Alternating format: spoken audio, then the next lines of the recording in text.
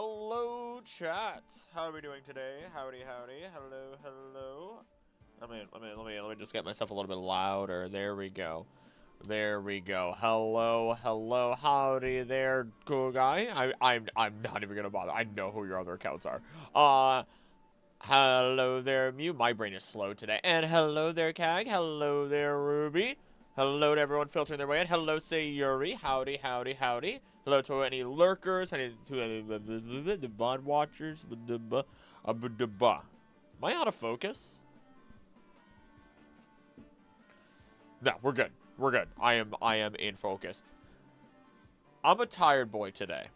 Howdy there, M. I'm a tired boy today. Okay? I'm a tired boy. Because I spent extra time yesterday to get that iceberg video done, which is releasing publicly tonight for everybody, which is great. I'm excited. It's a good video. I feel better about the third part of the iceberg over the second part of the iceberg. I felt like there was a lot more substance to talk about. And it was time for CAG shenanigans. But no, I'm excited. I'm happy with it. And now we get to finally work on the Alolan ecosystem. I was working on it this morning already, right? I already completed Route 1. And just getting through, like, the rules and then, that is red. Just getting through the rules and then Route 1 took 7 pages. Sorry, 6.25 pages of, like, paragraphs. I mean, full-on paragraphs. Did you at least have coffee yet? No, I'm in the middle of drinking it, which we're gonna get there, but I have had food. I had a very small burger, and then I also had 2 slices of some, like, really thin pizza. The lady wanted pizza last night, so she, like, got pizza, and it's one that has, like, their crust is stuffed, and it's, like, little bites. Like, stuffed bites. They're fine. It's fine. Pizza, it's fine. I'll take a DiGiorno. I'll take a DiGiorno, or I'll take a homemade pizza. It's not the same anymore. Avoid the skibbity shenanigans. Shamanamans. Alright, so. I may have already been having trouble focusing, right? Because I am a bit sleepy-eepy, right? So you guys are going to probably distract me more while also helping me focus, weirdly enough, because I'll have people actually watching me, and it's like body doubling, and it's great. Domino's is best. Domino's has gotten better, thanks to big cheese. Double the cheese, and then you throw on all that garlic onto their crust, and you got something going on. About 30-ish minutes of me getting ready to head out.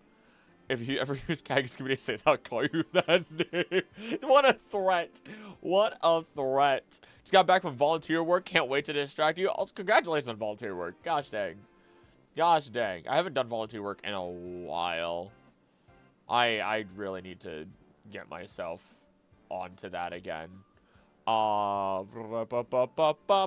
there, Wisteria. I like to dip the pizza in their garlic. The garlic sauce is pretty good. You gotta get the right garlic sauce, though, because if you don't, it just tastes like you're drinking and breathing oil. And I'm sorry, but I just can't. I just can't, you know what I mean? Let's see here. Boop, boop. I'm gonna open up the game so we can actually, you know what? Let's not go to Infinity Cool. Let's go to Quacking the Ice. That seems nice. It's a rainy day outside. It was a rainy day outside. Whenever you say the lady, I think, yes, the only lady in the world. Well, that's why I say the lady, not a lady. I say the lady.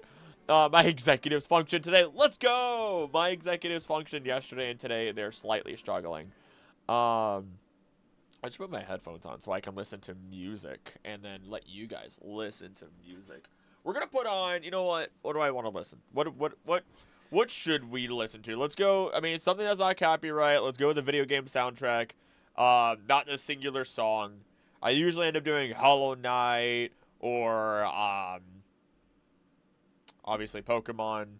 My brain just stopped. See what I mean? Just stopped, you know. I do production at church. That's my volunteer job. Let's go. Cool banish you. Oh no. Help? What's help? I need to take I need to take my keys and my wallet out of my pocket here, because otherwise they're gonna bother me as I sit here in my chair, as I try to like move my legs and get comfortable.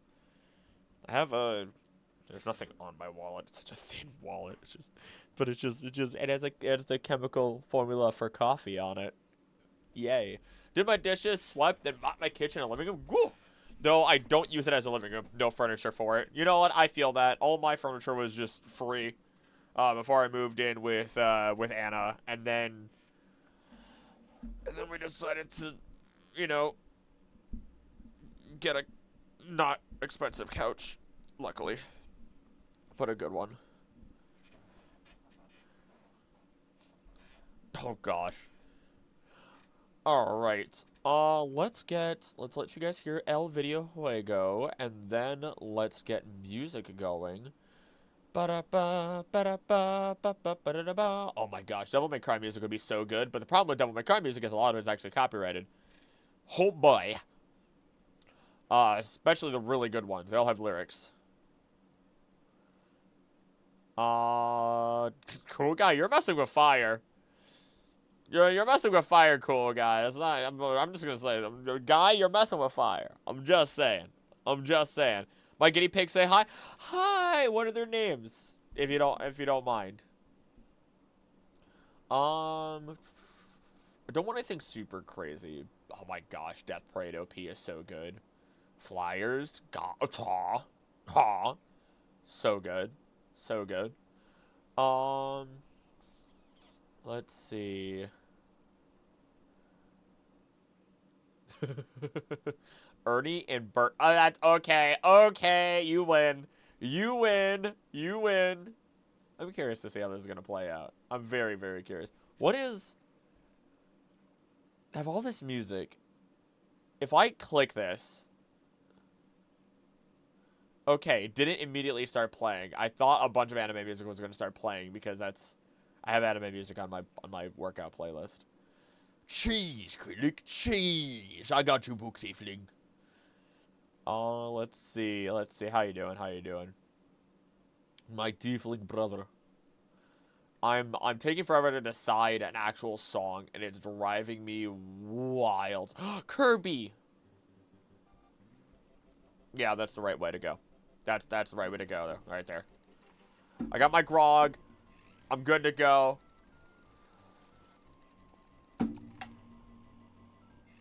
Ban that one. Ban that one. Cag, you have my permission. Ban that one. Ban that. You know what I'm talking about. Ban that one. No, this is not me joking. Swing the fucking hammer. Why not? Just go for it. I wish I had the Tinkaton emote on here at this exact moment. Just do it. Just do it. I'm about to wreck my fingers. I'm going to sew. I am legally blind with glasses. It's going to go horribly. Best of luck. My father is legally blind at my age. So I'm very lucky that's not the case. I feel your energy. Oh my gosh. Lost as another legally blind person. I believe you. Alexa, play Despacito. Despacito. Legally blind at 16. Why are we all blind as all get out? Also, where's my... I don't want it to automatically play the next song, please. Please don't. Oh. Can I not have it play the next song automatically? Because I don't want it to get copyrighted. I would really appreciate it. Oh, boy. You know, I just put it on loop. There we go. And then I can finally get to work. Hashtag trauma. I don't know where birria tacos have been all my life, but I'm in love and found my new addiction. If you want easy birria tacos, just get a roast. Like, whatever, like a chuck roast. Whatever, right? Beef. Throw it into a slow cooker. It's going to be expensive at first, because you're going to buy all the spices, the 3 different types of peppers, right? You're going to get onion, tomato, anytime then you need it fresh, but the peppers have been dry, or they're dried peppers, so that way you can just have them stored forever. And then, you can make it at home real easily. You just need your cheese. You can have small tortillas. And then you can spice it however you want. Obviously, there's actual birria spice. But yeah, you can hit it. I'm legally blind. Okay, everybody needs to get their eyes fixed. Okay, I'm just saying. Not gonna lie, I've seen the Optimus Prime account in a different channel being racist. I mean, I don't assume that was Guy, but I also just don't want to deal with the extra accounts. That's just ban evasion at that point. Bought a giant poof chair and it is falling apart. I'm repurposing it, making pillows out of the foam scraps and pillow kits. Ooh, that's pretty good. And net birria tacos are delicious. Oh yeah, anyone who disagrees, I'm sorry. I'm sorry, you're just wrong. If you disagree, you're wrong or I've never had it. You know what they say, Squidward? Anyone who hasn't tried birria tacos has never had one! I need to make sure... Okay, I should have checked that earlier, but oopsie poopsies. Do I not have it already open somewhere? I do. Mexican restaurant in my city has a Taco Tuesday special where their street tacos are $2 each, and the birria taco meal was $15. Served at this place yesterday, and I'm in love. I wish you the best with your birria. So good. So good. Not legally blind, but both of my parents are. Does that count? My God! Reminded to put on your glasses. Why aren't you wearing your glasses? Also, hi, Mew.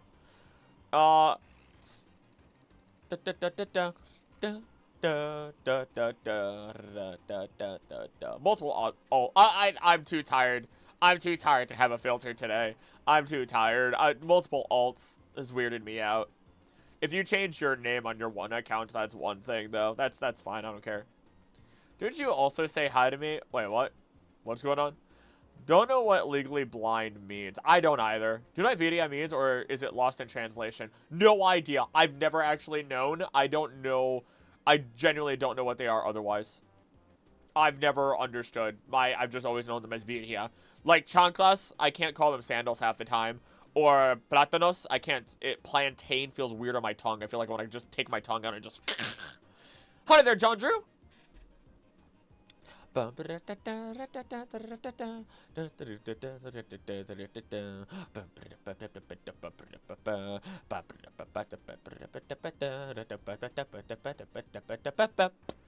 Alright, let's go to... Can't go to Route 2. I mean, you can, but...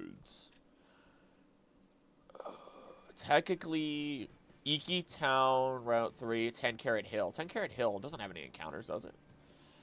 Oh, but it does. Oh, no. Oh, boy. Yeah. The farthest hollow? Oh, my God. Demo version. Farthest hollow. Ultra Sun, Ultra Moon. Okay, there we go. That's a lot less encounters. Why is a duck on the ski lift? Hey, hey, hey! Equal opportunity sandwich, boss. Equal opportunity.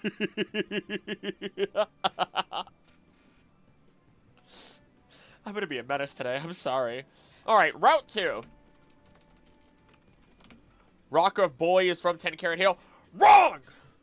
Wrong! But I don't blame you. It's impossible to know exactly where everybody spawns in. Rockruff is actually on Route 1 behind the rocks, but the first place you can see him is on 10 Carat Hill.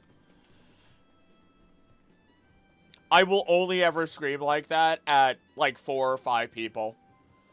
Where do I sign up for more of you being unhinged?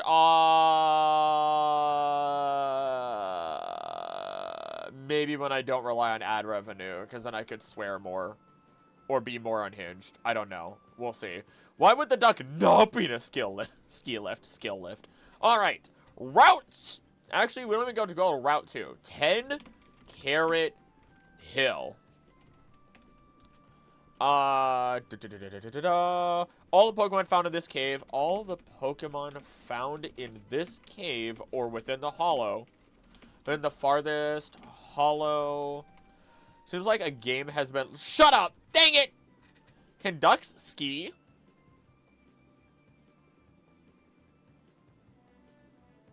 You know? You do bring a good point. I think they can. Oh. All the Pokemon found in this cave are within the farthest hollow Are they found at all times? Are found at all are found at all times. Starting with the cave, because the water is too high of a level.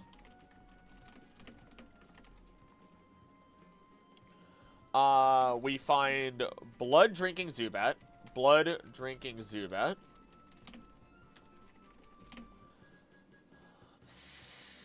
Psyduck. Crap. What does Psyduck eat? I forget what my officials... I always mix up what Psyduck eats because it's a duck, but I feel like I just went with like all the pond stuff. Doesn't necessarily have to be you cussing with a random screaming. It's just so refreshing. Is it really? Their feet would get cold? No. I feel like ducks. I feel like I've seen enough ducks in cold environments that they are okay for the most part. Like for a short time. Get them little booties. Get them booties. Kalos, Alola, Unova. Oh no. Oh no, it's on the wrong account. Ecology of the Kanto region. Goodness, when did I first make this? I can literally look it up on the channel. Psyduck eats the souls of his foolish mortals. Psyduck. Oh, the formatting. The formatting is so terrible. Psyduck is Slowpoke have a 1% chance of appearing. Pretty small and negligible in terms of ecosystem, but they can still have an effect.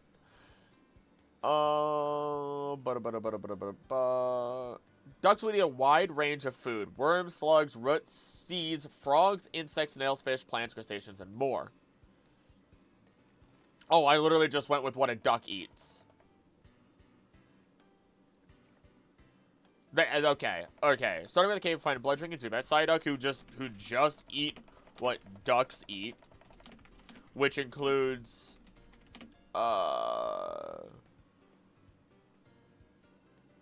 everything I just said. Perfect. Thank goodness I can source back to my past material. Don't mind me just race running at pillowcases. The bag won't open. Already a disaster project. You could just cut the whole thing. Don't do that. Don't do that. I shouldn't encourage that.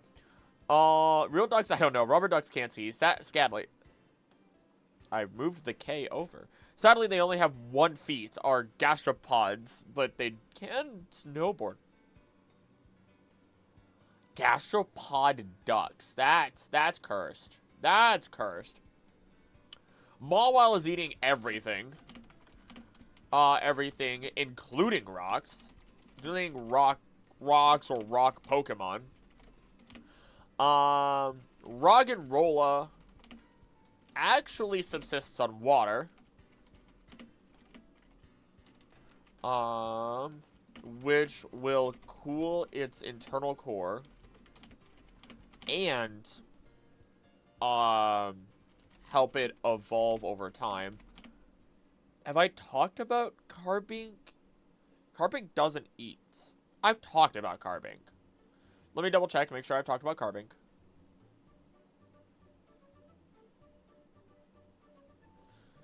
I had to. Reflection Cave, yeah. Carbink doesn't eat. I want to keep the cute fabric bags they came in. Everything is so expensive. Ah, that's right. Rocked. Spring drinks like a cherry blossom latte and a strawberry blonde. Oh, give me that. Gimme.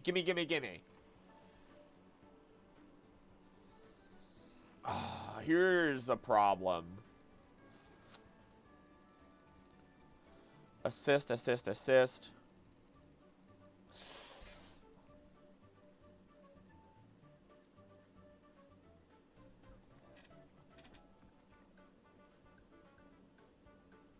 Angel Island's coffee? Don't do that to me, dude. If there's one thing I'm actually bougie about, it's about coffee. Otherwise, I'm not bougie at all. I could be making $1 million, and I would not know what to do with it. Other than be like, alright, go throw this at a state park that needs it. Or disaster relief, because I have nothing. They had Highlander Grog? Highlander Grog! It's great! It's great. It's cheap. It's not expensive. It's butter. It's a little buttery. Like, not actual buttery, but like, I don't know how to explain it. I have no idea how to explain it. Irish, Irish cream, Highlander grog has been like my two go-tos lately. Back to Tiramisu, yes. Saying bougie is cursed, and I love it. Bougie. So I'm at an impasse because I have not actually considered Pokemon that call their allies and what they are. Grind the beans food, that is what the place that I go to does. So it'll cost me $14 for a bag, but that bag lasts me a month, and I drink coffee every day. And it's beautiful. Rather than spending $5 on a cup. Ripped off when I bought the poof chair. It is just filled with foam scraps. Over $100 and all I got is foam scraps tuned into a cheap fabric. No!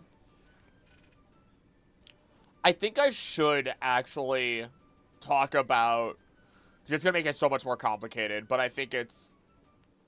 What are... It happened pretty often. Pokemon calling for allies happens pretty often. The opposing blank called for backup. How often do SOS happen in Pokemon Ultra Moon? Varying frequency. HP, Adrenaline Orb, SOS call success rate. More likely when they have low HP.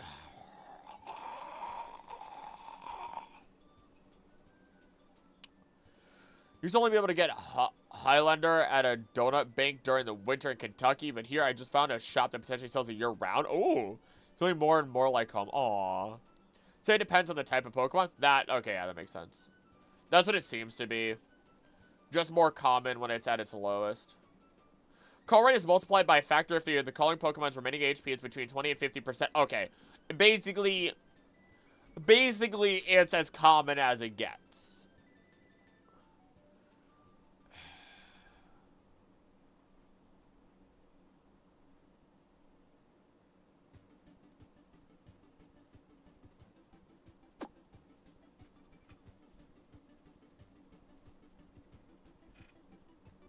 Oh, boy.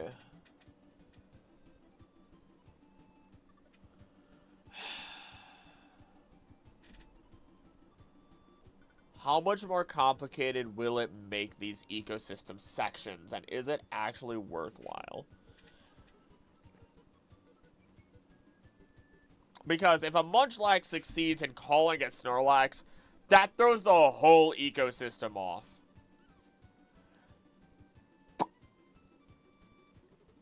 I think...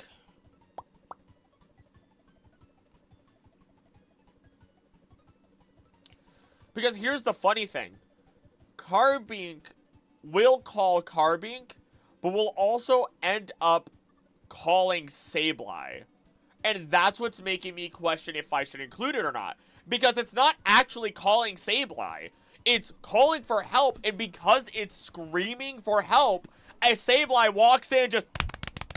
What's up? And it slaps the Carbink, because why not? That's exactly what's happening here.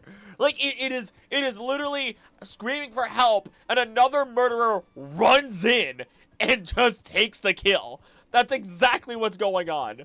I don't know. See you, Gag. I gotta read the rest of the... Take good care, have rest of good day. Words. Ale 81, a late one here. It's a ginger ale that's made in Winchester, Kentucky. It only sells in a general area. Oh, that's a harsh one. But see if you can order that type of stuff on, like, Amazon or something. I did not just suggest Amazon. We're screwed with Amazon anyway. I think I've just kind of partially accepted it, mainly because of the lady using it. I think we should avoid SOS because it's calling Pokemon playing that they aren't already there. That is very true. That is true, but they're in screaming distance. I just took my handheld consoles and copy of Ultra Moon in the divorce. Didn't even let me know. He basically stole what? Never got to finish the game. No, that's stupid. That's stupid. That's stupid. I'm sorry. Just get Citra. Get Citra. If you have a computer or a laptop, use Citra. Or just do your thing. If that can happen, it's because the Pokemon's around. It's in, like, yelling distance. Spend $1 million, I'd get a house with a decently sized bedroom and a bathroom. Every other room can look terrible. The rest of the money goes to charity. Yeah, there you go. There you go. There you go. I don't know what I do. So, Spanky's Una Pizza. Spanky's. Big McThankies from McSpankies. Are you telling me you lived in a Jimmy Neutron universe? Also interesting that you have Una Pizza. I've only seen Uno. My ex still has my Koraidon. Jeez. See, I'm lucky. My lady does not care about Pokemon, so all of my Pokemon are mine. Such a stupid thing to say. Did you sleep in a race car bed?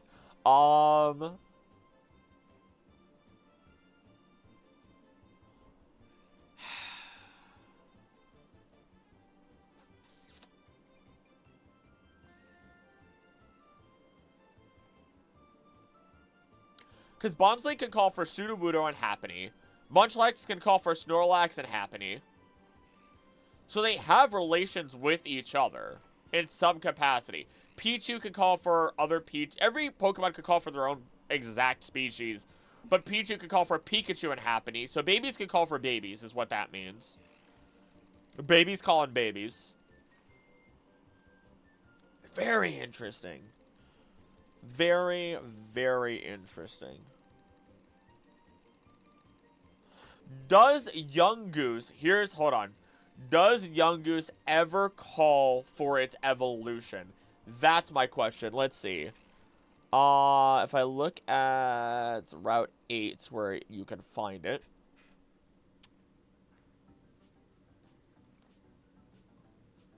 This might determine. It can. Okay.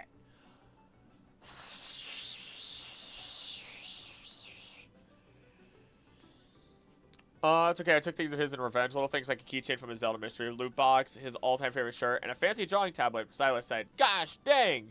He left me to pack alone. What a fool. To go meet his new girl. What a fool. Hey there, Pander. Oh, wait. Hold on. What did I miss there? Old arcade cabins. Pac-Man, Galaga, X-Men. My goodness. X got my Switch Lite, Chromecast, couple of my clothes. Kind of like I went through a divorce. No! What in the world? Cubone can call Kangaskhan? Yeah, that is also true. Just mention SOS when you find it interesting case by case. Yeah. Hi-ho. I see you, Pander. I got you. Hi-ho. You know what? You're right. I think... So I have to go back into my rules section and talk about SOS. SOS encounters will be on a case-by-case basis. They will tend to overcomplicate and bog down our analysis. So I will simply only bring them up when strong outliers occur, such as Carbink accidentally calling Sableye for help, or Cubone calling Kangaskhan.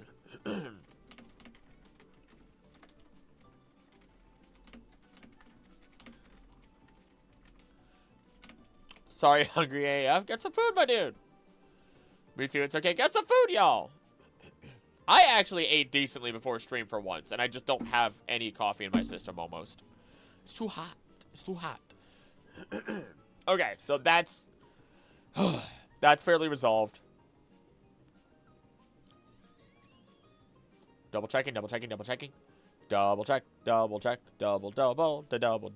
Corsola can also call Marini. Exactly! It's fun how the Pokemon can accidentally call the predators. Like, the Pokemon will accidentally call their predators, and that's awesome. Done available for only sweets and snacks? I know that life. I know that life. I'm not there right now, luckily, but I know that life. Carbink doesn't eat. And okay. And Carbink doesn't eat. What's interesting, though, is that here in the SOS, or here in the cave, when Carbink calls out for help, other Carbink can appear, or its natural predator, a Sableye, will appear. And I'm just going to type explain, because I want to kind of be funny when I do it. Calls for help, gets more trouble instead. Oh, no! Nothing but facts, though. Oh my goodness. Let me just, hold on, what's this?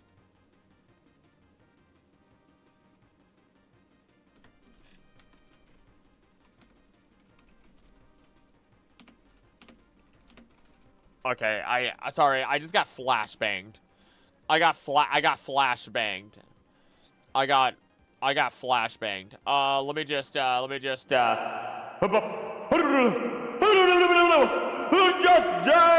you for being a wanderer for 3 months.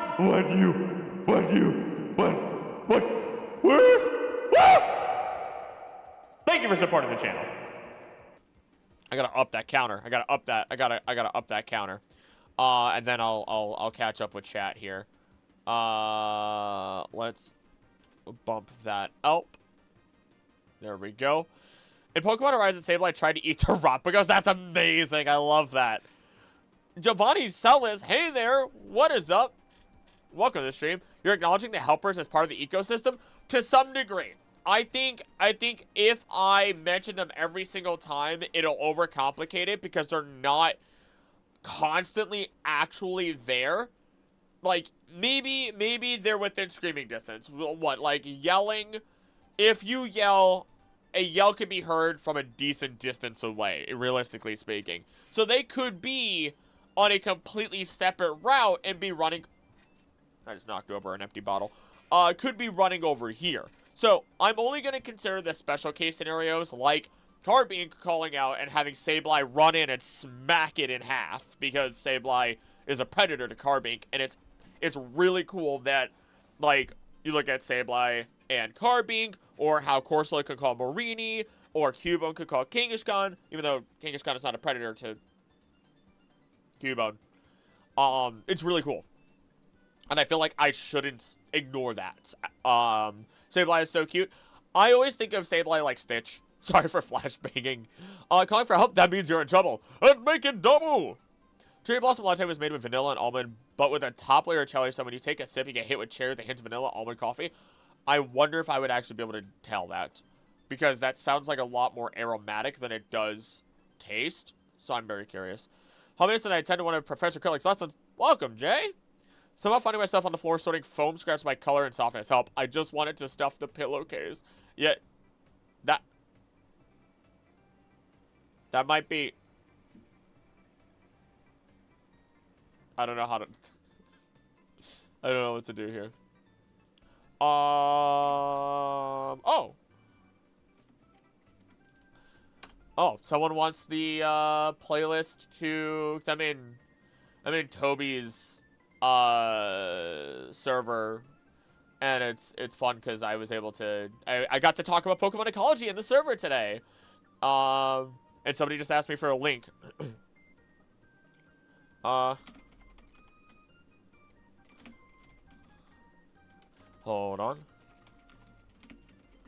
on. Kanto was the first, so it was a bit rougher, but as I went along, I was able to streamline and better perfect it.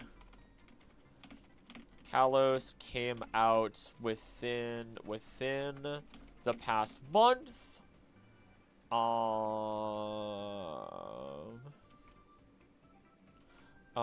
They are...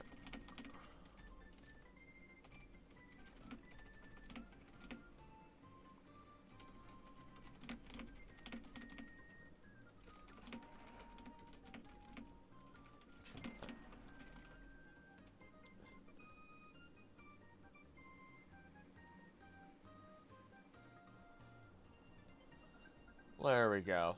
I have to be able to see you guys again. Very much taste. Vanilla and almond mixes with the cherry in your mouth instead of being mixed together for beforehand. Ooh.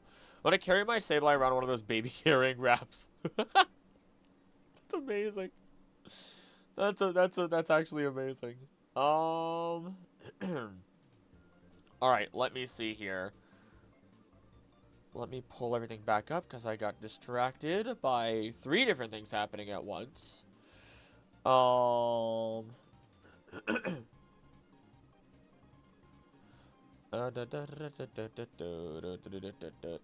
Okay, so I explained that. Then we can move on to the farthest hollow. Moving on to the farthest hollow within 10 Carrot Hill. Oh, I don't have to say that. Moving on to the farthest hollow. We have Machop, who is established to be eating pretty much everything except meat. Spinda, who... Gosh, what was Spinda eating? What was Spinda eating? Hold on. Hoenn Eco. Let me back reference. I don't like vegetable milk on my coffee because I find it too sweet. That beverage sounds wild to me. I'll do a vegetable milk, but without it, or not vegetable or whatever, milk. But I'll do unsweetened because I feel the same a lot of the time. I just don't like how they sweeten it is the problem. I like the earthiness that it could have. Always remember, y'all, you can milk anything. The only reason that they milk those is by putting it into a bag and letting it sit in water for a long time. Does Sherby count as meat or fruit veggie? So we've always assumed that in terms of Pokemon, if you're a plant type like an actual plant Pokemon, you are still like, and if a Pokemon eats you, they're still an herbivore. That's the way that I've been going about it. Not every grass type is, though, a plant. It counts as a complete meal. Let's see.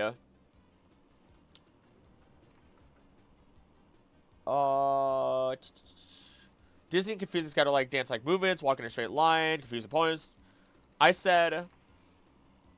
Drunk little panda, red panda, is probably eating its fill of highly nutritious berries, inadvertently causing it to be perpetually drunk. Yes, that is a thing. Robins do it with honeysuckle berries, cows do it with cranberries, so many more. It's all the sugars being processed within their bodies, oddly enough, even though how raw cranberry tastes like. Interesting. So can I milk coffee beans to make coffee-based creamer?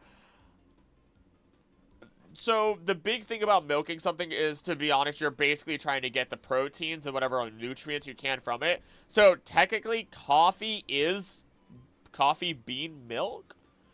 I'm not sure. I'm not sure on that one.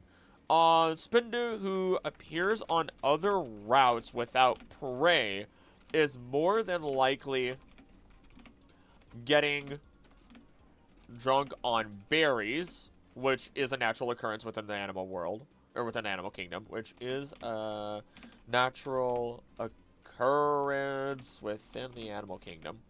Let me catch up on chat here. It's just called coffee. Being vegan in the Pokemon world must be wild. Oh, then you lose your mind. You lose your mind. Videos have been helping me get through a lot of autistic meltdowns. Just want to say thank you for that. Oh, well, you're welcome. Thank you for... I don't know how I'm doing that, but you know what? I'm happy I'm a source of comfort and calmness for you in that case. And thank you for sharing with me, because that... Your boy is tired, but your boy does his best to... Well, I guess do his best. I don't know. Stay. And compliments, the genuine compliments like that have always helped boost me and keep me like... I remember these things when I'm working hard.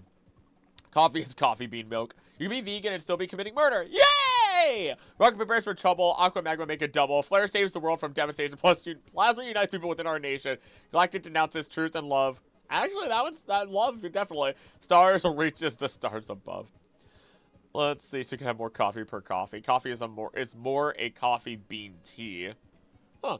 Currently having an autistic meltdown over foam scraps. I was gonna make a mention about neurodivergence, but I didn't want to armchair psychology that, because that'd be very wrong of me. I was like, do you have neurodivergence? Was gonna be my question, but that felt wrong to ask. Let's see. Rock and Rolla, Carbink, and Rockruff are all back here again. Rock and Rolla, Carbink, and Rockruff are all here as well. Okay. What is going on here? What makes these sections interesting is that Zubat doesn't have a lot of prey. Zubat doesn't have a ton of prey here outside of Psyduck. Actually, sorry. Hold on. Don't even. No. What makes these two sections interesting is that the Zubat doesn't have a ton of prey out here. Outside of Psyduck. Mawile is eating up anything that comes near it.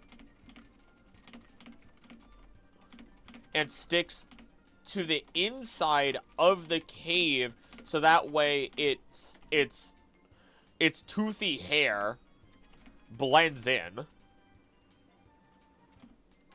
There we go. And the rest of our Pokemon exist in the light.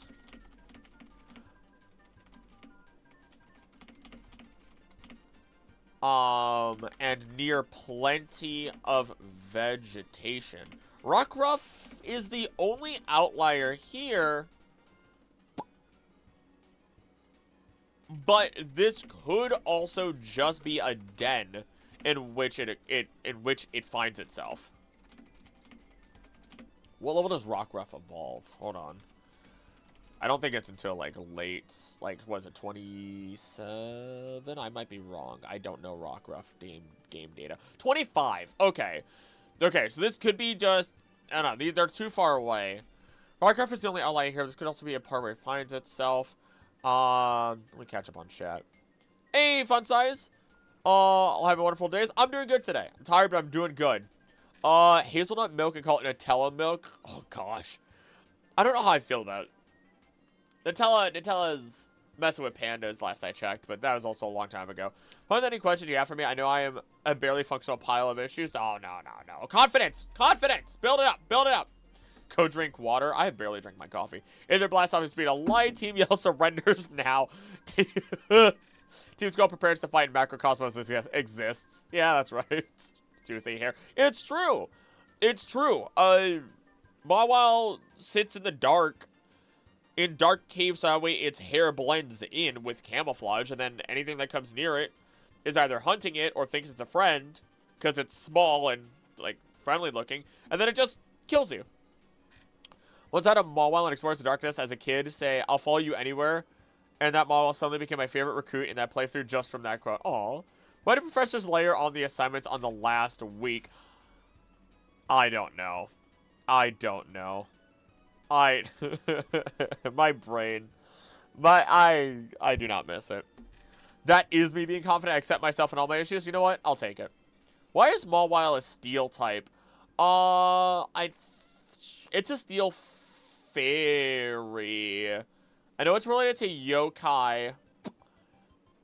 But I think, honestly, the only thing I could think of was the fact that they wanted it to be able to be a creature that eats anything, because that's what it does. If it doesn't like the taste of something, it eats it with its hair, and it often lives around rock-type Pokemon, so it's definitely the teeth.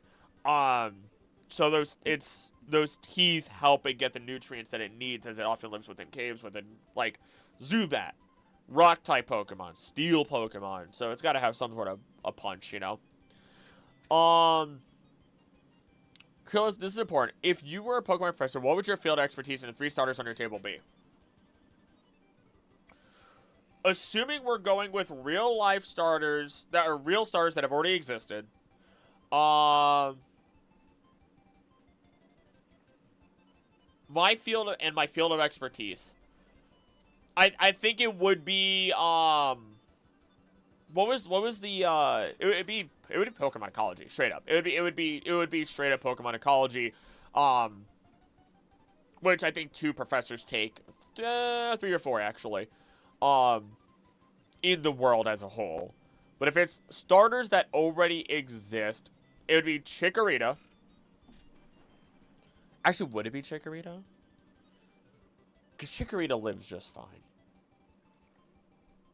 It might still be Chikorita. Rowlet. Is it Chikorita or Rowlet? And then it would be...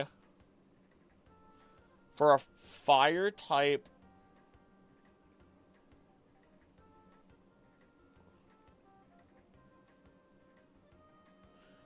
Oof. Oof, that's hard.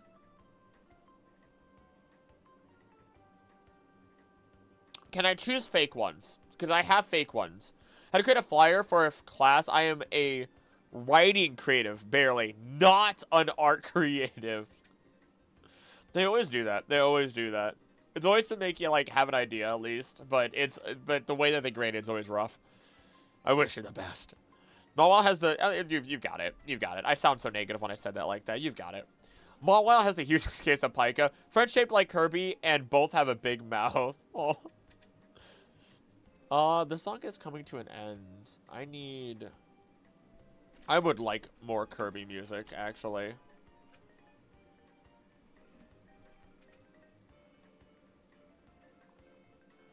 Kirby music to vibe to. Absolutely. Play next.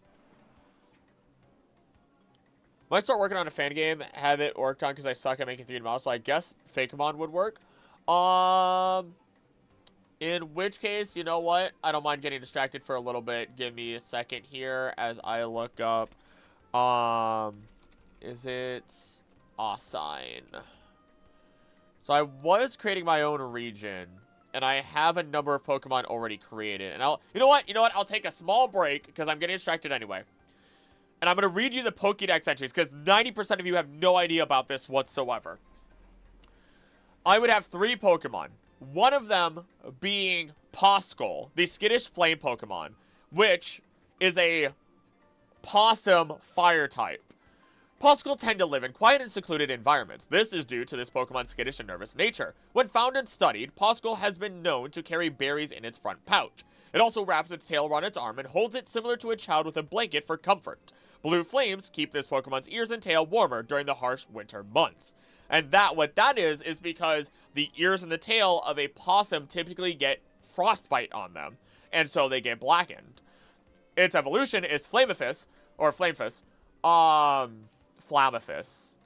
I gotta figure out the name of that. Due to harsher winters, Flamethus has been afflicted by frostbite. More of its tail and ears can be seen to be replaced by blue flames. Small amounts of ice can be seen growing on its body, similar to a protective shell. Over time, it has become less reclusive, being known to venture out further during the colder months. And finally, Marcernes, which is a fire-ice type Pokemon. Its tail and ears now made from ice, Marcernes freely walks around even in the coldest of winters. This Pokemon is known to be calm and collected, its body now covered in a protective shell of ice and snow, similar in shape to an igloo. This shell serves as a home to Marcernes' young to protect them from the cold. While Marcernes is carrying its young, it becomes far more protective, always ready to emit a breath of icy cold flames at anyone who may put them in danger. So it literally has an igloo shell that is a part of its body, and because possums will carry their children, that is where it carries its children. Didn't mean to rip you out of research. It's fine. 2 types of white foam. Why does the softer white feel sticky? My brain is melting. No, it's okay. You're gonna be okay. But I know what you're talking about. I think it's just for them to, like, not have it so that it just breaks apart when you sit on it and that there's some, like, cohesion between them. I'll give you guys the other trio as well. The Pokemon known as Razcleaf is the Raccoon Leaf Pokemon. This Pokemon lazes about its day basking in the sunlight. It doesn't need to hunt for food or water as the vegetation growing on its back provides Razcleaf with the energy it needs to survive. As such, this Pokemon only moves when necessary to provide the vegetation which it needs. Wait, what? To provide the vegetation with its needs. It is often mistaken to be an unintelligent Pokemon. Its evolution, Solotor, the vegetation on its back now having grown further and blooming with flowers. This Pokemon no longer sits in one place to gather energy as the growth provides an abundance of it. Being mischievous in nature, people have to take an extra measures to ensure small items are not stolen by this Pokemon, as even complicated locks can be opened by it. On occasion, it can be seen to stand on its hind legs in order to quickly retreat from predators or others that may chase it away. And finally, it reaches its electric grass form, which it states, its mask now serving as a natural form of a solar panel, Proctricity not only absorbs additional energy from the sun directly, but is also able to provide energy back to the vegetation growing on it if it needs. The extreme abundance of energy has provided this Pokemon to release it at will, creating electricity in the process. When overrun with energy, it often shows its more mischievous and trickster side, while also ensuring it is never caught due to its incredible running speeds. So, if you haven't noticed, Marcernus, Furnace, so coal, these Pokemon are based on natural resources, so coal being one of them. Then we have the Raccoon Leaf Pokemon here, or its line, and it's based on solar energy because it is found out that the mask that these, that raccoons wear and other creatures might have are going to have a similar effect where, absorbs or helps them with the heat and the sun. And then finally, we have, and this is a Wisconsin-based region, by the way. It's all based on Wisconsin. Finally, we have Taxor, who is a badger Pokemon. A proud and quick-tempered Pokemon, Taxor is often seen as a stubborn and hard-to-train Pokemon. Being protective over its food and territory, this Pokemon will often mark areas around coastal caves to warn others to stay away or face trouble. Once bonded with, it's still found to not listen perfectly to its trainer. It wears a small hat similar to that of those in Navy to give itself a sense of higher ranking compared to others. Sometimes it can be seen working on its hat, but gets embarrassed and defensive when watched during this. It is also specifically based on the SS Badger. Its evolution, Hazes, despite having learned to control its temper through leadership better, Hazes is still seen to be a very stubborn and bossy Pokemon. Due to its barking, weaker and more nervous Pokemon tend to listen to Hazes without question, while older Pokemon tend to avoid it. Those that it's in charge of will often... Those that it is in charge of, it will often protect in times of need and ration out food for them. Its hat has grown in size from being added to by its crafting efforts. And finally, its final form, Geysidia, so it's based off of steam engines or water power, really. With a strong hold on its temper, Geysidia has become a strong and decisive leader amongst Pokemon. It stands proud, having not only crafted a full captain's hat, but also a full button suit for it to wear. Often keeping hands behind its back when calm, it can still be angered, causing it to fly into a full rage on the rare occasion. When in a rage, it continually barks at the top of its lungs while attacking its opponent. This is something that badgers will do. By the way, it's a water steel type. Even when grabbed, Geysidia will contort its body to bite at its attacker ruthlessly. Despite countless battles, Geysidia always returns with perfectly tended to clothing. This clothing is similar to that of iron. So, let's see. Clipping software. Anagram, acronym. All pills at home don't get the Wisteria struggle. I didn't know were different foams for it. Want to go and help them just feel my curiosity about the foam. What is this Pokemon Horde and Pokemon Scavenge? Love the dumpster diving stars. Thank you. I figured, I was like, it's my region. I want to go for it. I saw your idea in a YouTube short in Wisconsin region. They used these Fakemon too, I think. Oh, that's because that was probably me. That was probably my short. I want to eat foam so bad. No, don't eat the foam. But no, I have a total of those 9. There's a gummy worm Pokemon that is the Magikarp of the region. There's a Pokemon that represents marriage and technically divorce, or rather not divorce, but rather marriage or never finding your significant other. And based on the fairy tale wedding, so it's a fairy type.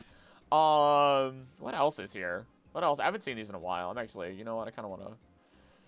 Oh, there's a roly-poly that is good for farming. And I have all their evolutions.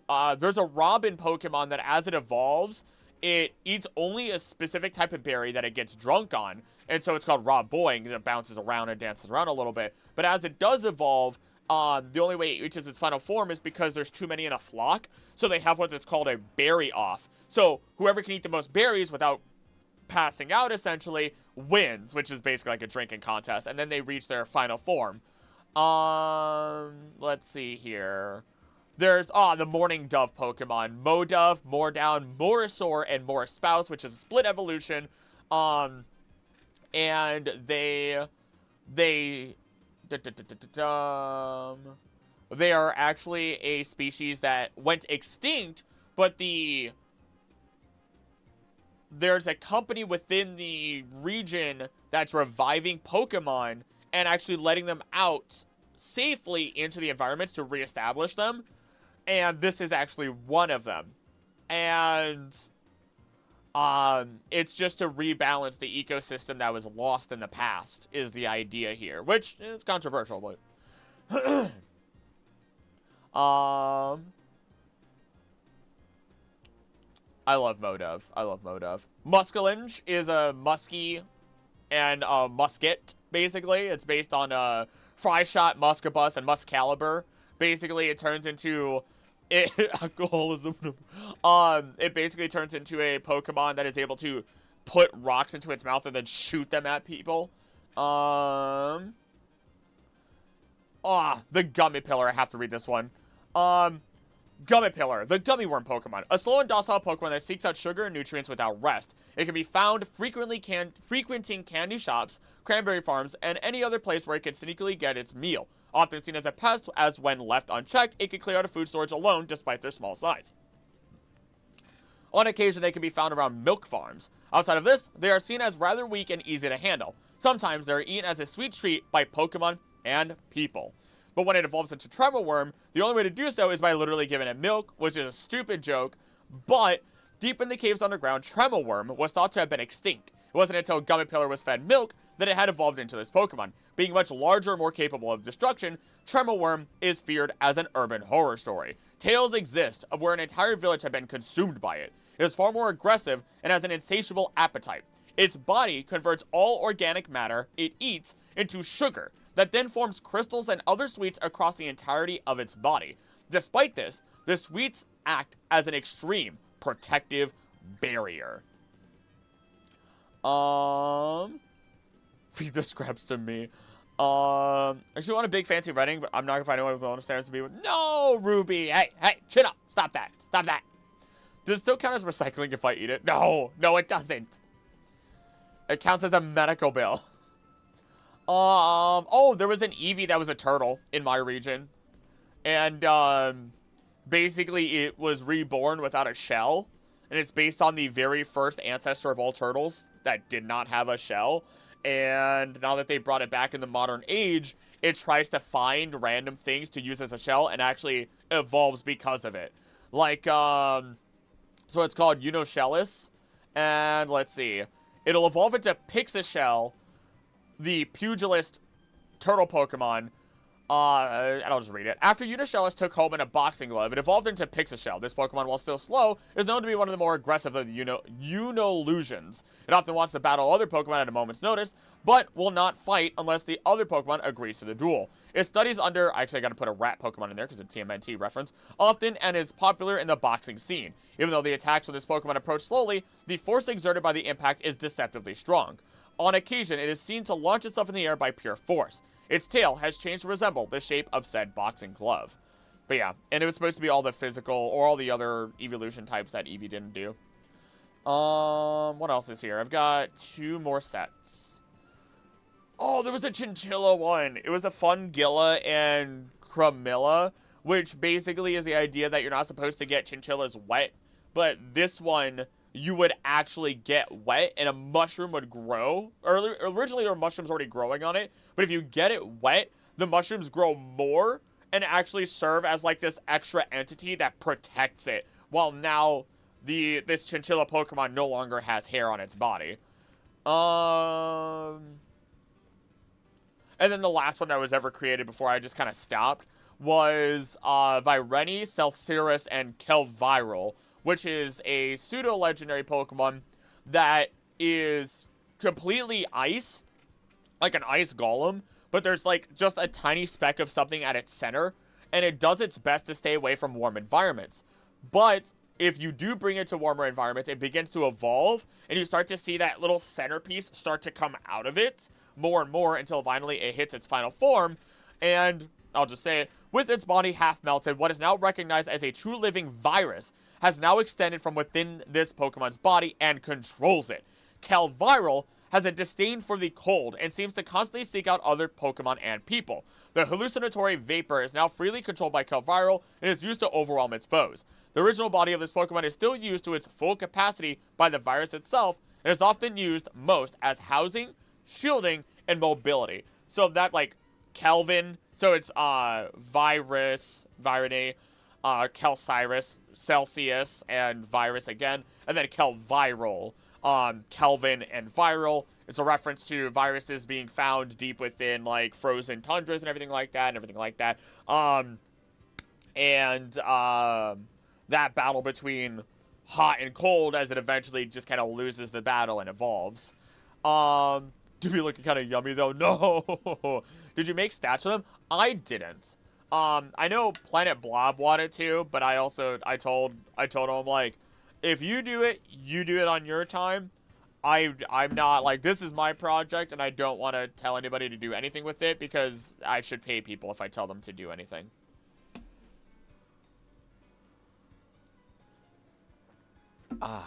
There we go.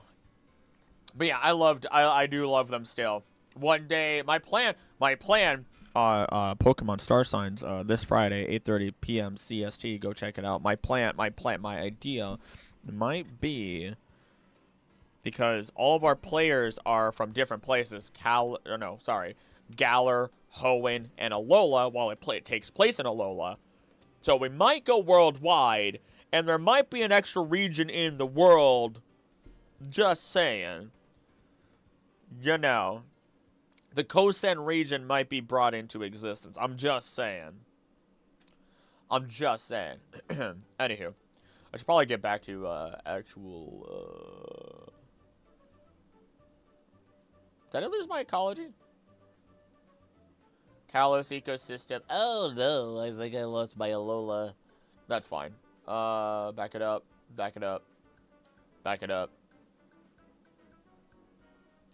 Let's see. Sinnoh. Wart. Where is it? Hold on. What? Home. Kalos. Alola. You should ultra wormhole them to Hisui for the lulz. Hey there, Fenneka. Don't tap me. Don't tap me like that. Do not tap me. Also, how are you doing? Bring them to Paseo. Oh my gosh, there's so many places I could bring them to. So many places. I'm going to send them to California by sending them to Ore region. California knows how to party. California. I agree, send them to Hisui. They just beat down Volo. I can't do it today. My wrist doesn't feel... It's not there. I need to get back to actual Pokemon.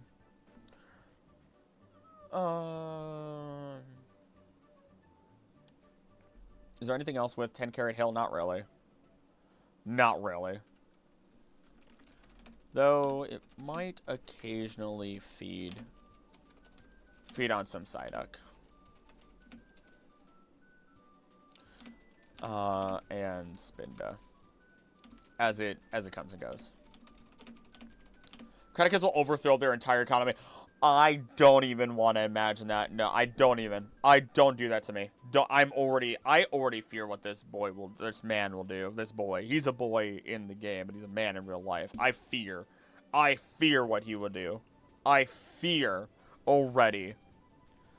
If you don't know, one of the late abilities in the game is for him to basically be able to buy anything as long as it's like not a Master Ball. Essentially. And that scares me. That scares me more than I could ever describe. Route 1. Do I go to the trainer school? No, I'm not counting the trainer school. There's Melee C, but we'll come back to that, I guess. Yeah, we'll come back to Melee C, because you gotta go... my, my body. Why does Route 3 come before Route 2? Excuse you? It doesn't. What is happening here? What is happening here? Okay, whatever. Whatever, who cares? Ex-boyfriend, man-child literally. Wait, hold on. Match DX is basically that everyone is here at Pokemon. It really is, but it's really cool how they do it. Ex-boyfriend had a life-size cardboard cutout of Volo in his bedroom? That's kind of shocking, actually. Which version?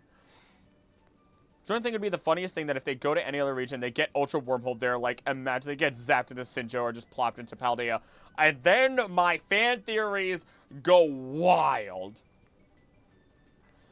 Alright, let's move on to the next section. Alola's a beast. Where are we? This is Route 2? Route 2. Have to take out of my farm the carrot, spinach, and radish. What should I plant next? I accept suggestions. Cucumbers sound nice. Cucumbers sound like a really good treat.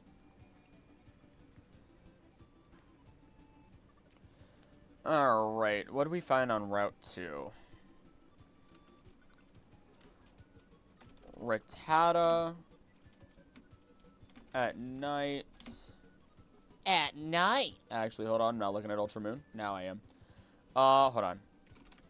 In the morning is what I should start with.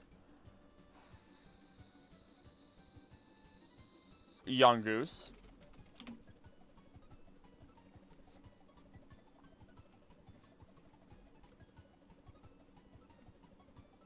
That the only one that's only around in the morning? Yep. In the morning, Young Goose. At night, Rattata. Are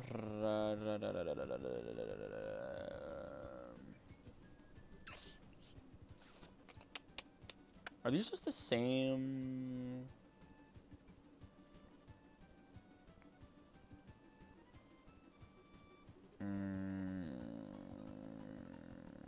Okay. At night, Rattata. And then at all times of the day, we have Ekans eating anything made of meat. Already have a ton of cucumbers, 10 plants. Oh my goodness. How easy are they to grow? I planted. I tried to plant like a chunk. Have pumpkins. I already said it in the Discord. What am I doing? I'm trying to grow them. We'll see what happens. The Super Soft White Foam is the smallest pile so far. Easy solution. Make everything into small piles. That just made more work if you actually do that. I should not have suggested that. Ekans eating anything made of meat. Abra eating berries. And dipping at the first sign of trouble.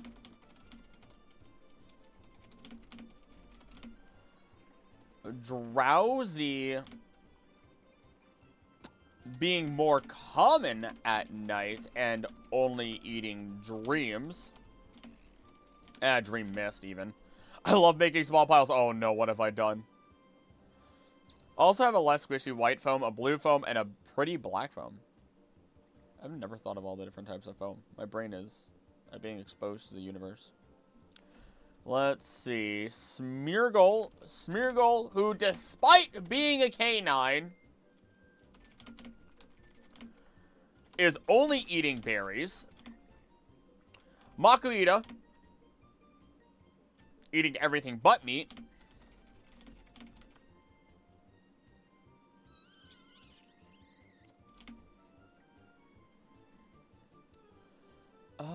Do they mix and match a little bit here?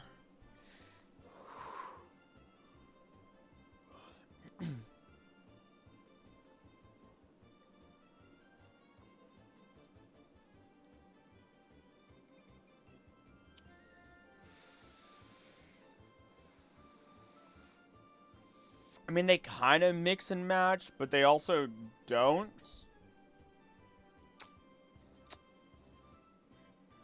I think for sake of ease, we're just continuing. We're like, even though there's sections to these routes, for some of them, I'm just gonna consider them one route.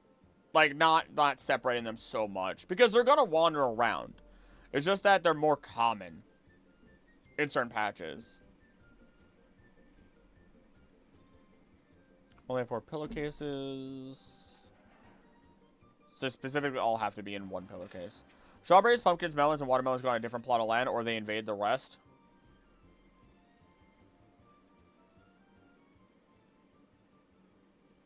I'm gonna have to be careful. I have strawberries in a section, but my pumpkins are with everything else. Oops.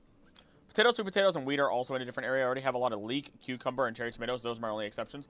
Cherry tomatoes I'm hoping grow really well. And leek, I was very tempted to grow, but I wasn't sure if I would even like it. Because I've never actually had leek, I realize.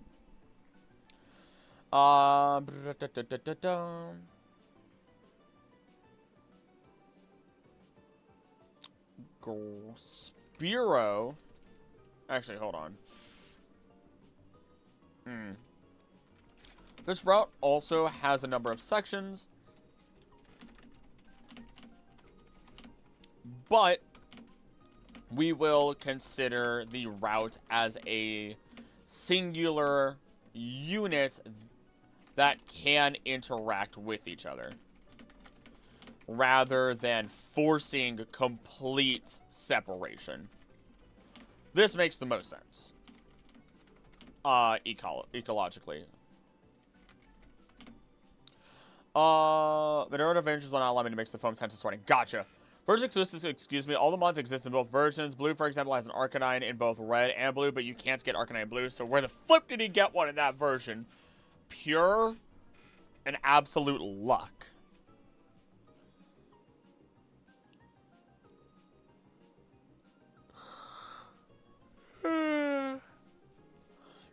He just cheated. Alright, so now I can get into... Okay, nope.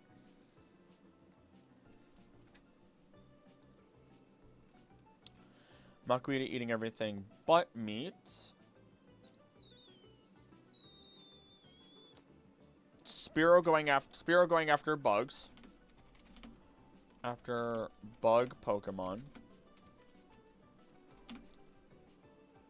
Growlithe being a dog.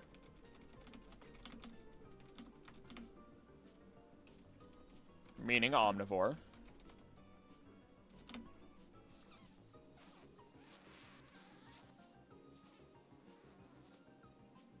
Okay. And then, all of our new ones. Oh wait, Dunsparce is also here. Dunsparce eating mushrooms, we assume? And also dipping at the first sign of trouble. And then all of our new Pokemon. Okay. So, let's see. We have a Alolan Meowth.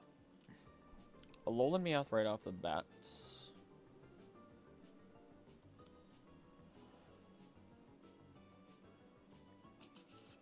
There's a royalty, blah, blah, blah, blah. Yep.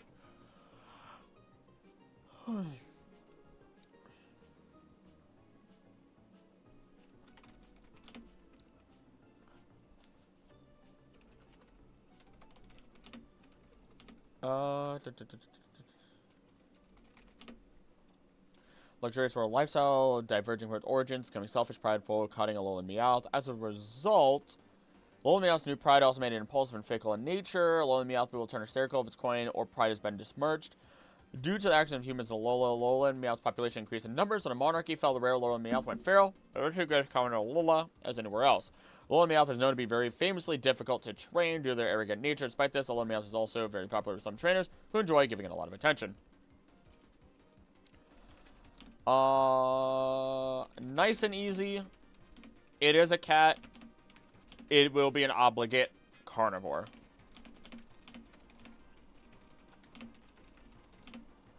Though, when we look at the routes... looking at the route, it will likely get away with attacking an Ekans. We'll definitely go after Rattata.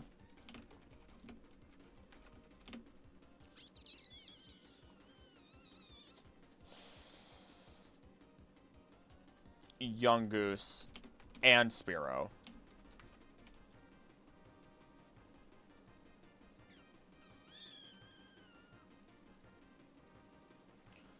%. It's only 10% chance, though. So, how do we run that one, then? Because if Meowth, there's a 10% chance. Young Goose is also 10%. Ekans is 20. And Spearow hits at a 10.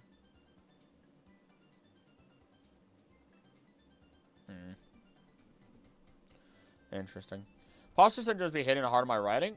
No! Dude, don't let Imposter Syndrome take over. I used to have it. Don't let it. Do not let it, dude.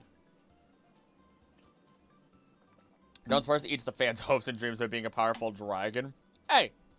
I like Dunsparce, though. I like Dunsparce the way it is. I like the Dunsparce. Lone Meowth is Diva. Oh, without a doubt. Cat trying to eat the blue flame. We looked at all 4 piles and chose the blue in specific. He was most certainly my cat. Where's my whiskey? Where's whiskey at? Where is he? If only he was over here. I feel like he'd do that. After Rattata, Young Goose, and Spearow. Though Spearow are not really found in the exact grass that this Meowth is found. So it might be more of a snack.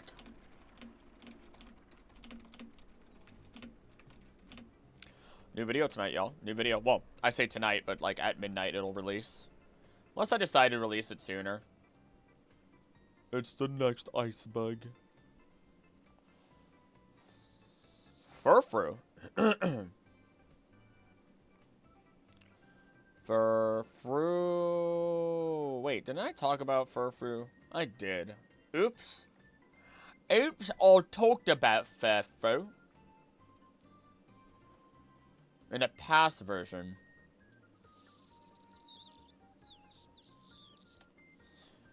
Where is... What did I talk about? Growlithe and Furfru. Whoa!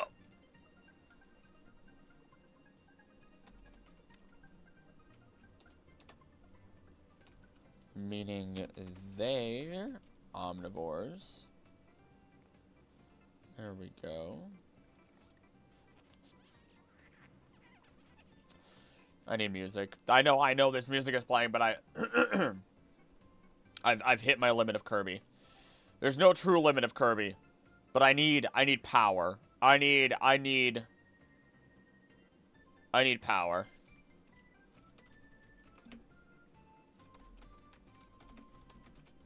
We need real music. Exactly. Oh my god!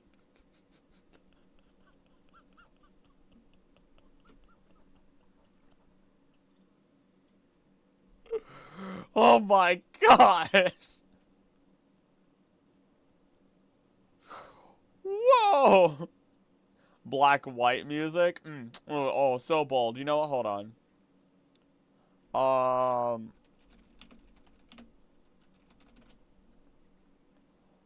All villain and antagonist battle themes?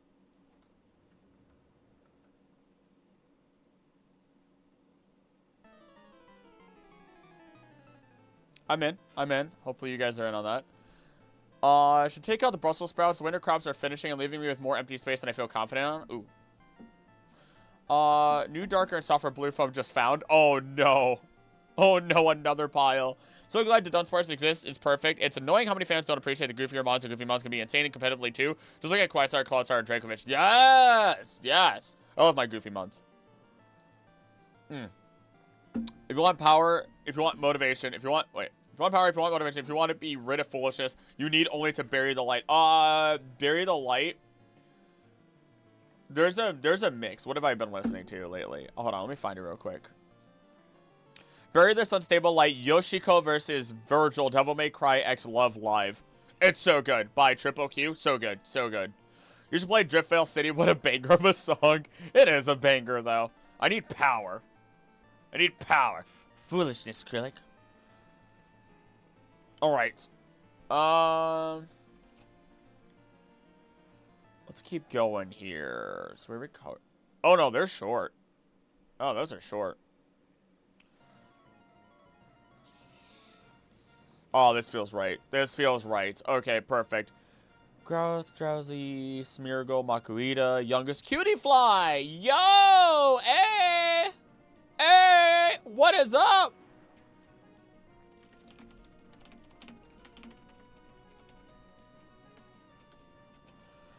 Hello! Cutie Fly is capable of detecting aura of all living things, plants, people, Pokemon, ability to predict the movements of opponents. Diet consists of pollen and nectar. Drinking it through its lung proboscis. Any pollen it does not finish stored in its fur. It collects nectar and pollen from flowers found by the color of blah blah blah blah blah blah blah blah blah blah blah. Often gets into skirmishes with Butterfree over food. Known to be drawn in by Fomantis' sweet scent and Gossifler's pollen. And then Spinarak and Pineco are natural predators. She's really gonna munch in a white launcher. Don't do this to me. You're making the mod. You're making my brain remember those mods. Let's see here. We'll play good cities and cities, towns, and whatever themes next, I think. After this mix of songs.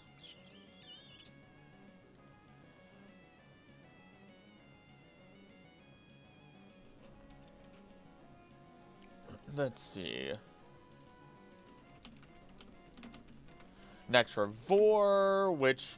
Nectivore, my goodness. Nectarivore. Nectarivore? Really? Am I saying it wrong? Whatever. This makes it a Nectarivore.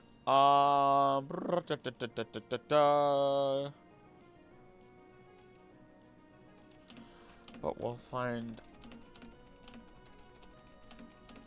It does not get to freely live its fairy tale bug life.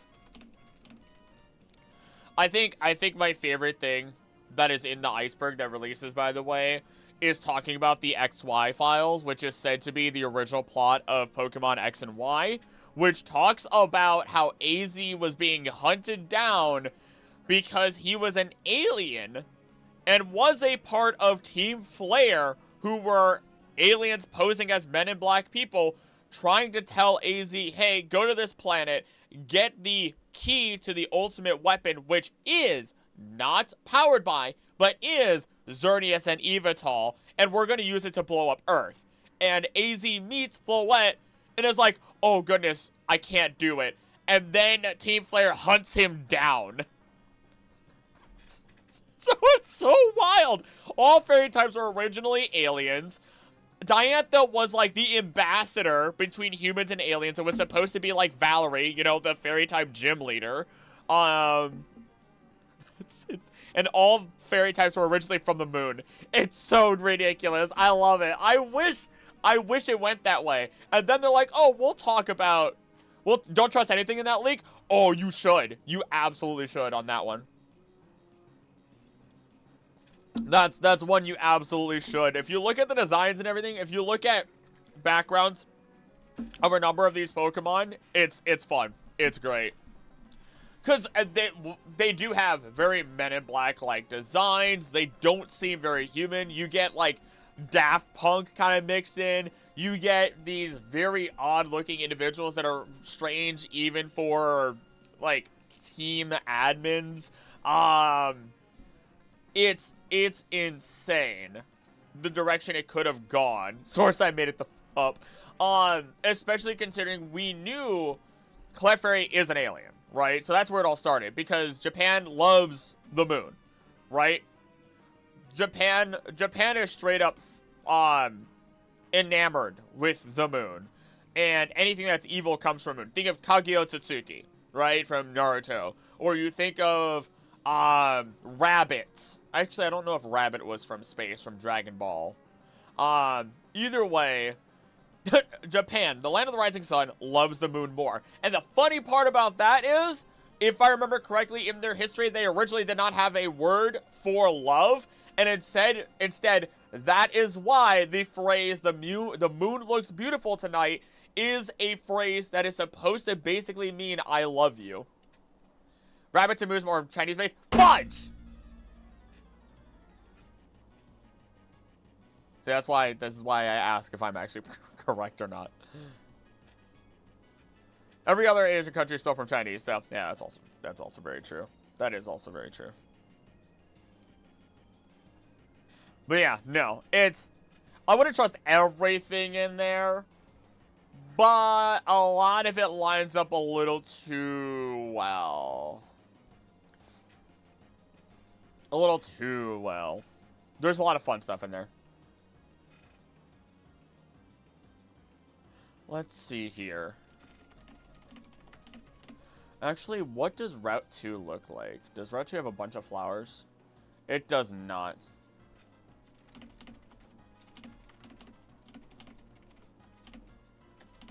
Here, Cutie Fly's line is essential regarding pollination. The coincidences. There we go. It's fun. It's a great. I think it's just fun. I don't think I'll take it as like 100%, but it's still really fun. And take it with a grain of salt. But you can see where the connections are. I think my favorite though is is it Ophelia? It's not Ophelia. That's Shakespeare. Psychic type gym leader was supposed to be more androgynous, and she was supposed to play a bigger role with the legendary Pokemon, and how Xerneas and Yveltal were not from the planet itself.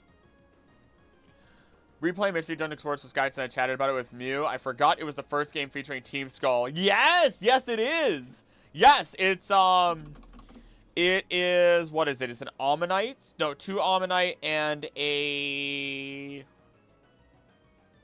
I can't remember. They're all fossil Pokemon, if I remember correctly. The only reason I know is because I had to talk about Team Skull. I had to talk about that Team Skull in the iceberg also. That iceberg had a lot going on. Jirachi's all over it. Jirachi's all over that iceberg. And Draconids. The Draconids need to get their own video also, is what I learned from that. The Regis and Draconids being tied together is awesome. Skuntank, Coughing, and Zubat. What's that? Oh, it was those 3. Wait, what? Okay, I mixed it up then. Oh, I mixed it up because that's what falls from... Okay, never mind. Never mind. Never mind. I mixed it up. In script, I'm fine. In script, I'm fine. I'm thinking of... I think when they go to Brine Cave or whatever it is. So this is why I have a script, guys. This is why I have a script.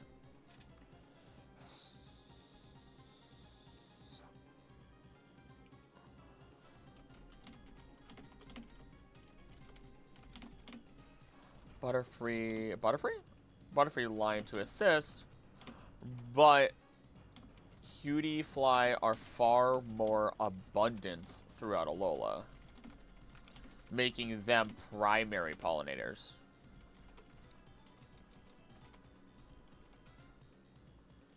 And very adept at doing so.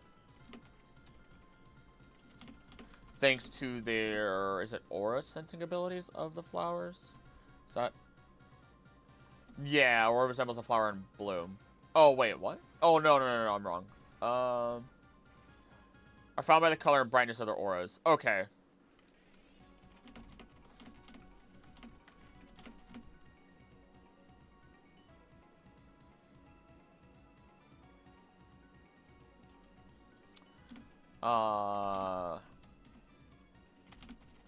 There we go. Okay. Alright. Dragon theme, I think, is very soft. No, never mind. I can raise it.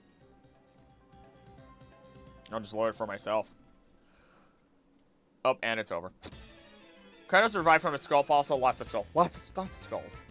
Hated then, so bad and still do. I made a dragon gym team on Violet and a fairy team and a ghost team. Fairy team sounds fun. Fairy team sounds really fun.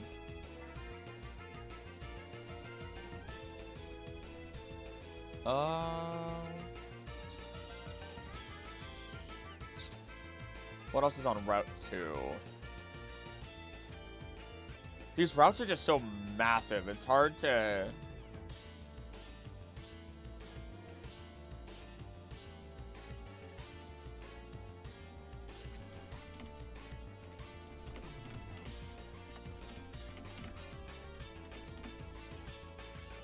Spinarak and Pineco are natural predators of Cutiefly. That's very interesting.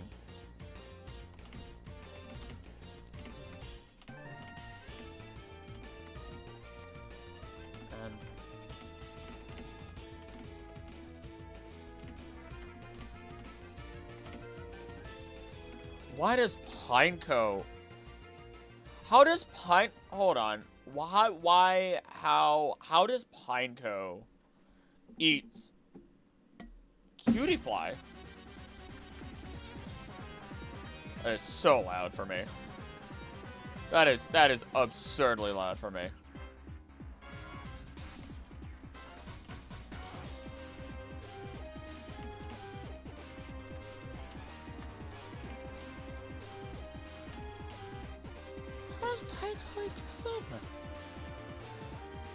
Pineco at best is a bagworm. Dose of Psychic Top Fairy. Oh. Don't have a Fairy Ice team. Snow Fairy and Postwake. That's dope. That's dope.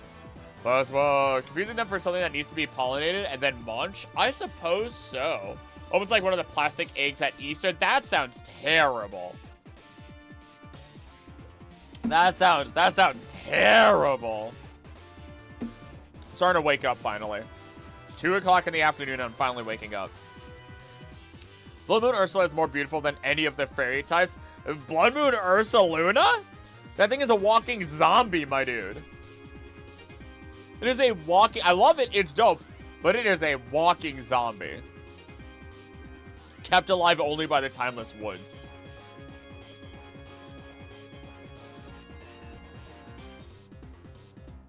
The character was like, frick, Raihan is specific.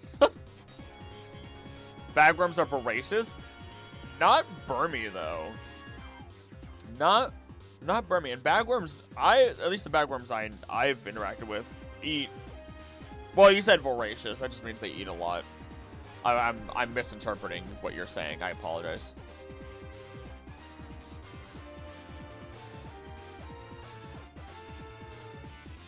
I need to look at Pineco. It's weirding me out. I need to look at Pineco. This is weirding me out way too much.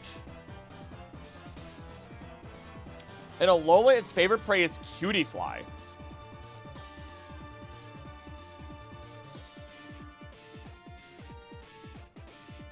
Pineco hangs on a tree branch and waits for prey to come along. And did I just kind of forget? Did I just kind of forget that it eats other Pokemon? It hangs and waits for flying insect prey to come near. It does not move about much on its own.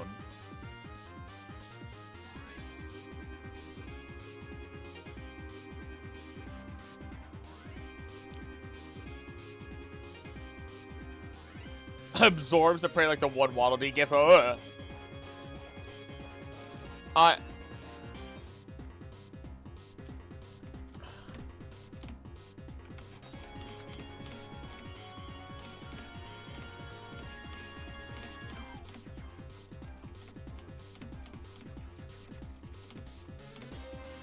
Imagine if a Charcadet takes hold of a Honedge, the Honedge evolves into Doublade, and then the two evolve into Ceruledge Aegislash once the malicious armor is applied. That would be sick if they became a singular unit.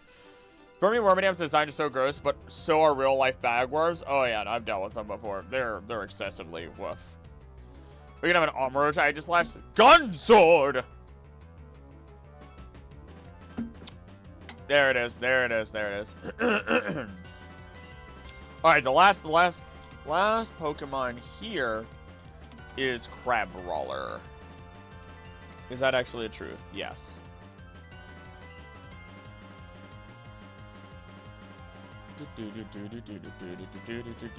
10.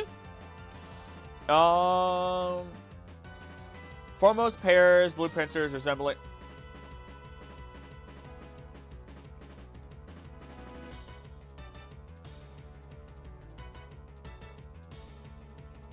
What is happening here?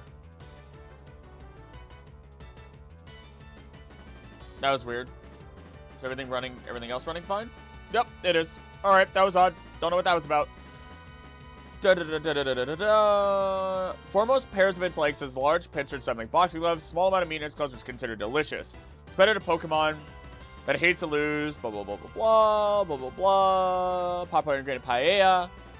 Tasty soup stock. High social standing, physically higher position as well. Clings to places. Knocks down berries. Crabrawler also preys on Execute. Known to mistake Executor for coconut trees, shakes and stomps Crabrawler off when climbed. Okay, so it primarily eats. Interesting.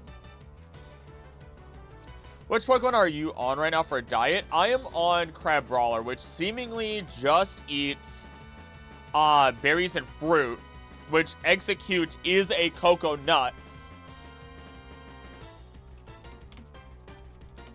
It only eats berries and fruit. I don't know why I say berries and fruit in general. General.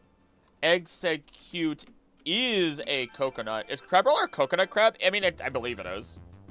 I believe it is.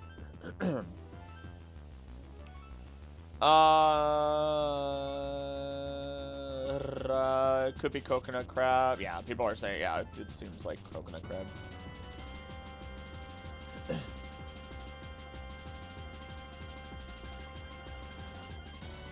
It is a coconut, not a seed, so that makes perfect sense.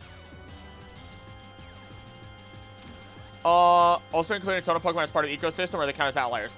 I am counting the totem Pokemon when we get there. I want to discuss their ecosystems. I'm gonna try and cover Solgaleo, Lunala, all of them. Like, we're talking, like, I'm going into Ultra Space, baby. I'm going into Ultra Space. This is gonna be difficult. This is gonna be difficult. Isn't Execute supposed to be a seed? It's mistaken to be a seed all the time. That's the joke. Ultra Space Ecology, yeah. That's gonna be. I mean, I've technically done a little bit on it already, but oh boy. If you're going to, hey, Joe, how you doing? If you're going to Ultra Space, make sure to bring a snack. I don't know what you want to, I don't know what you'd want to eat from Ultra Space. But across having the ability to split into its previous solution, using that ability to surround it and amalgamate around you and your mod to take them down. That is terrifying, actually. I don't think it.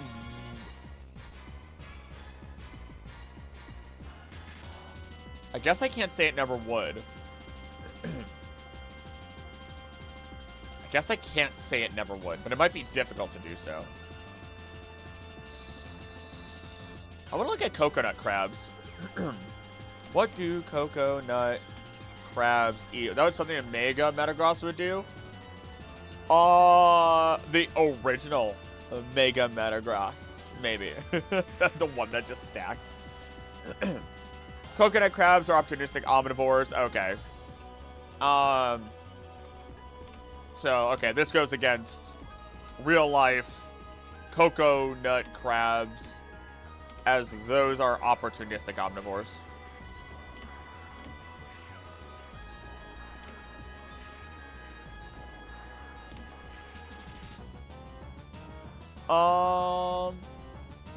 What this also means, though, and I'll catch up with chat.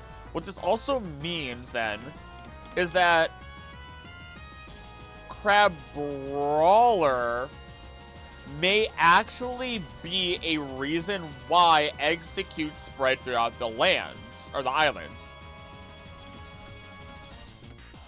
Not the lands, and ensures that Executor don't get too big.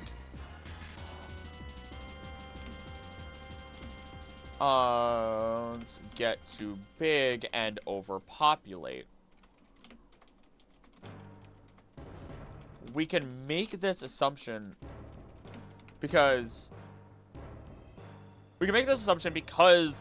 if it is hitting these tree Pokemon and knocking down their heads in them devolving as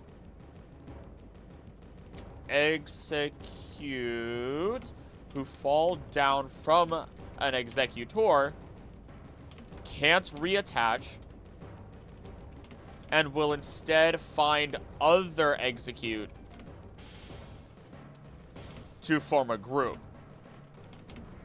and begin the process all over again. Though it is a little awkward when 6 of them turn into 3 or 4.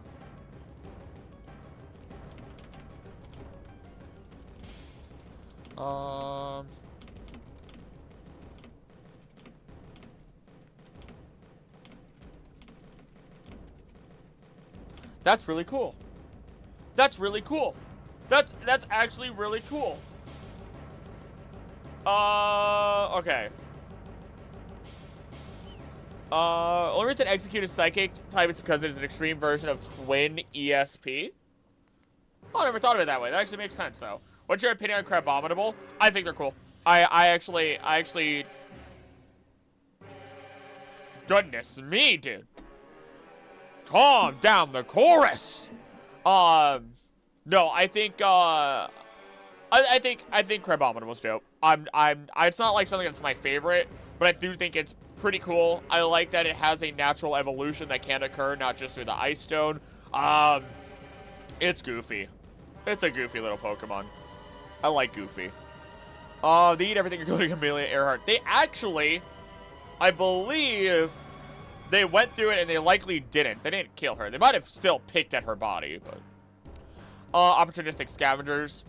Sounds like a Pokemon Mortal Kombat finisher against this. You think they climb into Executor and try to eat its coconut heads? I don't think so, because it seems like when they do start climbing up them,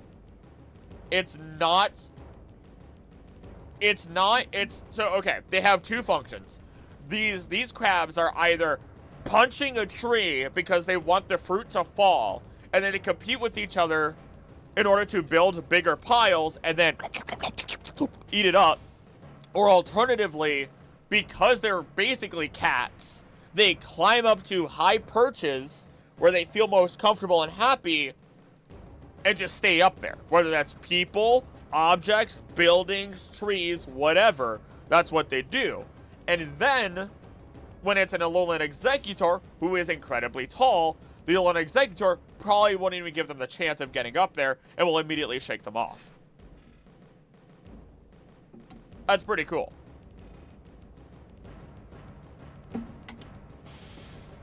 Let's see here.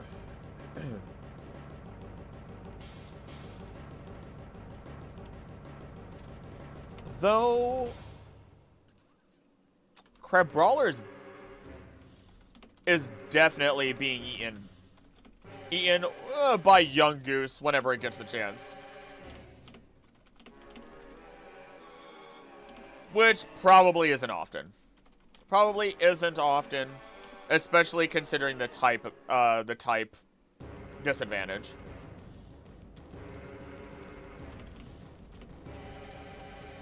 I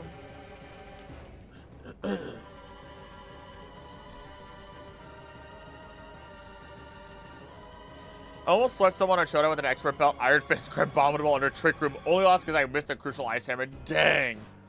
That's actually kind of scary. How do I explain this route? Because this route... Do I have fun and explain this route? I feel like I mean, this is only Route 2.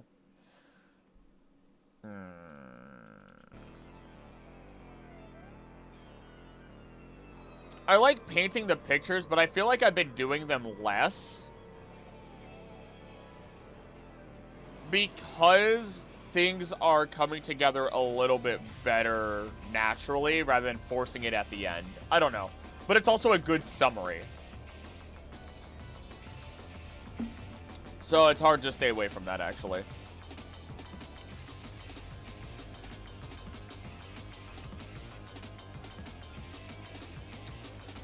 Buttercup seems like one of the few Pokemon that could evolve further if you just kept using more of it in each subsequent form together.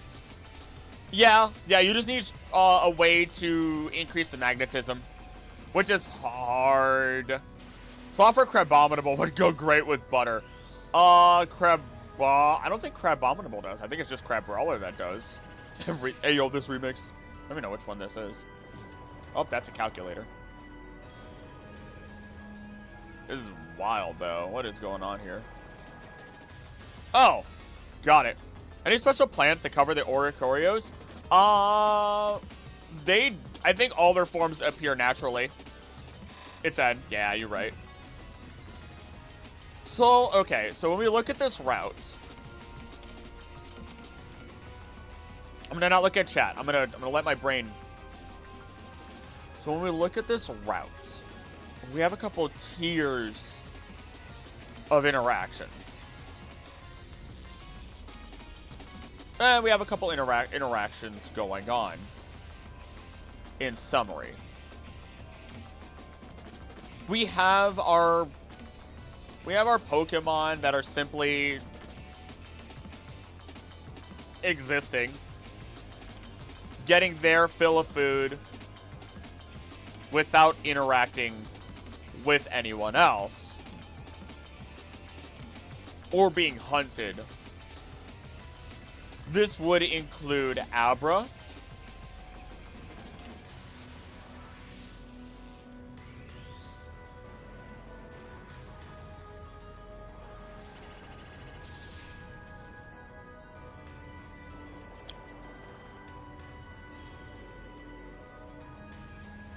and potentially Drowsy, since it avoids other Pokemon unless they are asleep. Then we get into our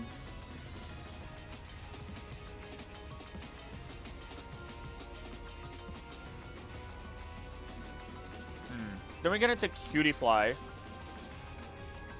Oh, there's quite a few messages. Sorry, hold on. Good luck with class, Seneca. Enjoy class. Be safe. Do all those good things. What am I missing? Might as well just read. Mention the whole Darwinism of it. Is it Darwinism though? Yeah, I guess it is. I guess they're because their beaks do change, don't they? If their beaks do change, then absolutely.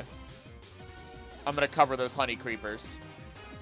Giant supercomputer mountain thing spider made of all the Beldum. Maybe why the specific types of Oricorio are so specific by island. That one relates back to the Tapus. That one relates back to the Tapus a bit. Everyone's moved to Dead Space. G-Max and Metagross 1,000 Beldum. Can a Rotom possess a Revavroom?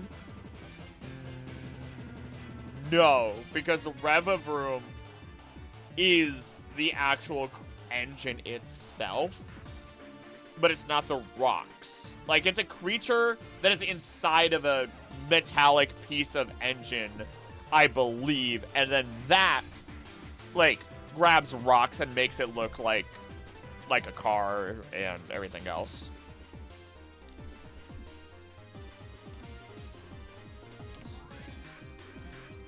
Pollinates freely until a Pokemon such as Spearow,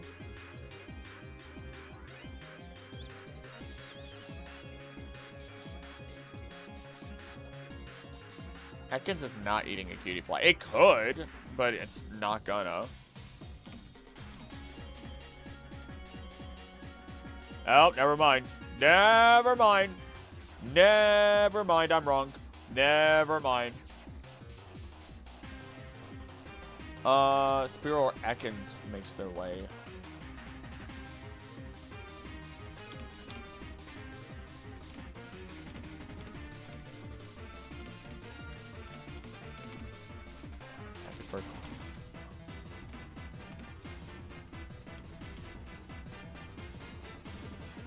Unfortunately,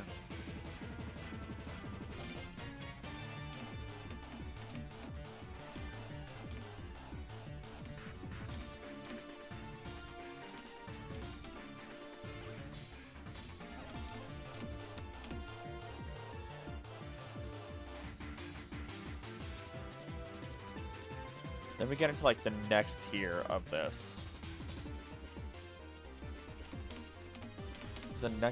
Into the next tier as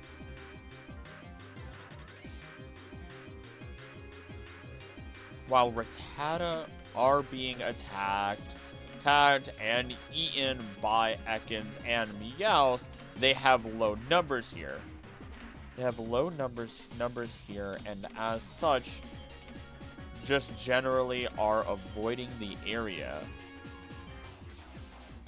to stay safe.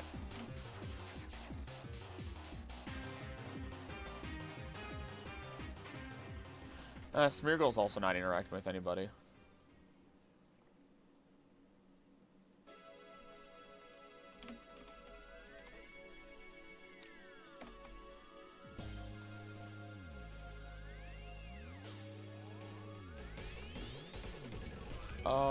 By Ekans, Yungoos, and Meowth, actually. Yungoos is also being hunted down by Ekans and Meowth.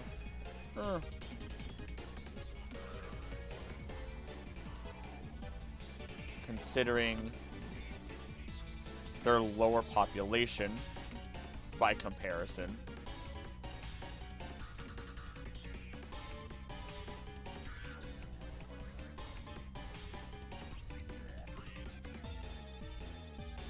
But all the Pokemon,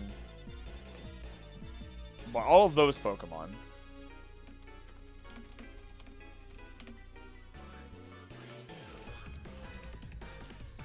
have their populations controlled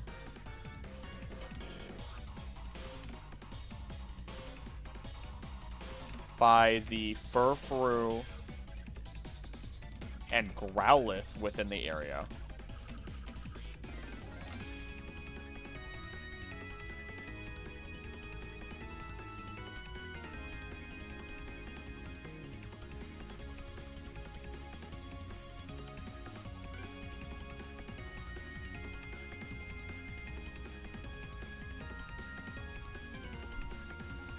The only other real interaction is actually between Makuhita. Can I type Makuhita? Makuhita and Crabrawler. This is because they're both going to be like punching trees within these areas.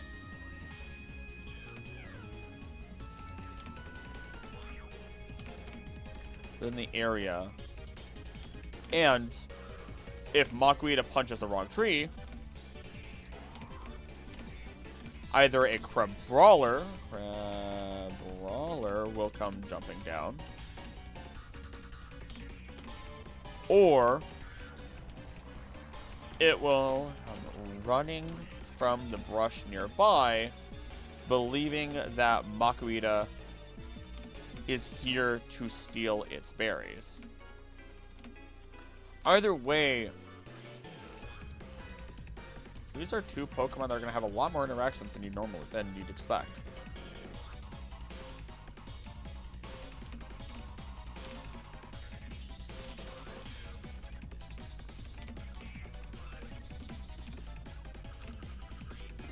Since they are using the same available resource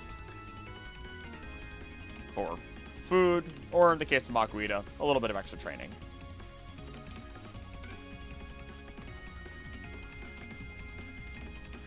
Little bit of extra training. Alright, now I can catch up with chat.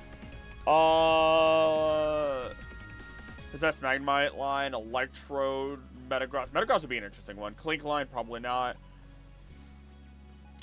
Possess a computer housing your PC to absolutely, I'm sure they could. I think it could only actually possess specific motors, and I think that's actually in lore. So they're not able to just possess anything. They have to have some sort of specific motor or engine or whatever available to them.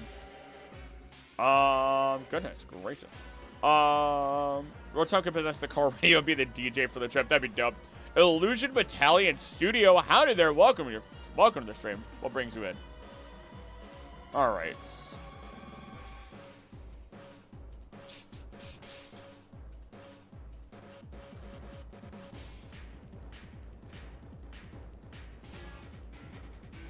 You know what? I think I'm not even going to explain or say that I'm going to paint pictures in this one. Because I think I did 2 of them last time. And a couple of these were just kind of... It just didn't feel natural. I'm just going to write, and I'm just going to see what happens.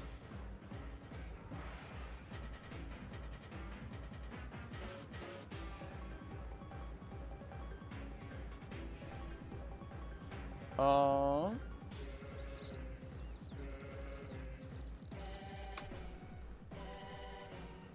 let's do this. There we go. Could we even be questioned on why this resembles Mega Evolution? A Pokerus evolved... Oh, generation where the main gimmick is a viral form of Pokemon, but the viral aspect is a symbiotic Pokemon that gives a buffed form of that Pokemon. An evolved Pokerus, maybe. It's a viral form of Pokemon, but the viral aspect is a symbiotic Pokemon. Okay. Could you be questioned on why this resembles Mega Evolution? A Pokerus evolved through Infinity Energy. Pokerus in general, I'm waiting for the day that it is said to be like a dormant virus, or is said to be what evolved into Deoxys or something else. I'm very interested in seeing where the lore could go with Pokerus. Right now, it's kind of just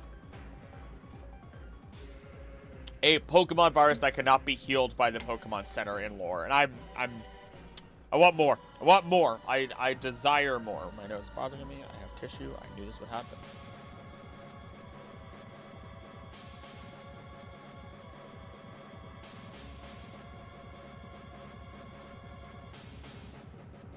Here we go. Doing good originally here for the Pokemon, but I like this debate so far. Oh, well, welcome. That's a chill day. I mean, I'm doing research for the Alola ecosystem video, but, like...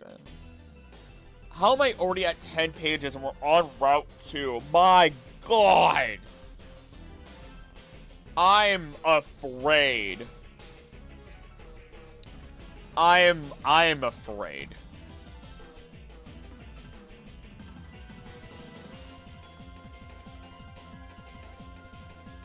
Now I remember why I don't sue. My fingers are full of holes. Oh no. And it's going slow. One pillow is almost filled entirely. I just need to seal up most of the opening. Take it slow. Take it slow. Berry fields are irrelevant, I think. They are.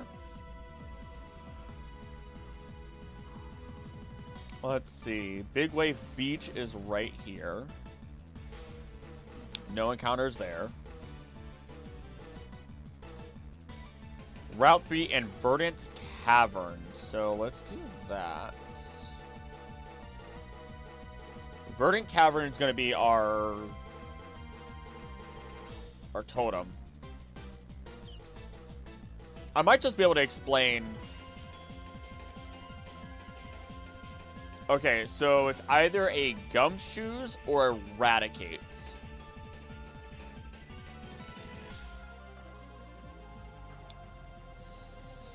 Uh-huh.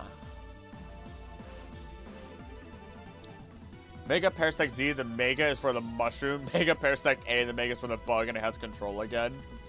Nah, let it be brainless. Let it just go through life without having a single thought.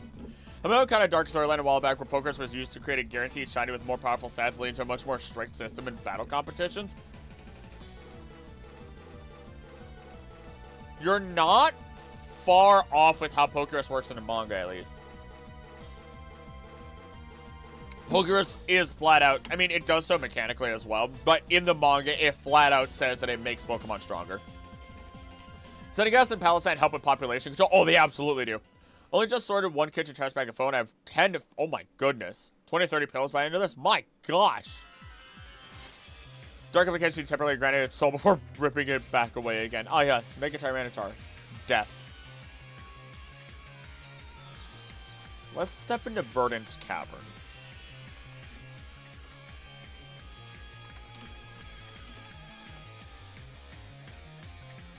How... So the cavern... So this cavern and any other totem-based area is going to be a bit interesting. These are, by all means, monocultures. Okay. These are, by all means, monocultures. Oh my goodness. Monocultures created by the totem Pokemon that protects the crystal. The appropriate crystal.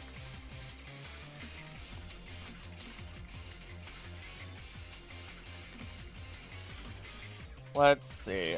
Ow. You'd have facilities in every region, and Poker is basically spliced with an existing shiny Pokemon's DNA. Honestly, I could see that as a possibility. If they can harness how to actually run it, yeah, I could absolutely see that as a possibility. Write horror, grimdark, or something, or FromSoft style stories, dude, go for it. If you enjoy it, I say go for it. Like I said, I was either going to do Pokemon or horror.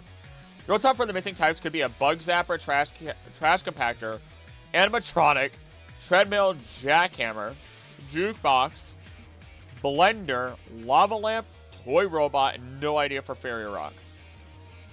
It's an ebook. I like the Bug Zapper, actually. I like that in the Jukebox the most. Pampor, Pansage, or Pansear as the starter, and why? Pansage. I've always been a little bit more towards the grass types unconsciously, but as I've become aware of it, I still like grass types more than any of the other starters most of the time. That Shiny Mill, oh gosh, involving various regional champions and Elite Four tracking facilities down to shut down their Shiny Mills. You gotta go. Yeah, broccoli. There you go. Okay. I like that. That's a fun small evil. Hello, Team Flare. I need to look at Totem Pokemon. I need to understand Totem Pokemon before I make any comments. Oh, Holloway Cemetery is that way also, but that doesn't count. We're not counting that. Totem Pokemon. Type of variant that are battled at the end of every trial, core series, blah, blah, blah. Most Totem Pokemon have been trained by their respective captain, providing them their role. Trial goers are expected to prove their strength to these Pokemon. Powerful Pokemon considered to have completed the trial rewarded with a Z Crystal. Really? Did I just miss that lore? I guess so. Otherwise, they'd be rampant monsters. Excuse me.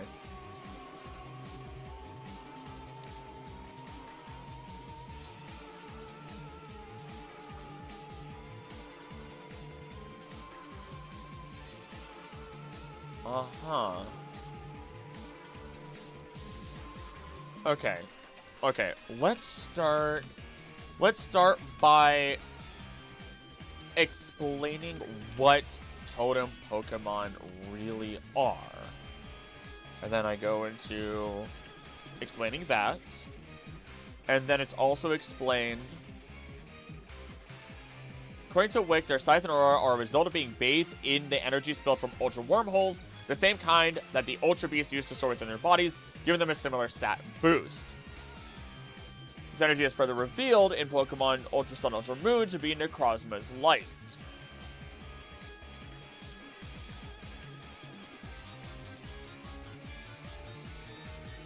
Okay.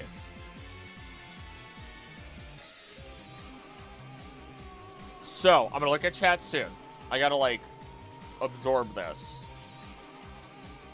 This is exactly why the Necrozma and the other legendaries need to be properly considered for this analysis. They actively affect everything in Alola. Well, not actively. Actively is the wrong word to use. They do affect everything in Alola. They do affect Alola's ecosystem as a whole.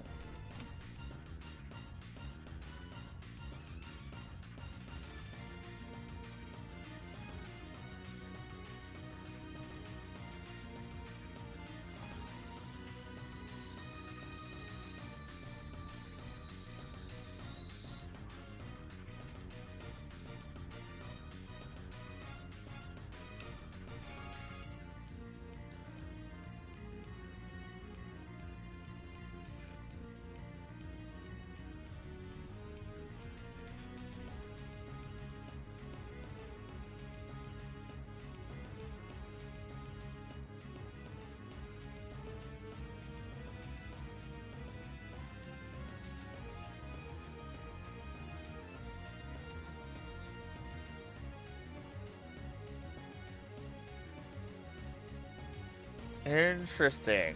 So they even though the Togedemaru and the Vikavolt in the Hokulani Observatory popped in and tried to beat us into the ground, it is still considered a trained totem Pokemon.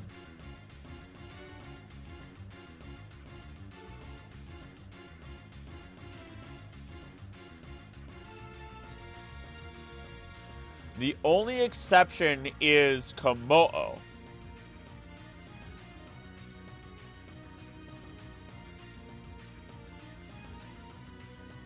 And a Hakamo'o, I suppose. Oh, that's in a demo version, though.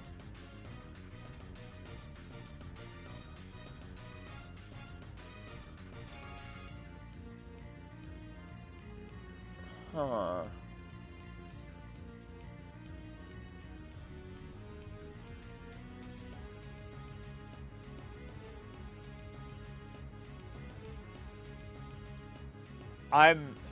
The anime mixes things up.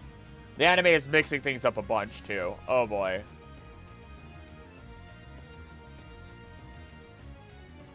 Guard, Z Crystal, blah blah blah.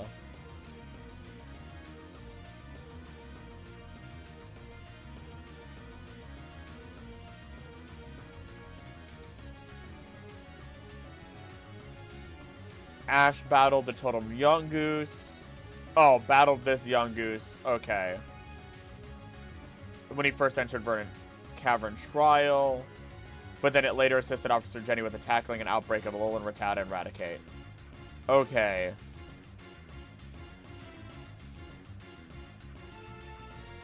Same thing goes for a Gumshoes. Okay. So they are naturally occurring Pokemon that have been trained a little bit better, meaning that they create a monoculture but are assisted by humanity in doing so, as they're basically given a safe haven in return for also protecting the Z crystals as part of a trial.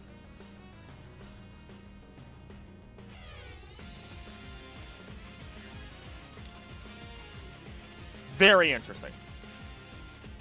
Dark Ones providing a universe incorporation of those traded shinies. Some Pokemon are Necrozma's favorite snack. 2 world-ending, not from this world universe entities, 2 gens in a row. Necrozma and Eternamax. Feels like Game Freak is reaching their too much for power creep era. That's why I loved at least the plot of Paldea. It made it more personal. It made it way more personal. I think that was the right way to go. Because, yeah, you should not have constant, like, world-ending stuff in any story. Otherwise, it just becomes, oh, this again. Better than that. Oh, okay, there you go. RIP Ultra Necrozma, probably not coming back until Alola Remix in 2036. Headcanon that wild Terra Pokemon destroyed by the basically get that way because their territories are essentially on vents in the ground where Terra energy soaks in the ground, most likely. Most gens have seen most ending implications. Across the turn seems like the point of extended power creep due to make not native to the world. What I like about Necrozma specifically, though, is that it is shown to be, especially in the anime, not actually world-ending. It is vital to keeping other universes alive. It is an animal, by all means, trying to serve its purpose. Urzero has these energy currents that spread up through a Paldea, like Tangled Root System, which vent in certain areas that wild Pokemon nest around for protection, which could be supported since it is deep underground. You can see, like, the trees and everything underground. There's a lot there to analyze. Let's see here.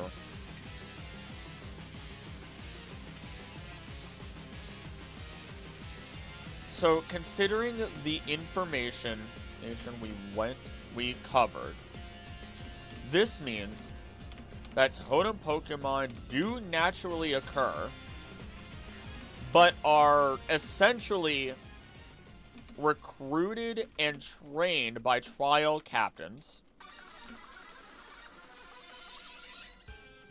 to protect. It's your boy Guzma! Trained by trial captains to protect Z crystals and even the land itself and in return are given a safe haven for their family.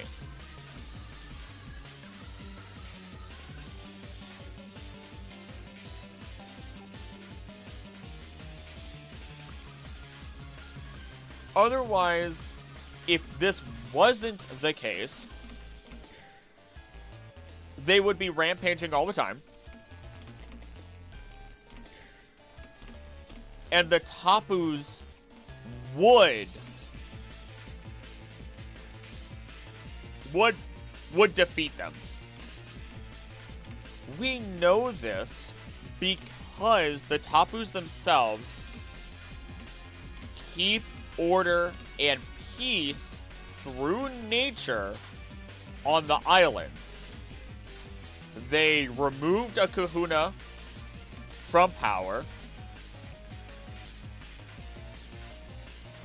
They draw their power from nature. And so much more. But we'll save how they fit into the ecology, for the end of each island that they reside on.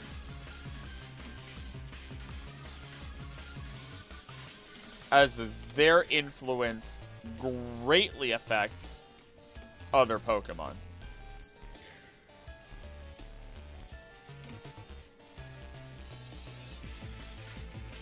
Okay, there we go. Do you think Spiky-Eared Pichu will be in the next Johto remakes? If they ever do a Pokemon Rangers, because oh no, that's Ukulele Pichu, isn't it? Maybe. Honestly, I'd be surprised if they didn't, because they could shoehorn in Celebi and have a ton of fun. I actually don't know much about Spiky-Eared Pichu, and I might be talking about Bud a little bit. Evital and Xerneas doesn't count for me because it was man-made. It made the ultimate weapon to harness their power, and Giratina is a fundamental part of the world. Yes, yes, and yes. Xerneas and Evital. So here's something that people make a mistake with. Xerneas is not life, and Evital is not death. Xerneas and Evital both control the flow of life, and Xerneas gives life, while Evital takes life. Not kills, but takes life energy. And so they continue their balance, and that's why Zygarde is necessary. It seems contrived, it seems like, okay, Kurlik, what's the difference there? But no, there is a very big difference in I kill things, and I need to take the life energy and then allow my other half to give that energy to somewhere else. Hey there, Demons, it's your boy Guzma. For making legends mythicals that govern and have the power of specific aspects of the world, then give me the mythological gods. I'm telling you, Reshiram and Zekrom, if you haven't watched the Divine Truth video, go watch that.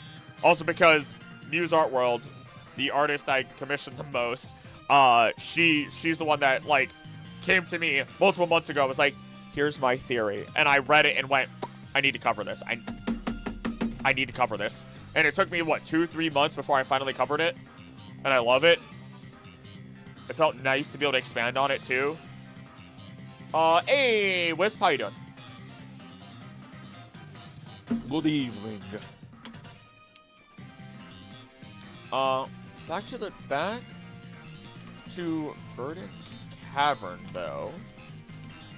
As we find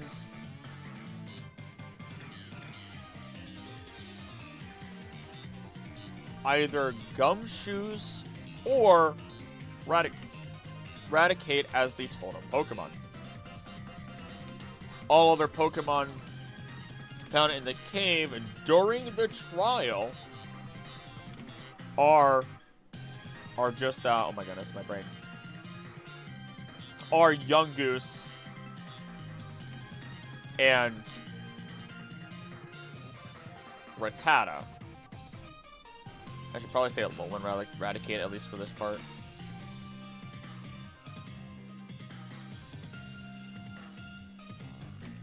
Afterwards, The cave is filled with Zubat and Diglett.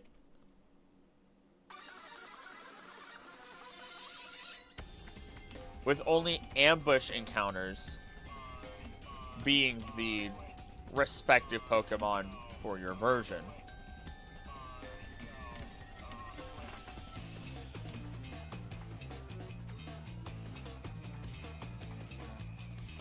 No, I'm wrong. I'm wrong. I'm wrong. I have it set up wrong. Hold on. Not even afterwards.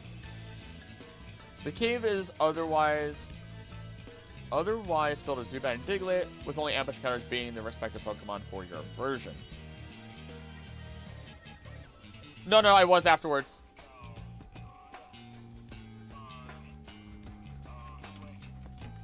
This means that there is an extra level of intelligence from the totem Pokemon as they essentially help set up the trial. This is not out of this is not as strange as it seems, considering the trial captains and Kahuna's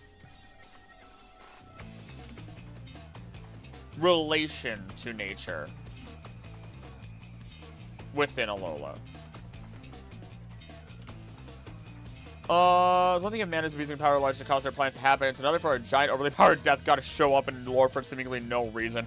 I wish Eternamax had more. I think Eternamax is dope.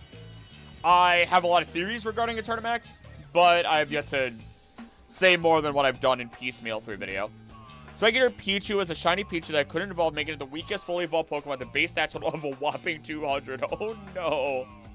Not me pouring plain cooked rotini into my mouth while I rage at my swing, while my cat continues to eat blue foam scraps. You know what? I can't even say anything. Whiskey, I've had to stop him from eating my plants, and I've had to stop him from eating plastic.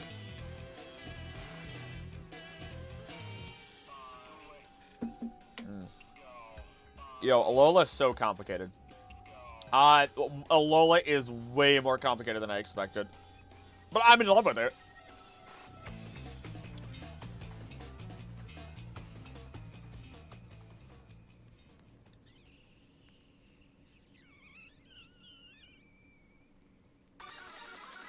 Okay.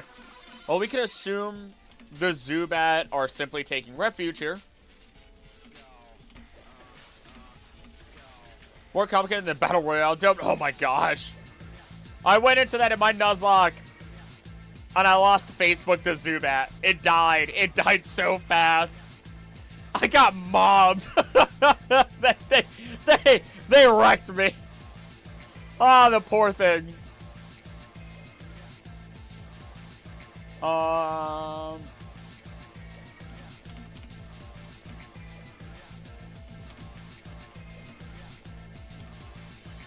Let's discuss our 3 new Pokemon here.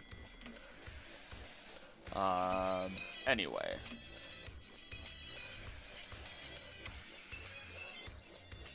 Automatically counters your team. Wait, what? Wait, is that... No, you're lying. You're lying. Is that an actual thing? Because I know Still Valley's automatic. Isn't the Rockruff also auto... Like, isn't it a set trio that comes out?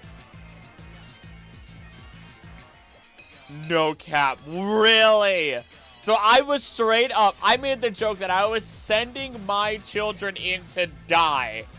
And it wasn't a joke. Like, I thought I was going to lose somebody. But you're telling me it was basically guaranteed, if that's the case. That's... Ugh. With our evolutions, Alolan Eradicate. Let's get Alolan Eradicate in here. Let's get Alolan Eradicate. All right, Totem Pokemon, you are now resolved. I'm not concerned anymore. Oh. Alola Raticates become heavier and darker due to its urban environment and higher calorie diets. Oh, that's really cool, actually. Oh, because it's primarily eating human food. Because it's likely primarily eating human food or way more berries with a higher fat content. Oh! Burn uses its nest in a food stockpile. Perks to have Alola Rattata. Commands forage for food. Remains in its nest and eats. Selects what it eats, only eating fresh, high-quality foods such as fruits. Rumor has it a certain high-class restaurant even exploits this selectivity, bringing Eradicate along to buy ingredients and letting it taste test new dishes. Each Alola Raticate has its own territory, disputes over food, feeding grounds happen frequently. Alola Raticate and Rattata are not native to Alola, haven't been brought to the region via cargo ships. Populations grew drastically until Yungoos and Gumshoos were imported as a control measure. And now we see the relation between them.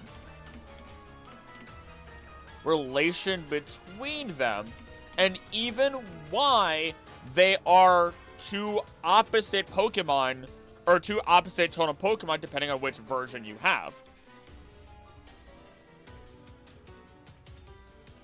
These two Pokemon are the totems for either Ultra Sun or Ultra Moon. Stuffing their rat faces with Big Macs. Give me the Big Mac. It never goes bad. Did you see it? Did you see it? It never goes bad. That means it's always fresh, right? That's how it works. That's how it works. I'm sorry for that sound.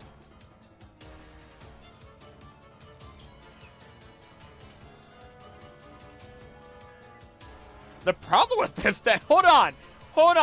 The problem with this is exactly what I stated earlier. You imported a creature to take care of an invasive species, and then that creature became the invasive species.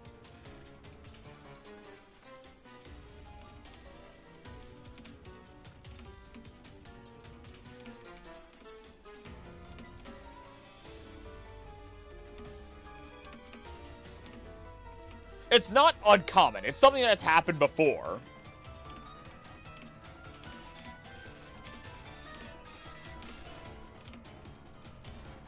And it's a game of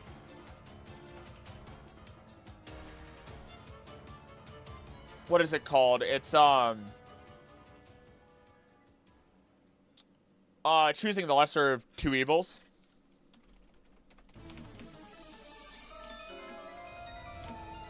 I need...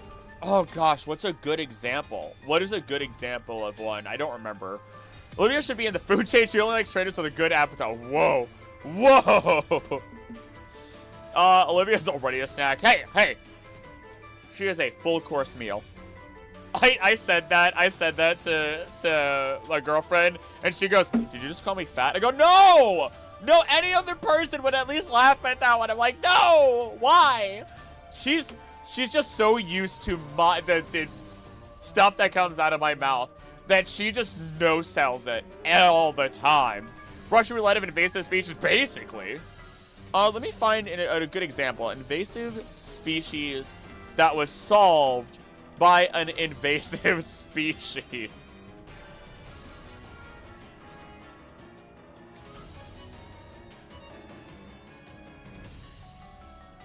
Cane toads. Brown tree snakes.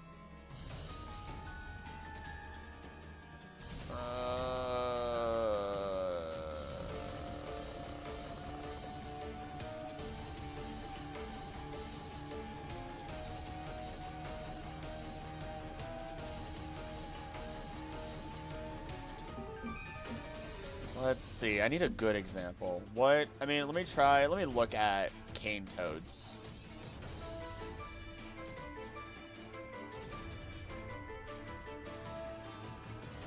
I need...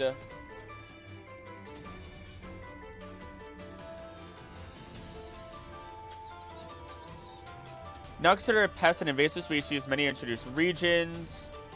But why? Where? How? Like, it's fine to start with Wikipedia, but I need to go further than that. I need to find these extra sources. I need to find... Hold on.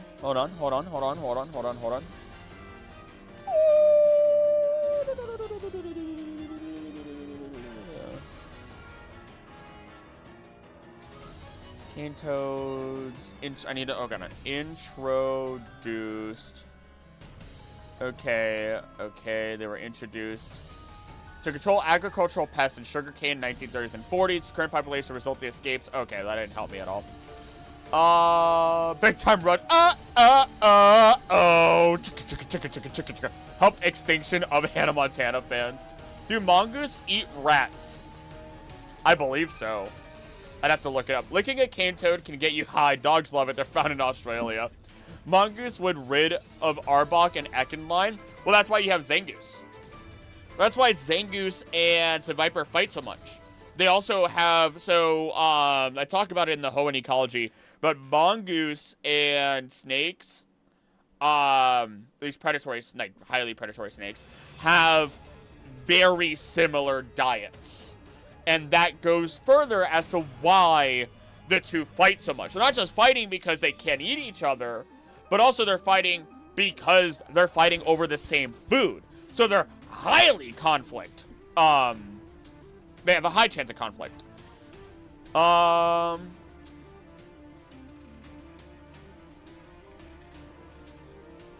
swear I saw something on my ceiling.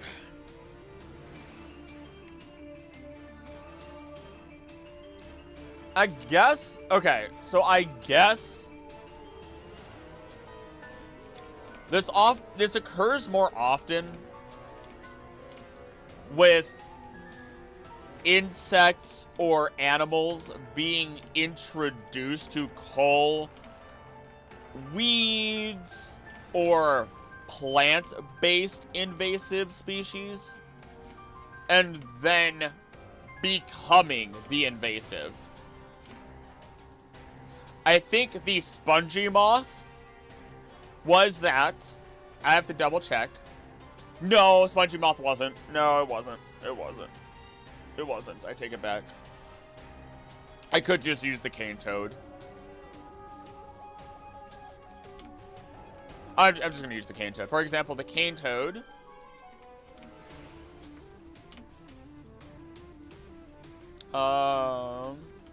As according to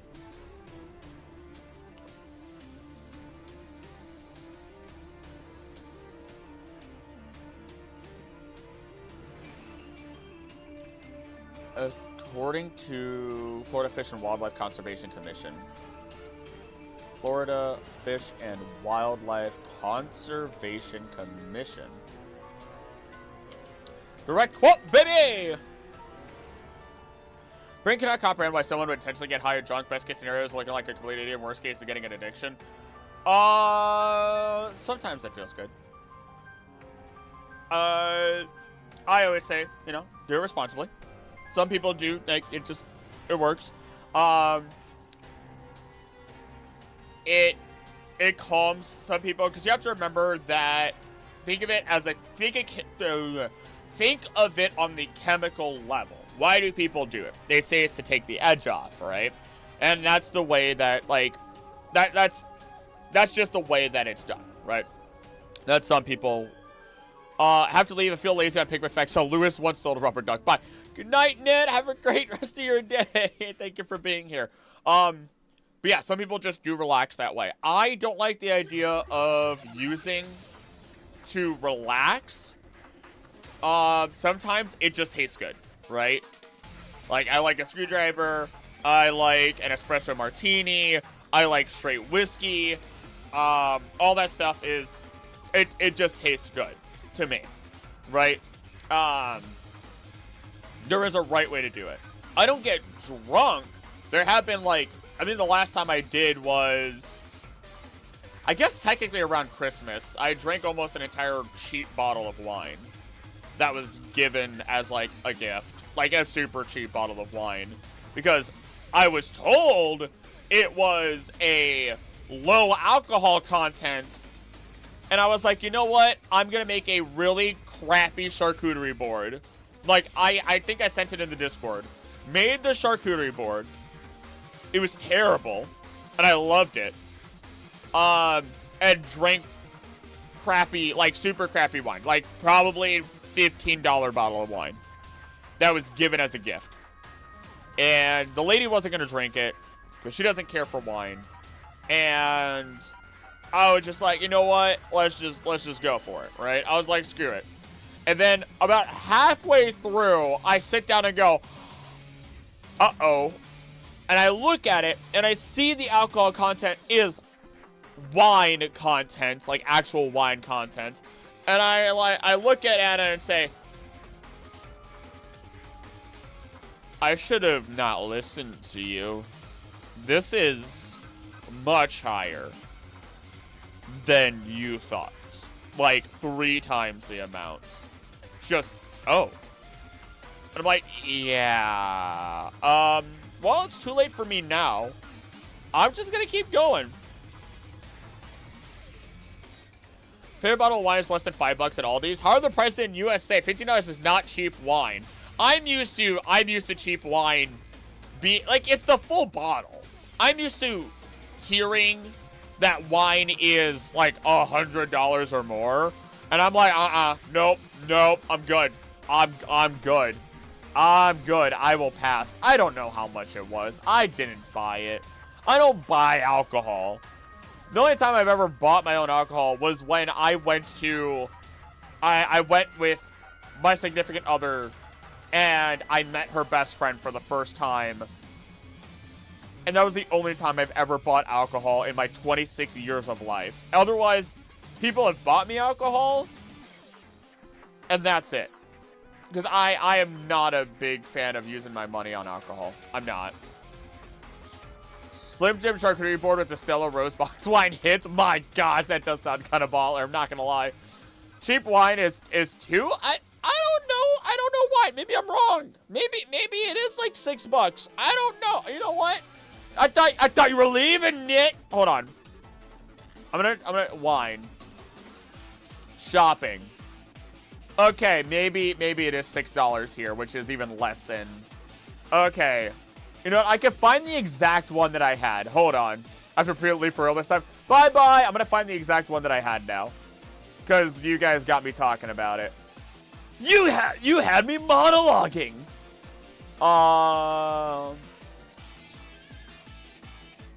Can I find like raspberry? Raspberry. Nope, none of those. Is that it? Nope. It might have been $8. It might have been $8.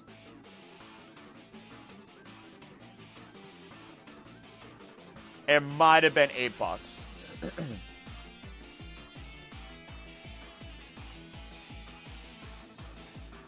Yeah, I think it was $8. At most, at absolute most 13. But it was definitely 8. I go to the poke shop just for pomeg wine. Wait, what? Hold on, wait, hold on.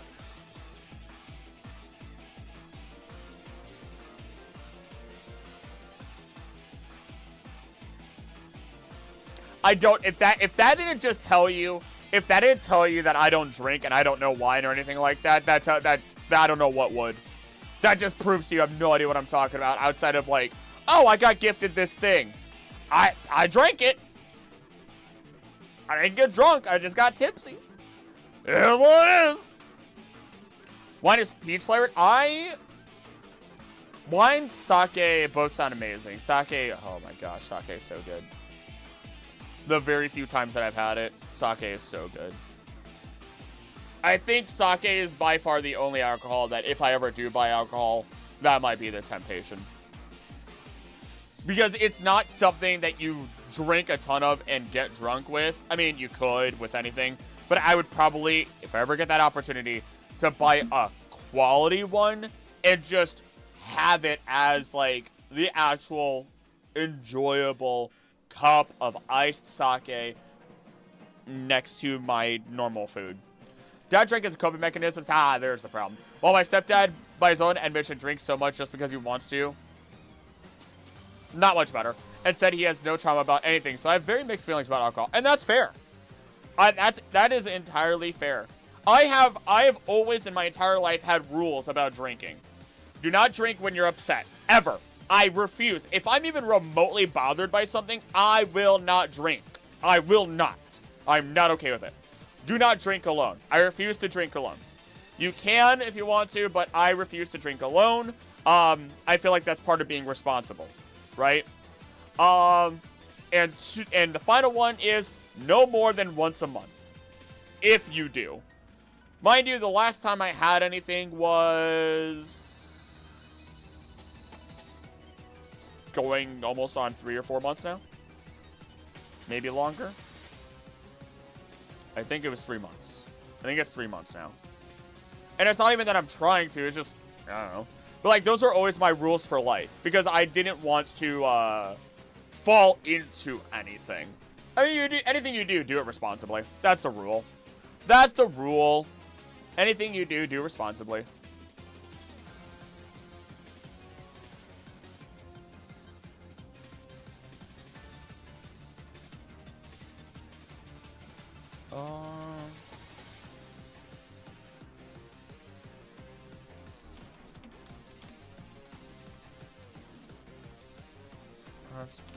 That's what's happening here.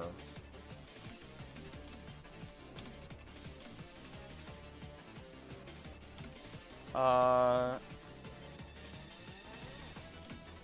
now we also know that Raticate here primarily eats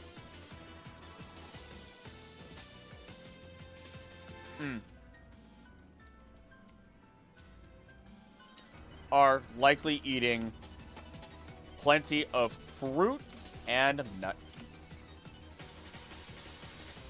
On to Gumshoes.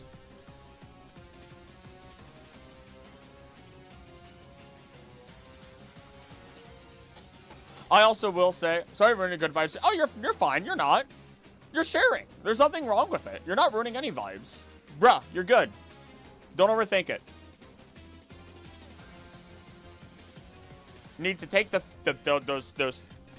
thoughts of doubt that you're having inside of your head at that exact moment and say, be gone, thoughts. That's it. That's all you do. That's it. You're good. I also think that if you have to drink to have a fun time, that might be a problem. I think that's indicative of a problem.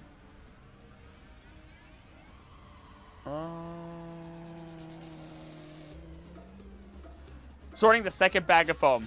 Sort. I won't do that anymore because I know that'll freak some people out. I know my audience. I was just said I know my neurodivergence. But to be fair, I've had a lot of neurodivergent people watch me. Probably because I likely have some level of neurodivergence, primarily looking at ADHD. Unofficial though. Unofficial. One day. And maybe I'll get that properly diagnosed. But that takes some money. Humans have their preference. It's good to share yours. Yeah, exactly. Oh, I think you mixed up people though. I think you mixed people. I think you mixed people up, but you got it. The spirit's there, fun size. Gumshoes hunts by patiently waiting along a prey's routes, pouncing on suspecting prey, able to withstand Its favorite prey are Rattata and Raticate, but since Gumshoes is diurnal, it rarely encounters them. It is also known to prey on Squavic. Once the sun sets, this Pokemon stamina is depleted and will fall asleep where it stands. It is not originally from Alola and was brought over to take care of Rattata outbreaks. Wait, didn't I already...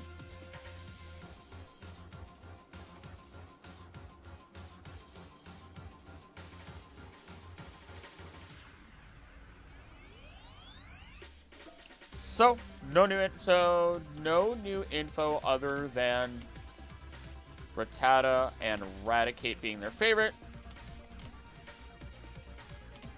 And the fact that they are diurnal, which, aren't they? Doesn't that basically... Oh, man. I don't even want to embarrass myself.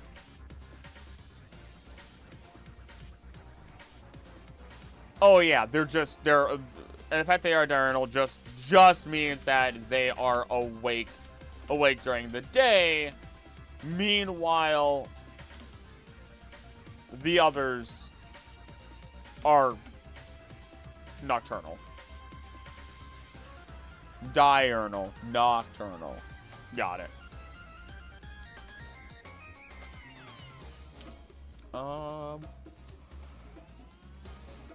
No crazy amounts of information to talk about there.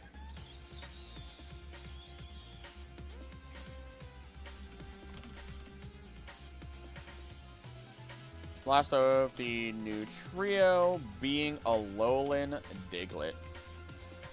Diglett, dig. Thank you and good night. Where are you? Where are you? Alolan Diglett. Oh my goodness. Oh my gosh. Oh, my body. My body just said no. Oh. Uh-oh. Did I...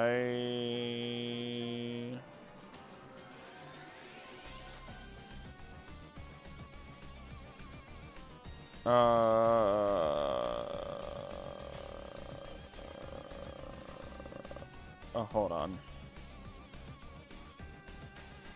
Pretty sure... I gotta double check to make sure that this was... I'm half asleep during the day and half asleep during the night. What does that make me? Oh, thank God that wasn't playing out loud.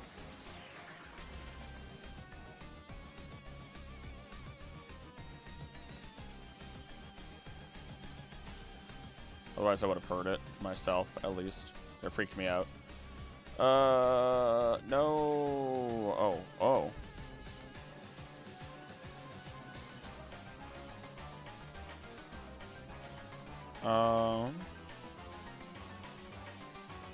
Just saw your message. Oh, the lady is not feeling good, so she might be coming home early today.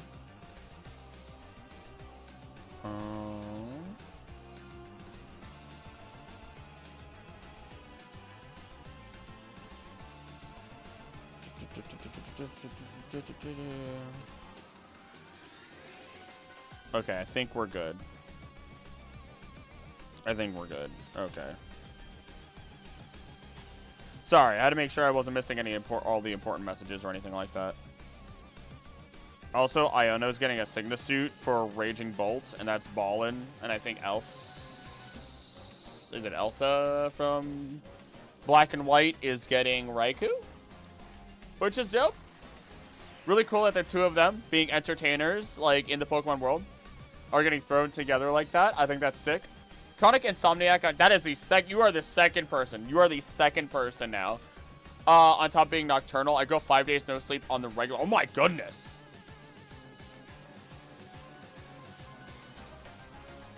Oh my gosh. Insomnia ability.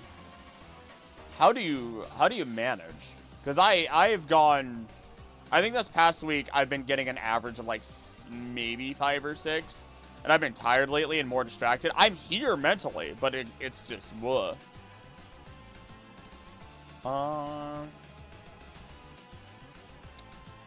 An Alola Diglett developed 3 fine gold whiskers on top of its head.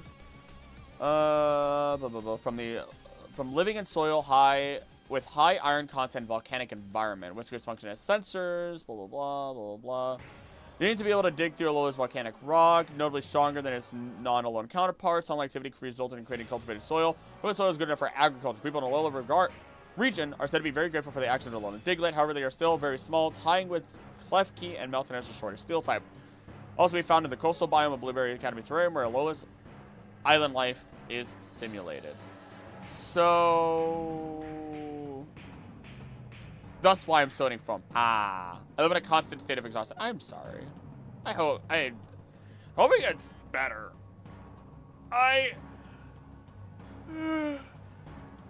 Is it, if you do not mind me asking, I will still manage out of spite and near lethal amounts of caffeine. Oh my goodness.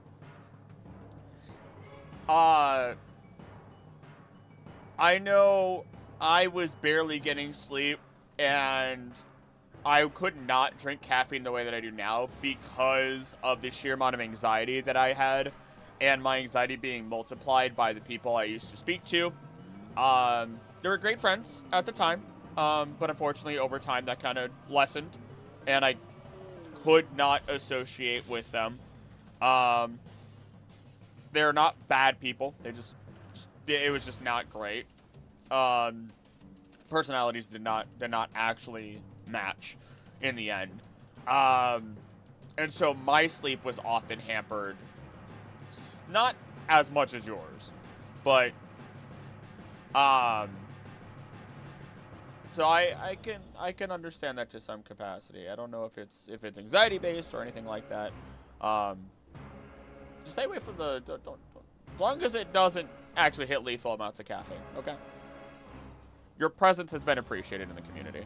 Initially, since I was 7, doctor at the time said that 7-year-old can't have insomnia. BS! BS! Anybody can have insomnia. It's literally part of it is literally based on stress.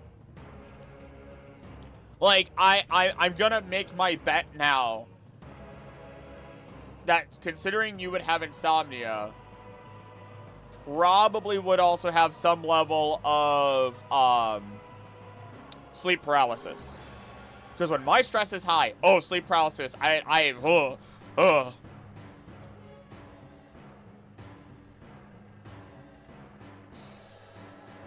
Let's see here. High iron content and volcanic environment.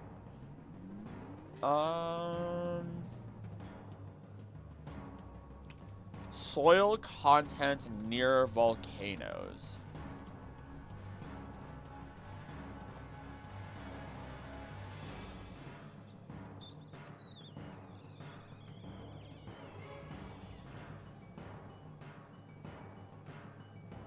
No, actually, this is dreams out the wazoo though. Really?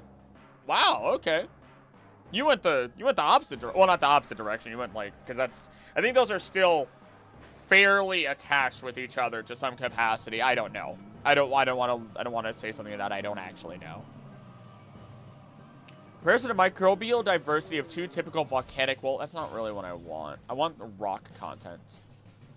It's also called andesols, often very young and acidic, depending on which type of volcano they form from. Volcanic soils around the equator can be very well weathered and lose some of their nutrients unless there is another eruption. These materials can be very dark in color.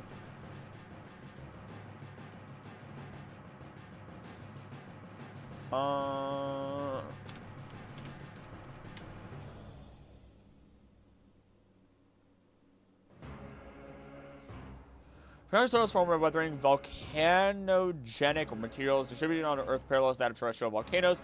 Found across various climates, most of them are classified as andesols, so a group of physical and chemical properties largely attributed to the formation of poorly crystalline and non-crystalline minerals and the accumulation of organic matter.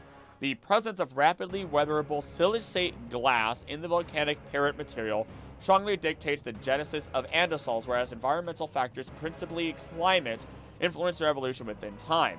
In active volcanic areas, the intermittent deposition of fresh tephra onto land. I don't know tephra. What is that?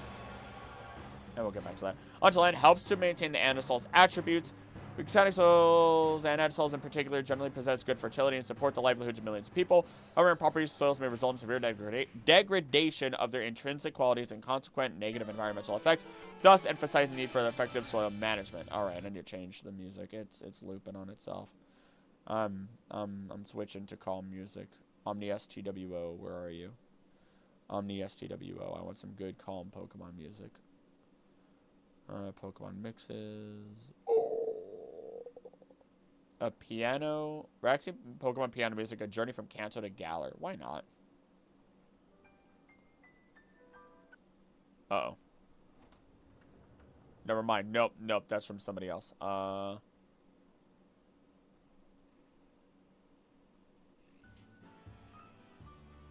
Sure. Haven't had an actual nightmare since I was 11. I'm nearly 30 now. Really? Recommend trying out Pokemon so it helps me regulate my sleep and the music helps soothe my anxiety. I've never listened to the music from that game. But I used to use it. And it was glitching out for me, and the only reason I stopped was because of that, and then Suicune came in, and I felt sad. Always refer to the app, and I'm not sponsored, just advice I give to everyone. It's pretty good.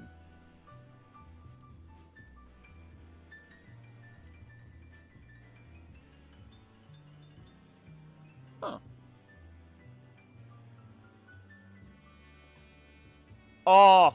Oh, the music. The out. Oh.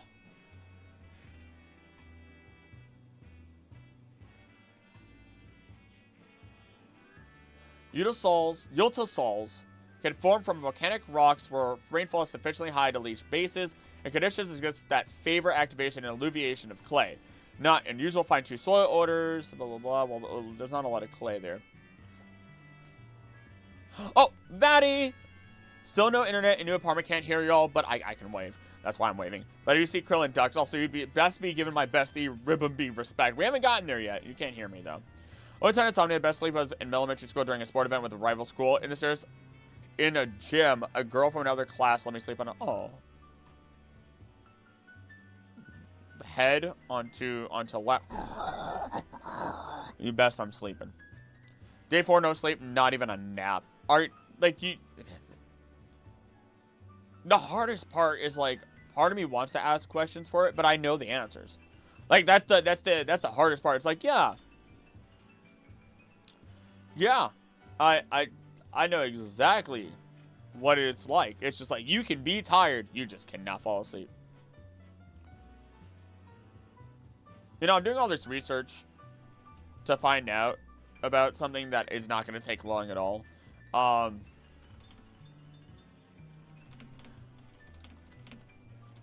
The soils around volcanoes tend to be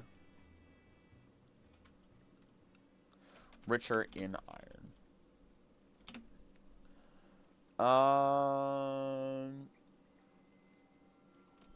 That was the only time I remember being out like a light. Not gonna wave. What do you mean that's parasocial? I'll wave to you with 2 hands. I'll wave to you with 2 hands. The most about it is that I have nightmares almost every day. I'm sorry. Like I said, I used to.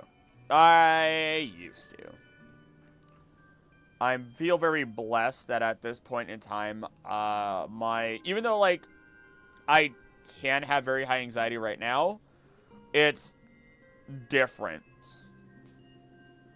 It's a lot different than it used to be.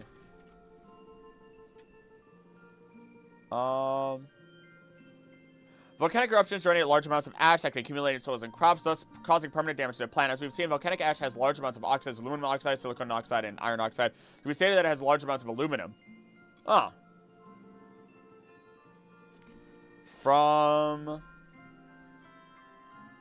National Library of Medicine.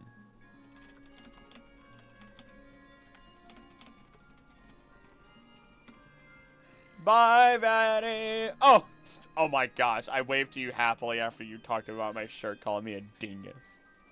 Fight you. Got that spicy brain. Won't stop. So I'm sorting foam, making pillows that won't help me sleep. But you can at least be very comfy. Alright, I just spent the last 30 minutes researching something that I didn't even need to actually research in order to continue down this line. But here we are anyway.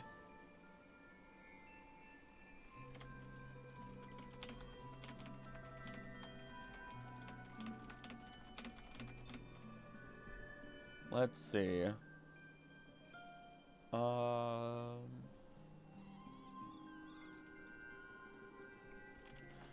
Again, this area is peaceful and honestly might even represent 2 different parallel times. I shouldn't even say all that. Again, this area is peaceful considering these are 2 distinctly different universes in which the Rattata and Young Goose lines will not interact with each other within the Verdant Cavern. So there isn't a lot to say here, but I would be willing to bet that the Young Goose line would likely be at least trying to eat Diglett. always second guess myself. Okay. 12 pages, 12 pages, 12 pages, and we are just getting into Route 3.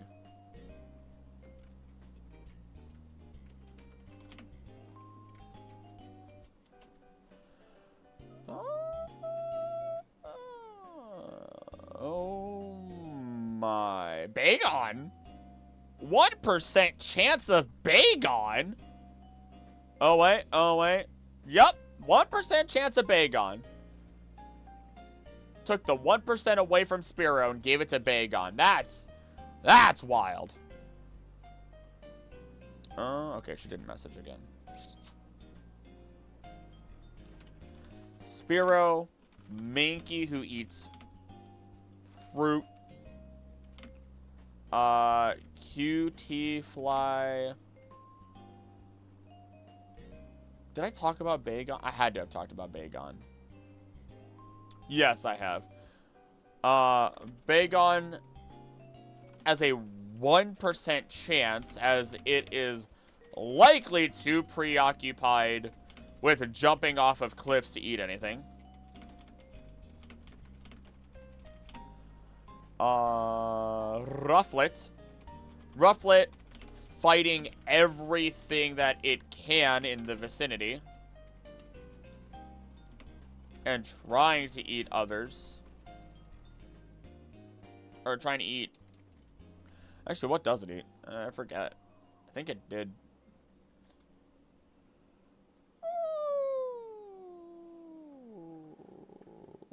Berries and bugs.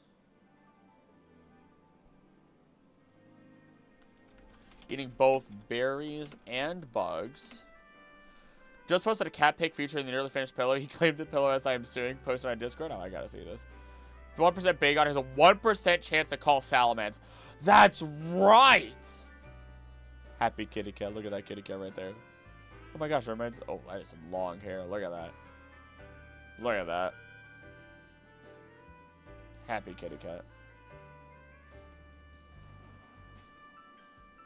What type of cat is that? Because we have... Martini was only ever on camera once.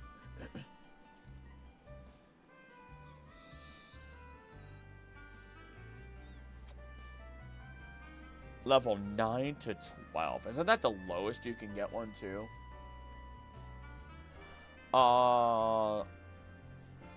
Volibee. Volibee, who is both, is a carrion bird that will also, doesn't it? Oh boy. Oh boy. Yep, it's also hunting down other Pokemon. Down small mammals.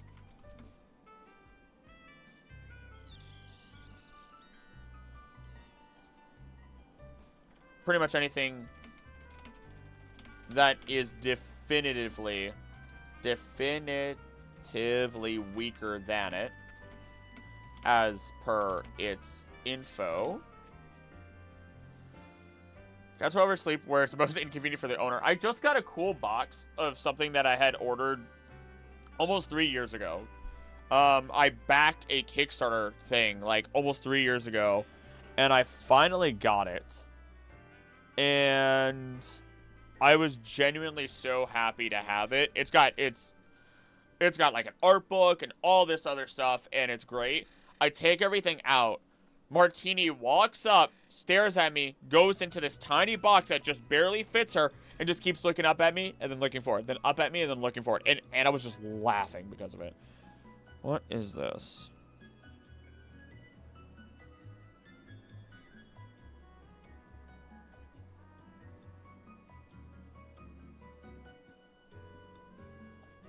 That's weird. That's very weird. Okay. His cat type is mildly brain damaged and fluffy. I respect that. I gladly take that. So Volibee's covered. Crabrawler.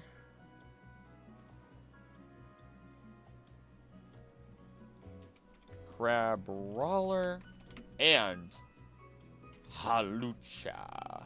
Wait, did I get to talk about Halucha? Did Halucha ever actually appear in the wild in X and Y? Yes, it did in Route 10. Yep. Who we deemed to be a carnivore, thanks to it being a... It's like a hawk. It's a hawk.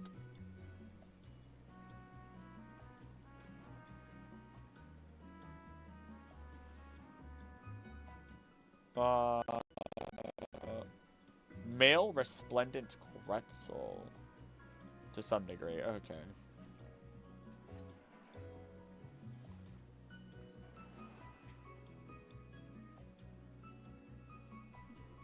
It's a bird of prey. Willoughby Manibus can just wait.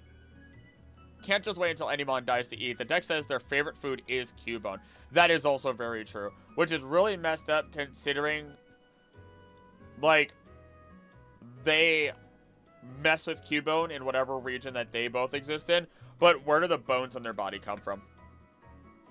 Those aren't Cubone bones.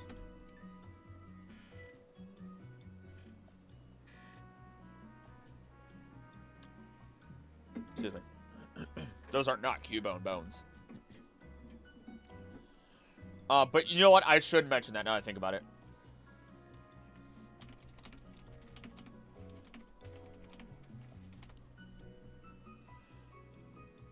Wait, does that mean there's nothing new on Route 3?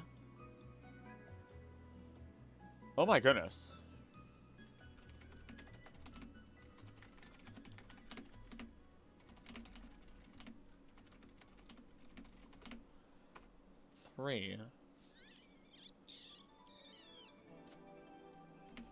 But... Oh, did I mention Crabrawler? Ah, yes. Many of the Pokemon here are birds. Why? Why are there so many birds? Watch out for flying Pokemon overhead. A lot of bird Pokemon live. Yeah, it flat out says it. Oh, it's because it's the raised area.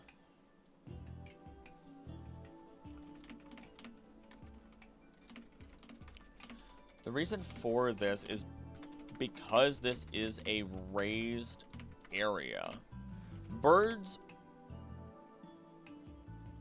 can use raised rock and especially trees as a safe place to hide and watch for any prey that they may enjoy. This is why you see many birds in the tree lines.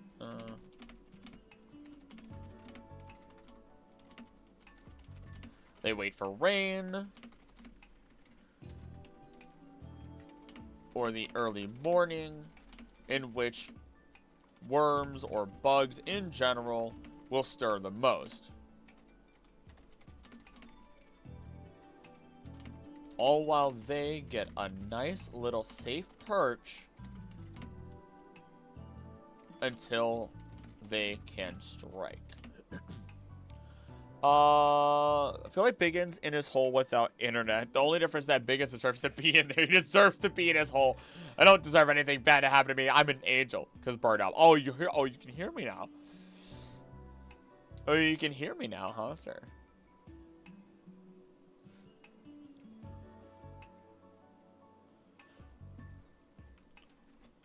This works incredibly well as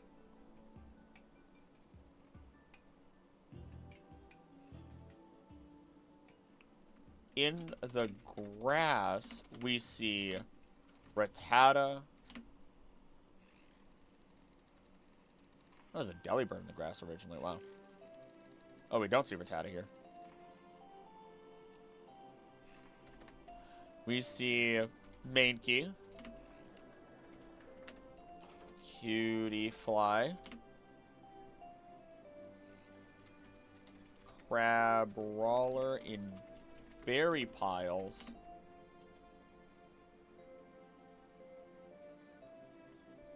and potentially any other small birds that are larger predators can take a swing at.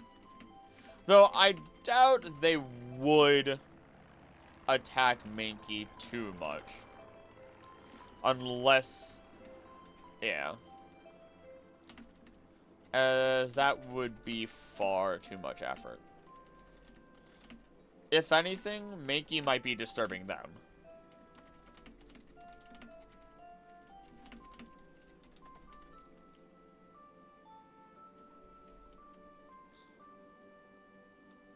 Good afternoon, gamers. It's finals week. Godspeed to all of you. That's got that going on. Best of luck, all y'all college peeps. I forgot that this is finals week, even though it was mentioned to me earlier by M.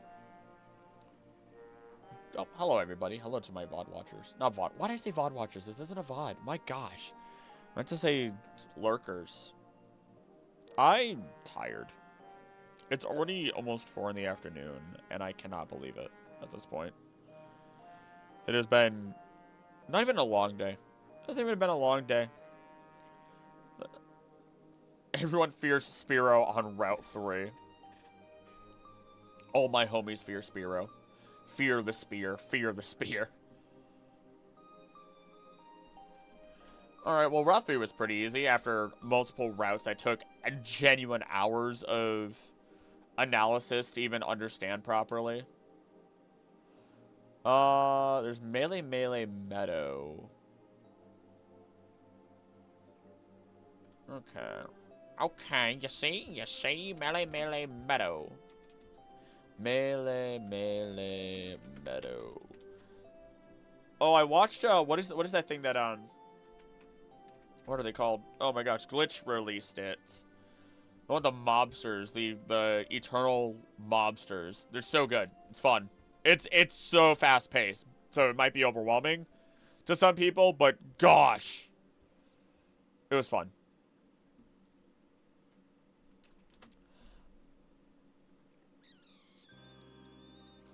This little meadow is a perfect place of peace, or at least you'd think it would be.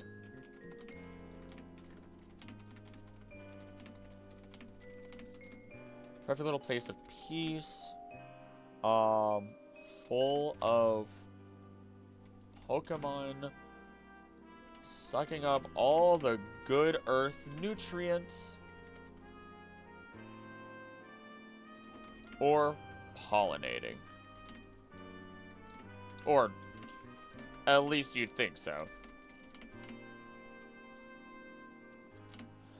Nearly 5 for me, 3 hours in a stream, and I'm just now finishing a pillow. Let's go! Progress! English, we have Spearow, but in Japan, there's Spear, which is their name for Beedrill. Really?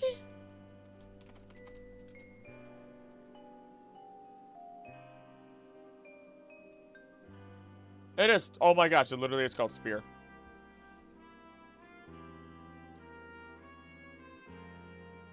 Doesn't? It's also funny that it has better stab because of adaptability. Only had Fearow is called Onidrill. Why Onidrill? That's... Then again, I mean, I guess there's a number of first-gen Pokemon that are Freezer for Articuno, for example.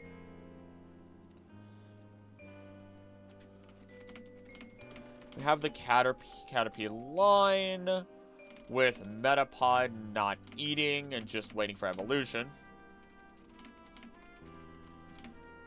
Butterfree as a 1%, eating up pollen and honey.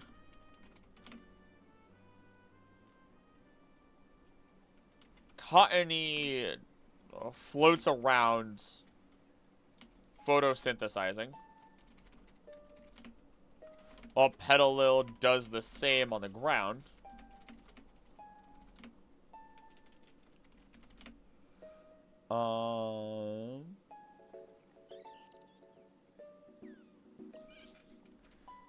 Cutie Fly is also here.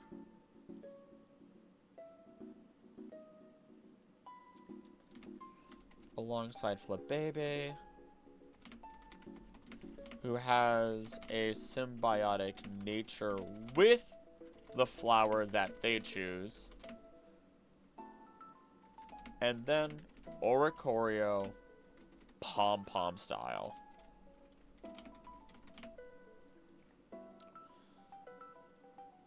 Oricorio Pom-Pom style, baby.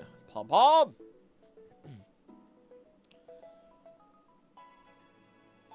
There we go.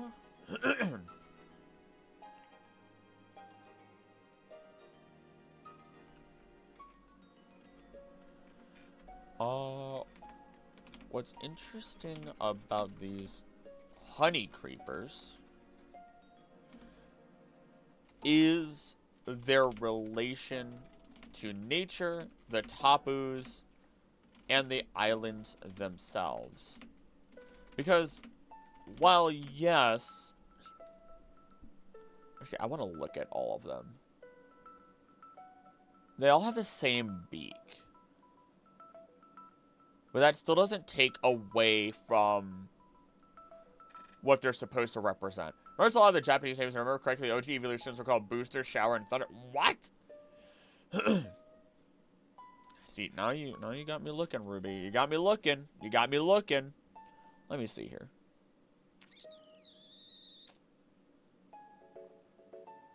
Shower. Thunders. And Booster. God dang. Oh, what's this? Hold on. Oh, I know that.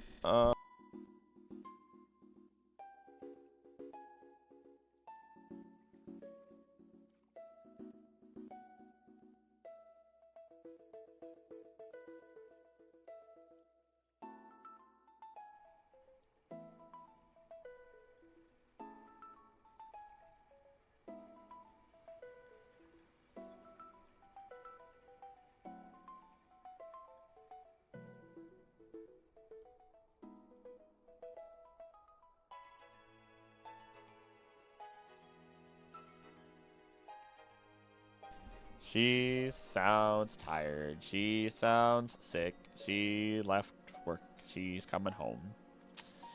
She's coming home. The poor lady.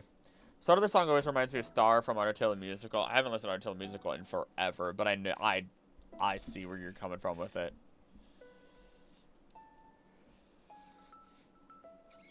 Okay. Let's see.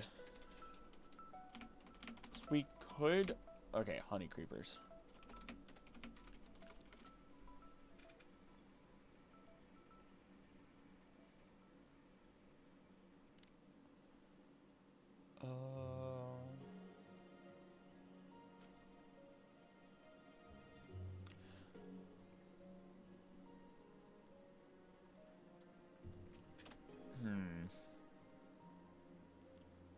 These honey creepers' relation to nature, the tapus, and the islands themselves.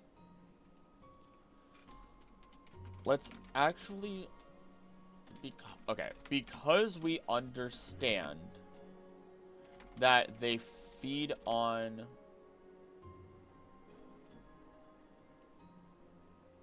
nectar. Let's look at their real life. Let's look at their real life counterpart to understand them better. Maui Forest Bird Recovery Project, Hawaii Forest Birds. This is perfect. This is a perfect place to read up on them.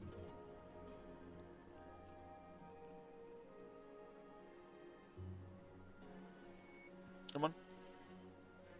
Uh-oh. Okay, we're good. Also, my hair makes me look like a dork right now. But that's nothing out of the norm. Honey creeper, honey creeper, honey creeper. Iwi. I really wish I had the Hawaiian punch. That's a name of one of the people who watch the channel and is from Hawaii or is in Hawaii or both, and very kindly, because I asked for it, taught me in the comments how to say things in Hawaiian. Because I goofed it so hard. This is what I would love. Like, I'm literally looking at a donation page right now, and I think with, if I manage to make it really big on YouTube, the second I see this is a moment where I'd be like, no, take my money. I am about to teach people about this. I'm about to throw my money at you. Like when I learned about hyenas having problems as well.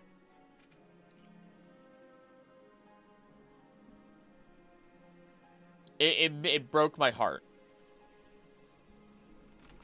According to Maui Forest Birds, MauiForestBirds.org, which runs a recovery project, that can be donated to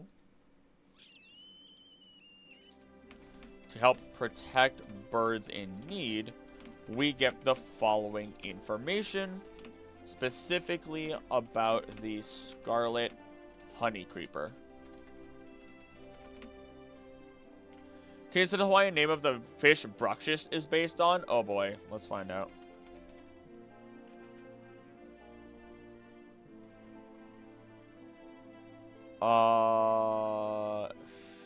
Kawahagi? Oh wait, nope.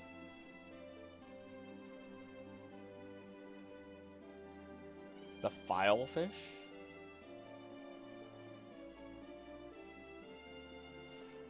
Back feeling like dust drifting directionless divide. No! Reef triggerfish. Oh my gosh. Hama nukunukuapea. I'm probably saying it horribly incorrect. Hawaiian Punch, where are you? Where are you? I need you in my time of need.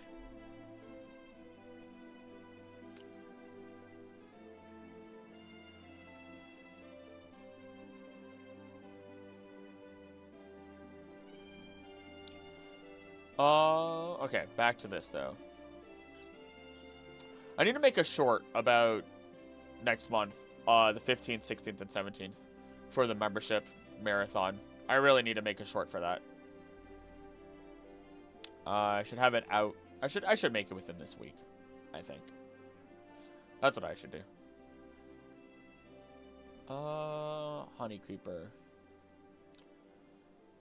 Nectarvorous honeycreeper, about 6 inches in length, brilliant scarlet with black wings and a tail. Bill is long, deeply decurved, and peach-colored. Immature, dull yellow with black spots, dusky brown at first, and become brightly colored with age. The bright colors and unique bill make them one of the most recognizable honeycreepers. Iwi are loud and raucous, and like akohekoe, are often aggressive to other species near nectar sources. Their long, decurved bill is thought to be adapted to feed on long, tubular flowers like the endemic Hawaiian lobelioids. However, they will drink nectar from a wide variety of plant species, including some with very small flowers. Papua is how you say the last part. I did a report on that fish in school. Really? So it's Hapuawa. Okay, so the K is an H. Aheohoi. I cannot. My brain hurts. I need to learn how to say things.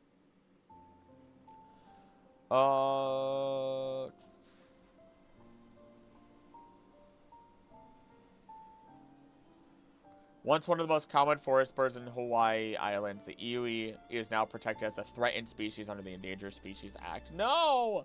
Oh, I can listen to it.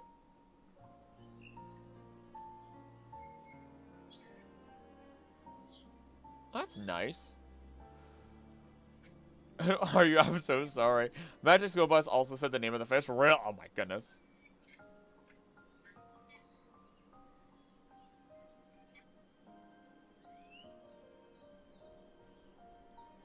Oh.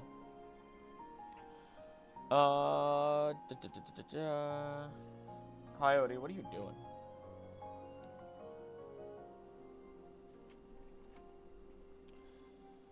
How do they get their colors? Also, what I want to find out.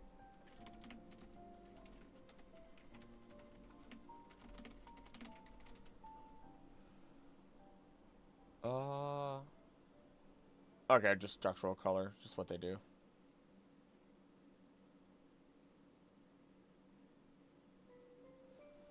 DNA analysis revealed honeycreepers are closely related to Asian rose finches, overturning previous assumptions about their lineage.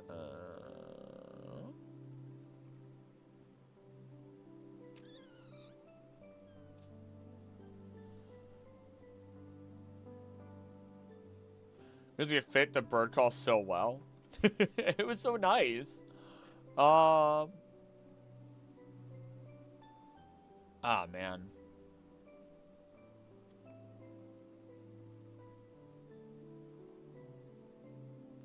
Crested honeycreep?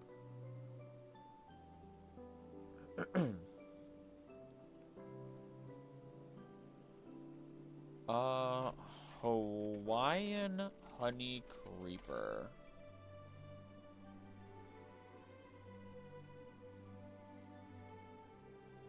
Okay, whoa. Whoa, there's so many of them. Okay.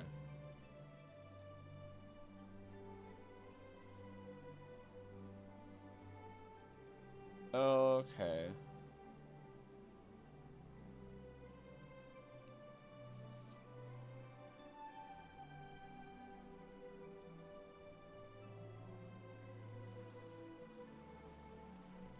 Let's look at their similarly vibrant, colored real-life counterpart to understand them better. There we go. Counterparts, I suppose. And there we go. Oh, the lady is home.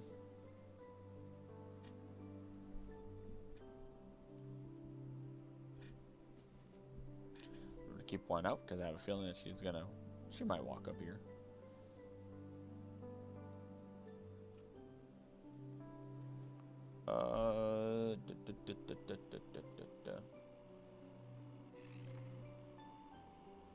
Is there anything else regarding them?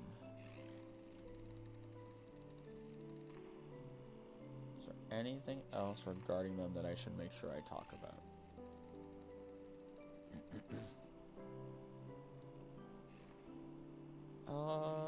Hawaiian honey creepers. Dancing styles, Darwin's finches. Also change and adapt to each island whenever they eat the nectar of the resident flowers. Okay, there it is.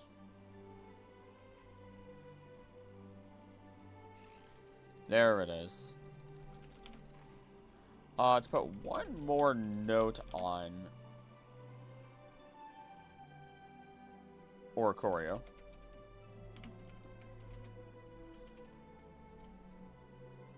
It may also be inspired by Darwin's finches.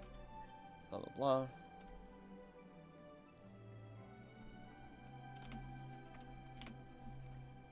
Perfect. I'm gonna need Darkrai to stop giving me nightmares. It's hurting the poor drowsy who's eating my dreams. Oh gosh. I hope everyone gets better dreams. Has happier dreams. No more nightmares. Alright. So yeah. While some species of honeycreeper may eat more than just nectar, it is entirely, our Oricorio is a true nectarivore.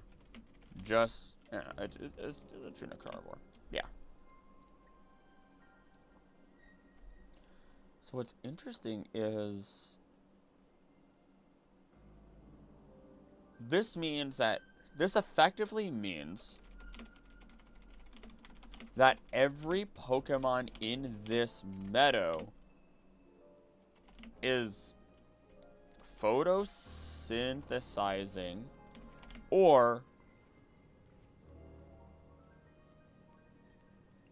pollinating through eating pollen or nectar. This would explain the sheer abundance of flowers here.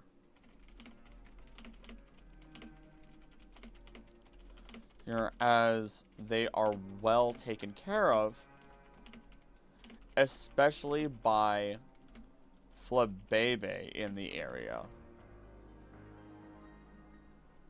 Are there any fun exceptions to them calling for help? Doesn't seem like it.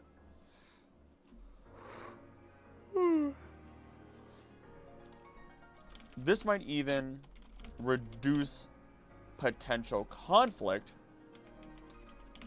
between Butterfree and Cutiefly, considering there are more than enough food sources for them to take advantage of. Pillow's done. Nice!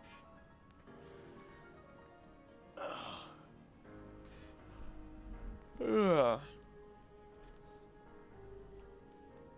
Is that it for this area?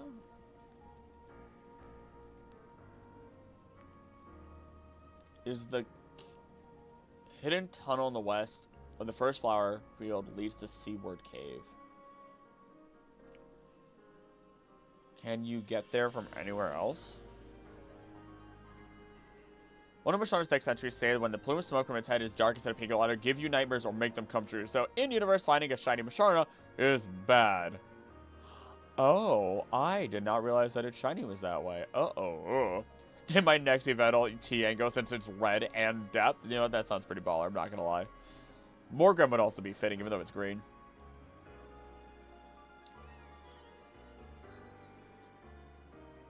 It's just a block of muscle is what it is. Oh,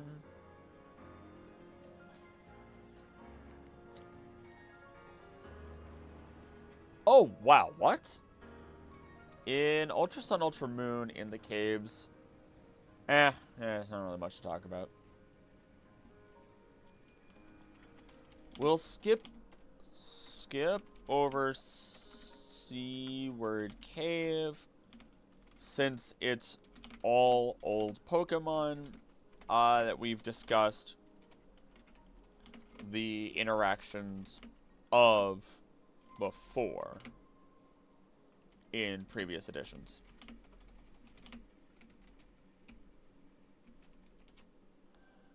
Seaward Tango, Tango the Red Death, Tango. I'm actually just starting to catch up on the Unexpectables, finally.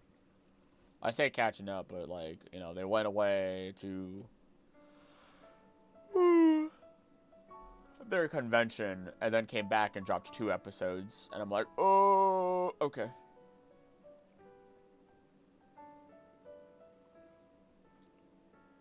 Route 1. Holy City. Route 2. Route 3. Is that it? Did I complete the... I did not complete the island. I did not complete the island. Shut up. What? Melee Island. Route 1. Melee Sea. Iki Town. Mahalo Trail. Ruins of Conflict don't count as a place. Mahalo Trail doesn't have anything. Just a special encounter Spearow. Holy Cemetery, we're not doing. Sandy Cave.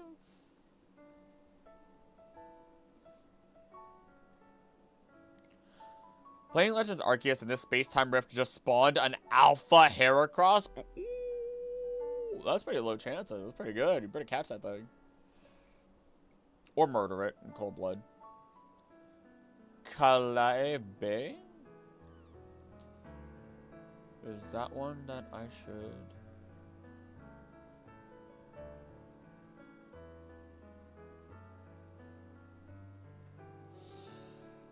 Uh-huh.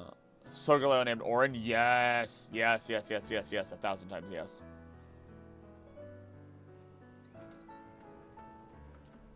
Just gotta make it blind in one eye.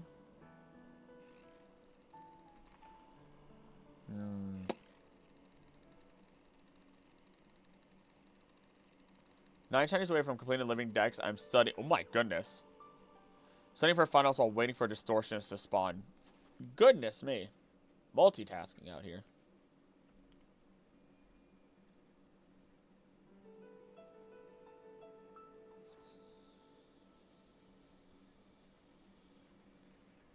Let's see. Settle for naming Lunala Ilene. Oh, that's beautiful. I've book tiefling. I never told you this. I told I pitched I pitched names. Like, we were just talking about, like, baby names. We're not having a child, but if we ever did, I pitched the idea of Isla, and she actually liked that name, and I'm like, yes. So it'd be ballin'. It'd be ballin' if that ever happens, and then then it's a little girl named Isla. It's such a pretty name. Such a pretty name. I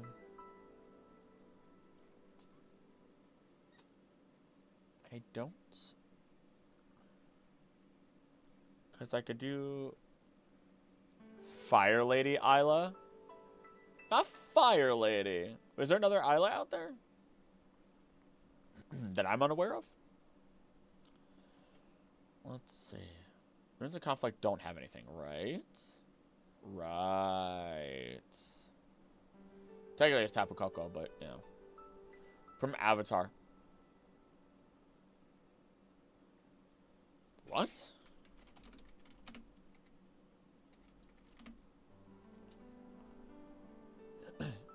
Wife of Fire Lord Azulon. Oh my gosh.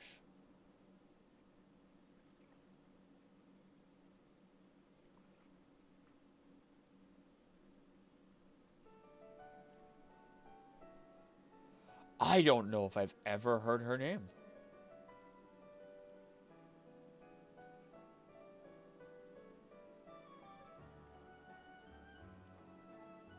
Whoa. We know Bert Kreischer has a daughter named Isla, and she's the most chaotic human out there. Remember Bert Kreischer's daughter, the girls are right. It's like, the two of you. The two of you, same braining. Same braining. So I'm just setting myself up for chaos is what I'm hearing.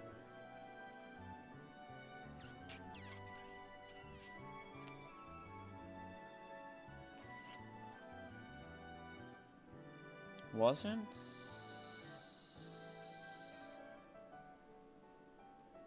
There's the babe. Melee C, there it is. Melee C.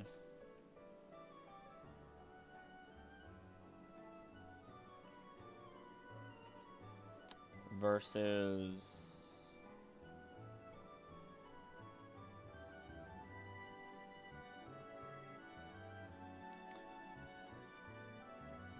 Kala Ebe.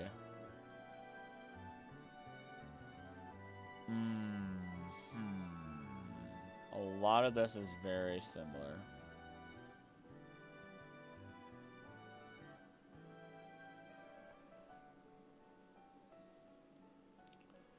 Do they encompass the same Pokemon is the question.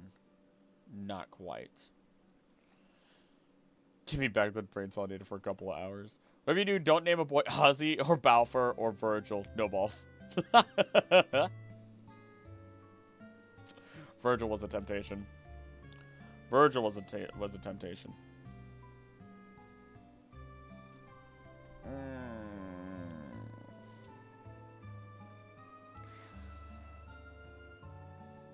The sea Pokemon... Tentacle, Wingull, Finian, Mantike. Tentacle, Wingull, Finian. Is there a Mantike here? Yup. On land is whatever, who cares? Shelder, Magikarp, Remoraid, Wishy-Washy. Shelder's not here. Clamperl is instead. Remoraid. Magikarp, Wishy-Washy.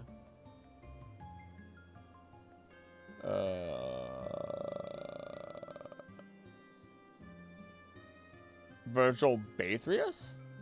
Is that actually...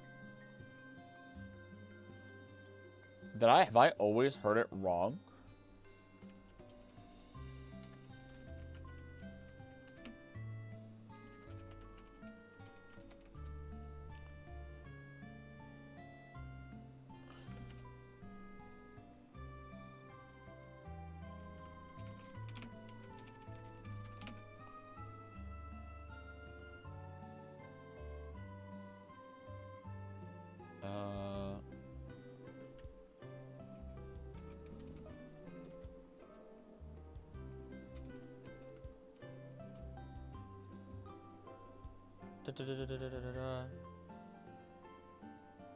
Vathrius. Oh, wow, we're both off. We're both off.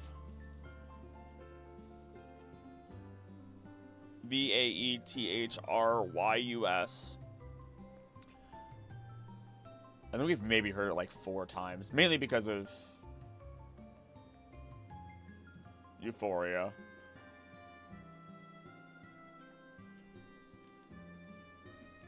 So if Melee C and Kala Bay are the same, with just one exception, I'm not really concerned about it. Okay.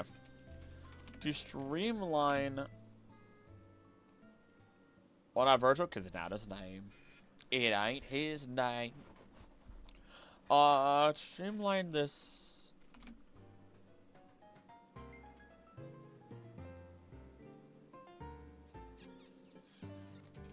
Having the waters around Melee. Both Kala Bay and Melee C are pretty much the same, with the exception to Shelder being in the bay, who simply uses, oh my gosh, simply uses its tongue as bait and lure, so that way it can eat any fish that dares bite on it. 1999 Jungle Booster going free to win on Instagram right now. Pretty neat. I feel like I just got flashbanged, dude. No idea what you said. He is and shall always be Panic Grimtongue, for real, though. That's what we went famous with. That's the name he decided to go. Even when he went famous, like, he did not say that he was otherwise.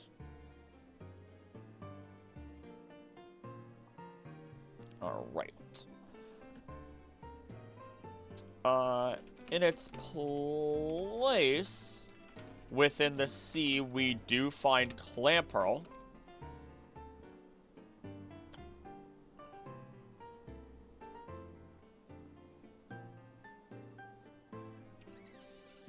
Totally didn't want to create a tiefling named Dante.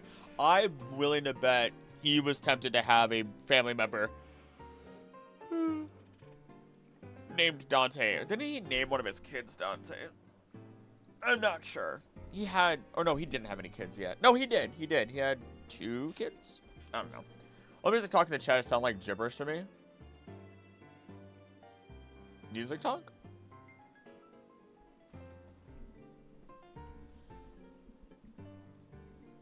Oh no, this is D&D. This is D&D. In this place within the sea, we do find Clamperl, who waits for fish to swim by for it to bite onto.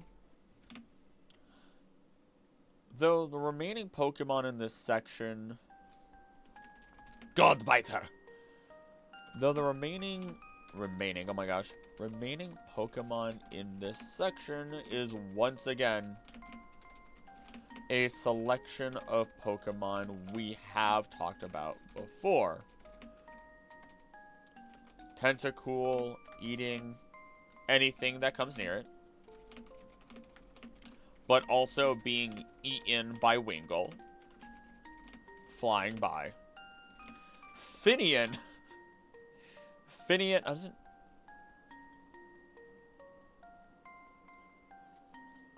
Finian bottom feeding a little bit.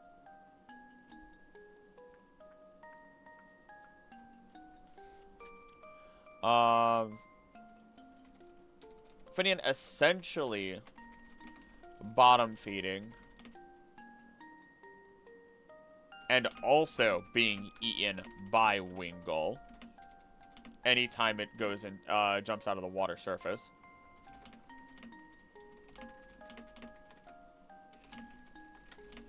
I was expecting Euphoria to be a good person. I was hoping.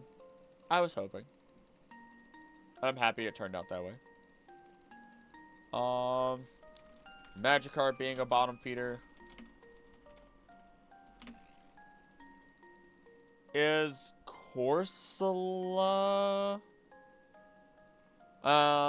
same goes for Love Disc. In that scene, I think I've re-listened to start from that episode 99. You could skip 100 and then listen to 101 to 102. I think it's 101 and 102.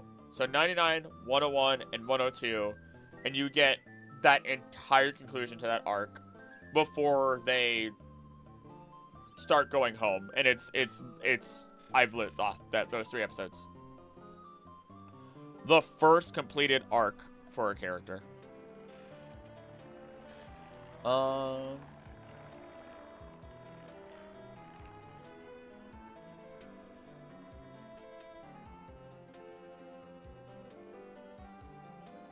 Corsola.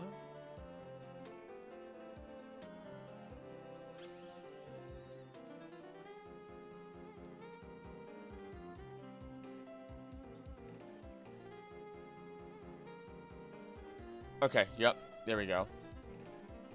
And Corsola filter feeding. The interesting part about Corsola, though,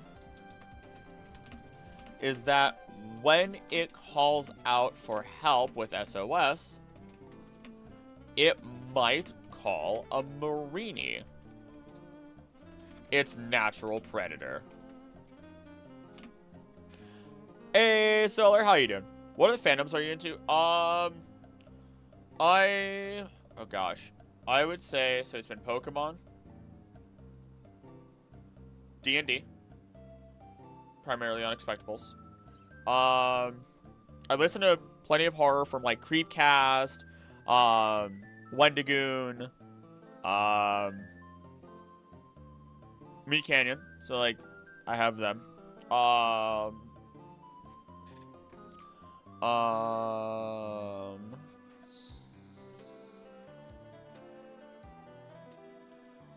Let me see what else. There's not... I wouldn't consider myself in a part of a lot, because I don't keep up with it. I mean, I love Devil May Cry. I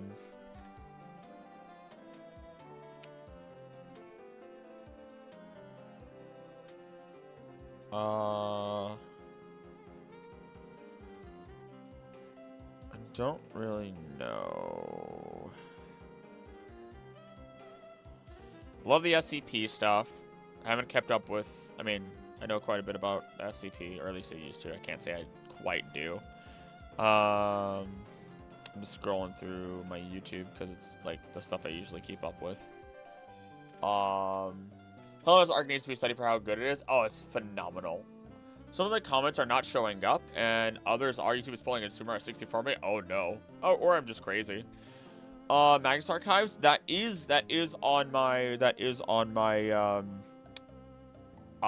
list that I should listen to. On Fridays, I want to listen to things I don't usually listen to.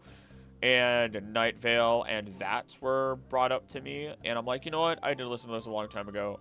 I really should listen to them again. Trying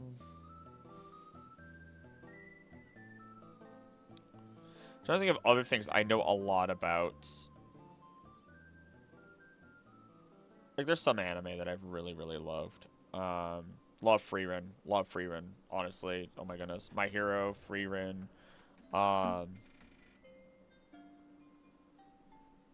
Gotta listen to Magnus Archives. It's on the list. It's on the list. It's on the list. It's on the list. I might give it a shot Friday if Biggins doesn't send something else my way. I never get into podcasts, but I eat up YouTube streams and VODs like it's nothing. So everyone has their thing. Siren Head is my father. Let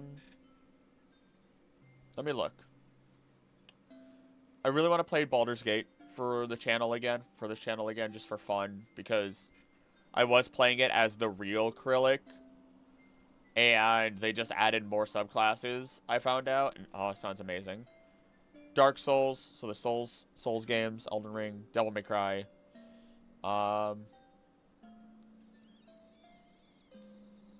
Resident Evil, love Resident Evil. Oh, love Resident Evil. Dragon Ball Z. I read and keep up with Dragon Ball Z, or rather Dragon Ball Super, Chainsaw Man, and I'm really close to reading Frieren. I'm really close to reading Frieren and One Punch Man. But I'm trying to hold out. Slowly getting pulled into Guilty Gear thanks to Biggins. Loved Amori. Ori and the Blind Forest is great. I know this isn't necessarily fandom stuff at this point. It's just me saying what I like. Yeah. Figure out with her not wanting to be only to confess deeply in the epilogue. It was only done because of a certain way that he managed to talk to her. The only reason. Only reason. It was he and Monty did a great job. Hello everybody, my goodness. Hello to all of my lurkers. I didn't realize how many of you were sitting here. Hello. My goodness. Never okay, now I'm caught up. Don't think YouTube liked my comment there. I don't even know what you're I see it. I don't know what happened. Thank God you know me IRL or I would not stop yapping. I'm used to people yapping. I yap. Wife is watching Free right now and she started giving me head pats because of it. Ah, that's adorable. Can't afford to play Baldur's Gate 3 because I can't reasonably afford a PS5 and the game. I have my computer. I lucked out. Sarna has an extra siren between his legs. Wait, what? Oh yeah, it kind of does. Kingdom Hearts long. I've watched but not played all the Kingdom Hearts. I'm only going to finish one pillow tonight. It's probably good because you if I understand you enough already, you probably if you don't finish that other pillow, you would not be happy with yourself, even if it gets super late and you forget to eat. Don't forget to eat. I'm sure you're another person who gets absorbed in your projects completely and forget food and water's a thing.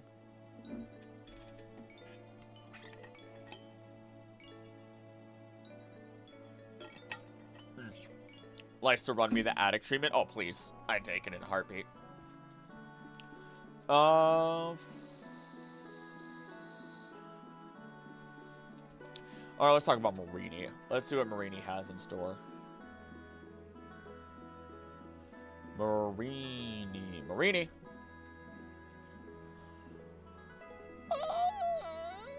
Let's see. Marini is able to regenerate any body part overnight except its head. The lost limbs have a very bitter, astringent flavor, and thus they cannot be eaten as food. Barks feeds on Marini, which in turn eats the branches of Corsola, except in Galar, where it has not yet learned to prey on them. Marini also eats broken off pincurchin spines despite the risk of it being electrocuted. It uses a spike on top of its head to poison its prey. Its tentacles either trap its prey and deal the final blow. Attach itself with all of its tentacles, releasing poison through its spines. Poison causes numbness and intense itching. It lives in groups, are found at beaches, and the bottom of oceans. So that's not a lot. That must mean it doesn't have a lot of potential prey. Because it... Okay, what? The bottom of oceans. Well, it's also on the beaches. Because of where it lives, this puts it in the... I don't know how to... Maybe I take a second here. Hold on. Low putty body peel could stand on it. What? What? Heathenry. Might have to empty out the colored foam from one of the cases and just fill it with white. Oh no. Oh no. Oh no, it begins. Oh, its concept art is so weird.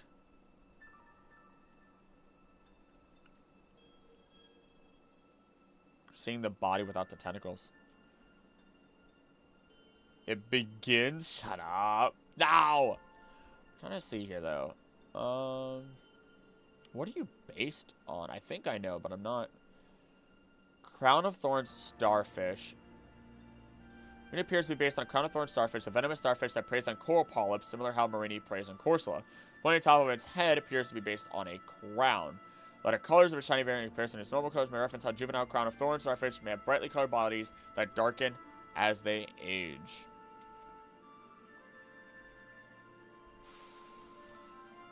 What else do they eat? What do Crown of Thorns starfish eat? Large quantities of coral. That is it. That is it. While they are a native species, they eat large quantities of coral and can cause irreparable damage to our reef if left unchecked. Crown of Thorns starfish are marine invertebrates that feed on coral, with each starfish eating up to 10 square meters a year. My goodness. According to Great Barrier Reef Foundation.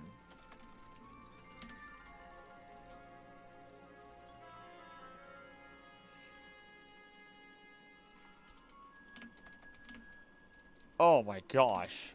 This allows us to safely say that Marini is strictly hunting down Corsola.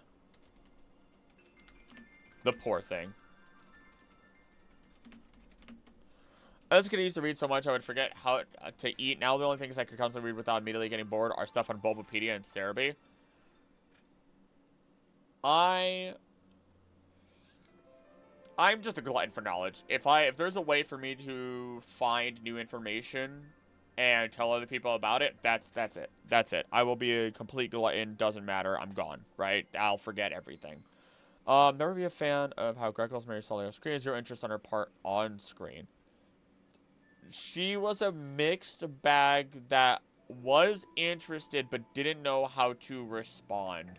She was a Helena but in a different position, creating a different outcome.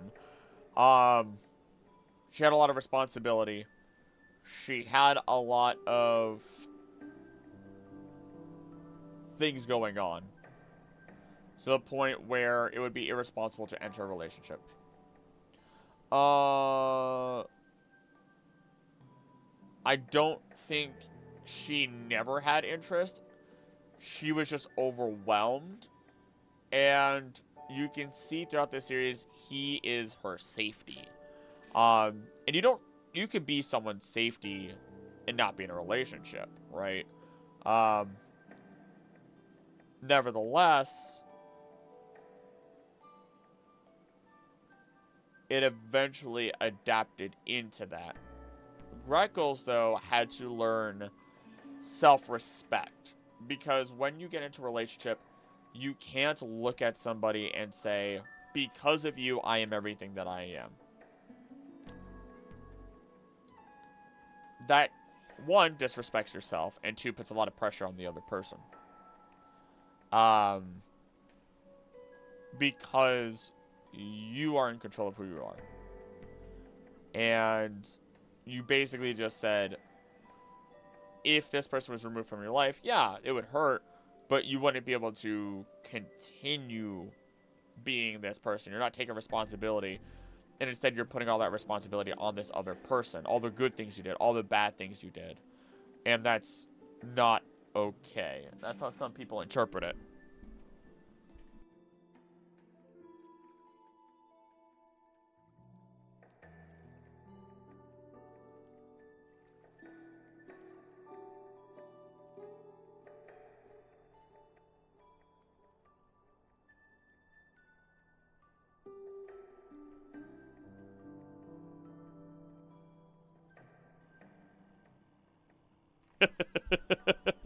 Yeah? Well, the microphone's on now. Yeah? You got an ice cream with the cone? How do you like it? You didn't crunch it? It is not hot up here. I don't feel it. Yeah. Cool. Should I just stay away for a while? Because I probably shouldn't get sick myself. Shrug. You can't really shrug to your full potential with the ceiling there. Okay.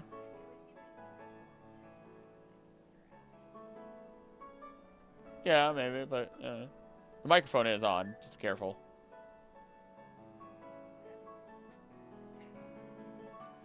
Oh, no, that doesn't say anything. It's fine. Ah, it's fine. Okay. Well, if you need anything, you can message me. Your toe hurts. I don't know what to do about your toe, love. Yeah. The lady is home, if you guys can't tell. Oh, yeah? Martini?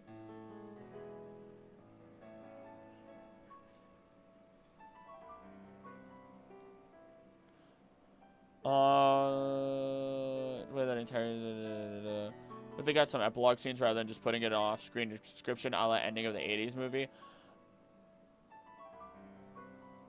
I think it...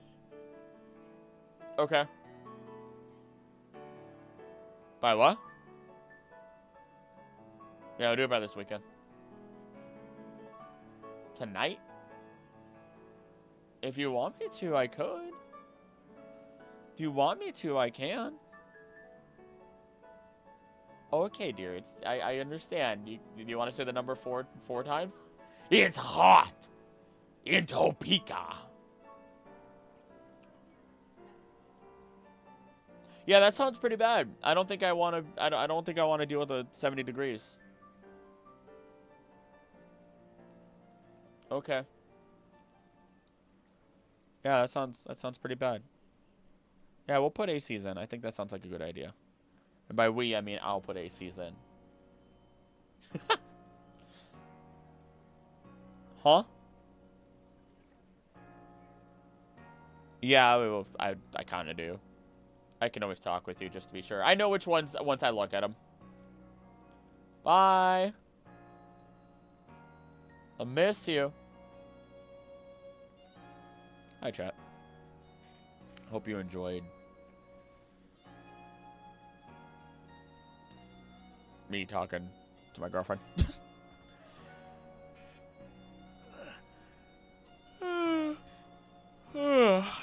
Okay. Strictly hunting down Corsola. And of course, when it calls out for help, in its time of need, Marini waltzes in to double the trouble.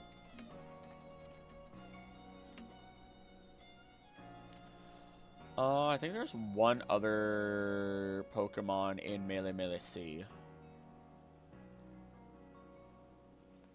Yep. Okay. The last addition to Melee C is Wishy-Washy.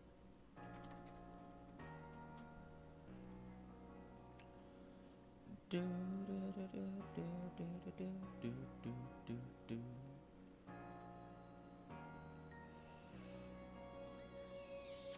Two interchangeable forms. Oh my goodness. Yeah.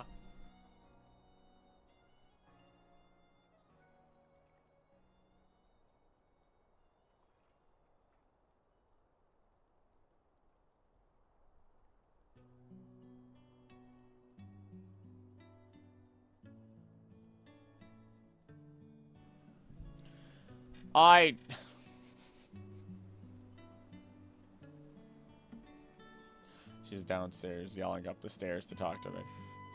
I do not understand. I do not understand. Much of the person I was as a teen, especially Greckles and Task. Task for me. Task for me. I was a lot angrier as a person, believe it or not. Believe it or not, I was a lot angrier as a person. Numerous natural predators. Okay.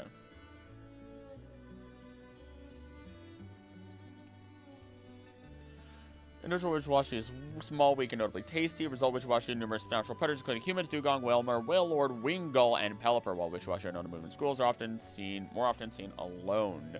Wishy-Washy also gather when confronting opponents, can call its friends by shining its eyes, seen as an SOS signal almost 25 miles, 40 kilometers away. Then it's school form.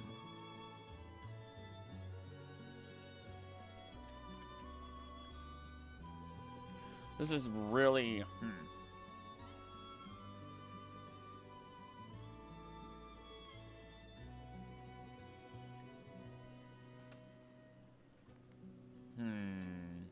So while it's not level 20 here...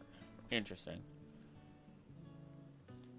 Thank you for reminding me that not every straight couple is insanely toxic. Seems like it's always the case in my city, at least. Yeah, You're welcome, I guess. I don't know. That makes me feel good. I mean... I think the greatest benefit that we have is that we both know how to communicate. Like, sometimes we could be a little mean, but it is what it is, and we know how to actually, like, get around it. Like, we call each other out. But we also make sure that we respect each other.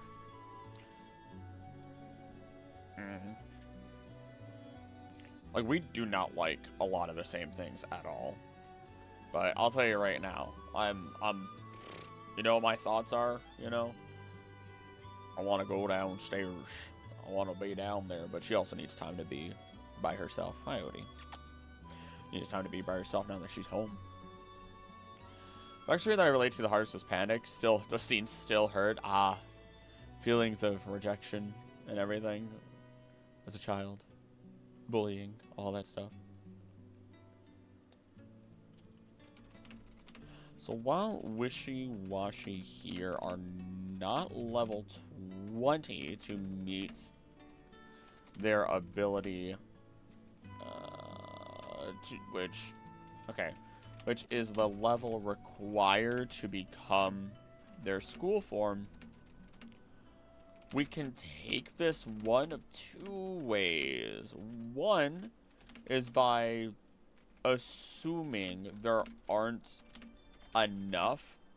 Gotta go and do my stunt exercise. Many wonderful things in chat and keep spreading love. Good luck on your research, Professor. Don't forget the happiness in your heart. See you later.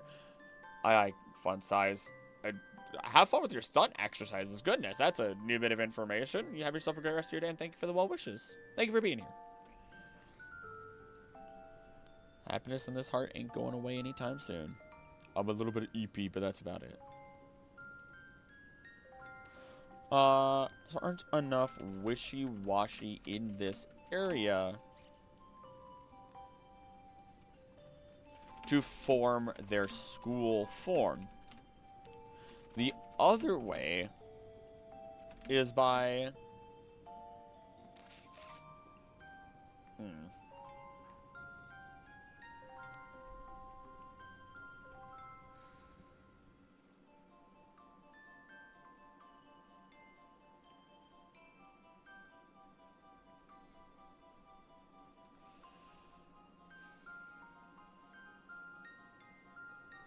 If you fish on a bubbling spot, though.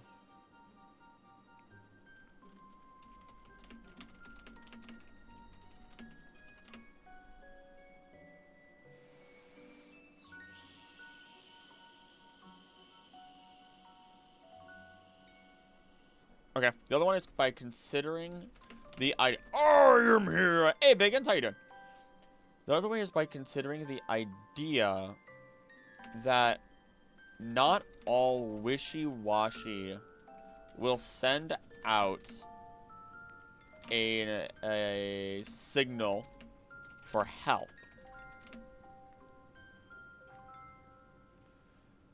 Maybe they don't know how to cooperate with others. Maybe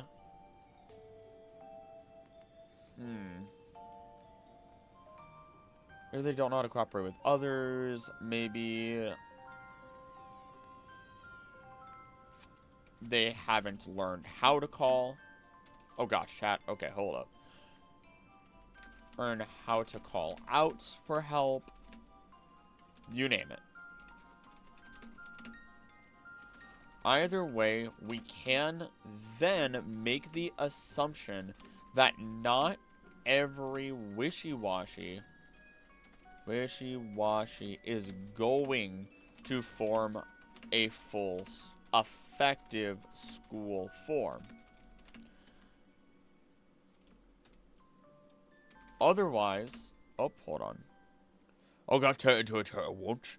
I'm good, had a busy day, and have a busy day planned tomorrow. Oh, the rest is going to be nice, hopefully. I hope you sleep well and eat good in that case, sir. After finishing a second pillar, I still got to clean around my bed. My bed frame broke, and so I got rid of it. Mattress on the floor, and I decided to build a nest. A big ol' freaking nest. What was... I'd been living or sleeping on a really crappy mattress for a long time, and then I moved in with the lady, and then I learned what a quality mattress was. Wishy-washy is how I learned a group of fish is called a school. Really? Hey, you gotta learn something somehow. Everyone learns something somewhere. But tomorrow's a fun busy? Okay, alright. Wait. Oh yeah, tomorrow's your day off, yeah. Instead of getting a new bed frame, just be careful with your back with that. Maybe younger wishy-washy just can't yet. Maybe they're just too young. That could be it. Ozzy and Robzo deserved better. Oh, absolutely. It seemed like things were getting better towards the end. Wishy-washy also need to be at least level 25 to activate school. I thought it was 20. Oh, schooling ability has reached level 20. Did they change it? They might have changed it. Otherwise, it's just 20. Yeah, it's just 20. 20 blankets and we'll soon have many pillows plus my stuffed toys. Okay, when you said nest, you really meant it. Or is the other way, we can then make the assumption that on every wishy-washy going to form you know what?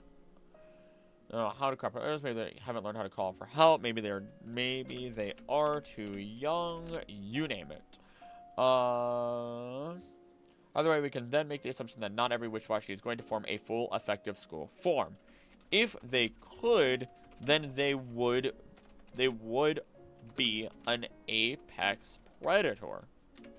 Instead, it seems as though they are meant to take their place near the bottom and near the top of the food chain in Alola.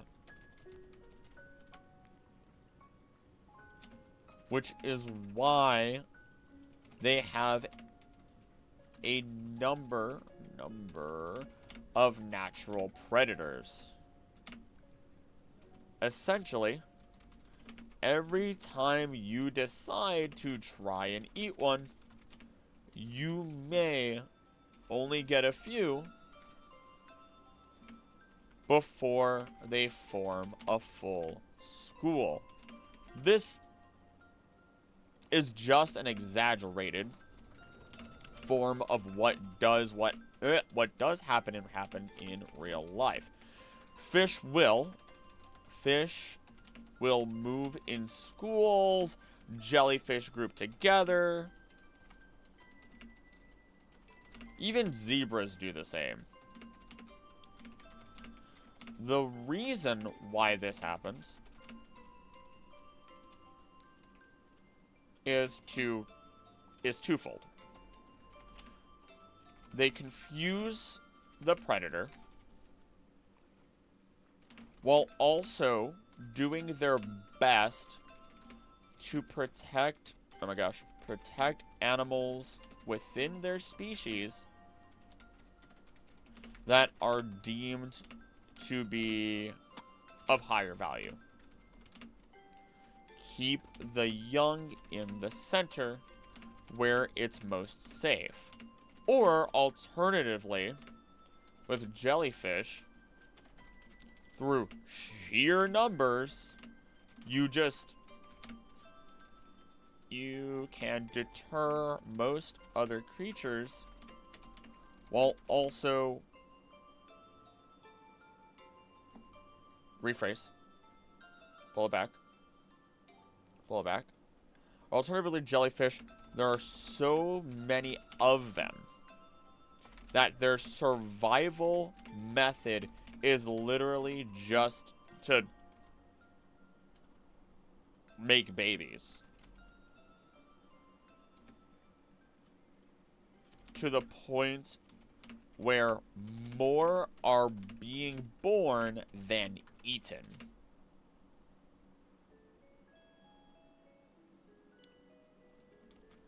When we specifically look at fish, though, I want to get a more direct quote, and I'll look at chat here in a second. Why fish form schools to confuse sharks? Bulky, you don't know how to read.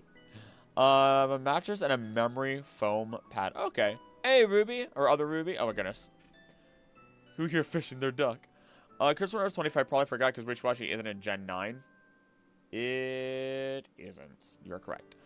Thank you, Nightbot. Make the algorithm feel good. Drink water and like the stream. Fish form schools to confuse predators like sharks by creating a larger, more intimidating... Okay, I want... From National Institutes of Health.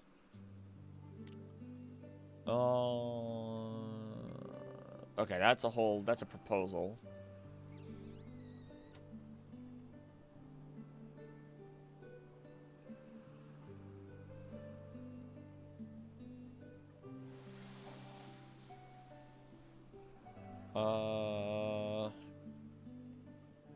Individuals gather and make themselves seem like one large intimidating creature that can scare off a predator. It can also be more difficult for a predator to single out a single fish among many that look nearly identical, as well as mesmerizing and precise twists and turns, all swimming in the same direction at the same speed at the same time, can confuse a bigger animal looking for a meal. Thank you, Shed Aquarium.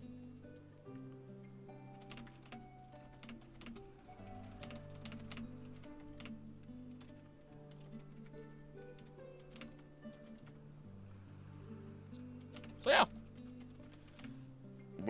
Wishy-Washy is doing exactly that, but instead of just looking like a bigger fish, they conform to function as a singular unit. Singular unit. I'm so excited to learn more about my favorite Alola Pokemon, Araquanid. Oh, fun fact about Araquanid, I could already tell you everything about that. It's based off of the Bell Spider. The Diving Bell Spider specifically is the only known spider, maybe even one of the only known insects, actually, that are born underwater and stay underwater its entire life. They basically can create pockets of air in which they do just kind of live inside of. They do feed on other aquatic insects, to my knowledge, if I remember correctly. And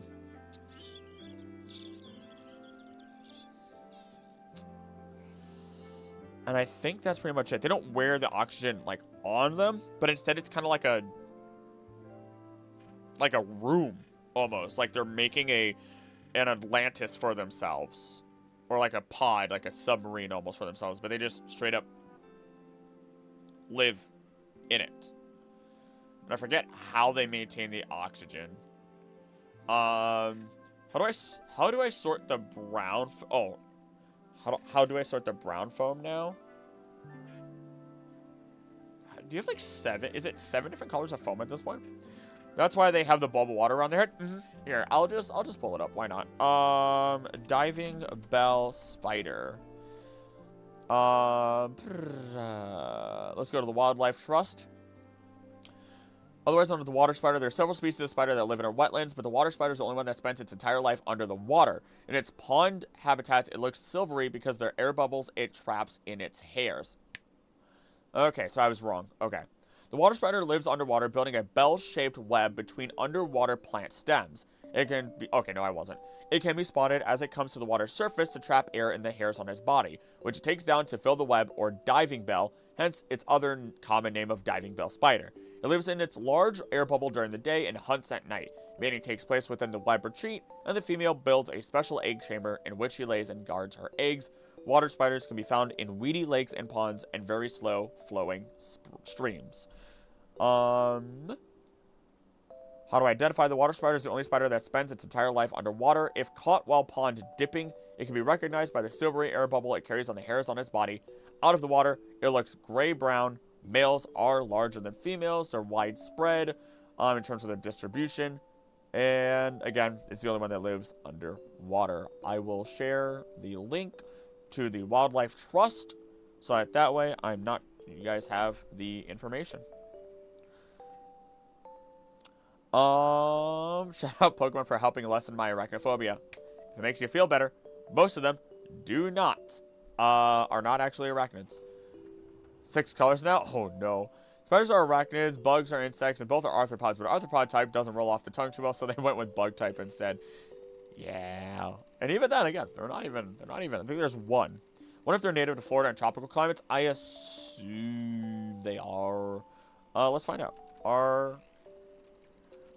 Are diving bell spiders in Florida? They are not. Freshwater habitats in Europe and Asia is what it says. A to Z animals, life science.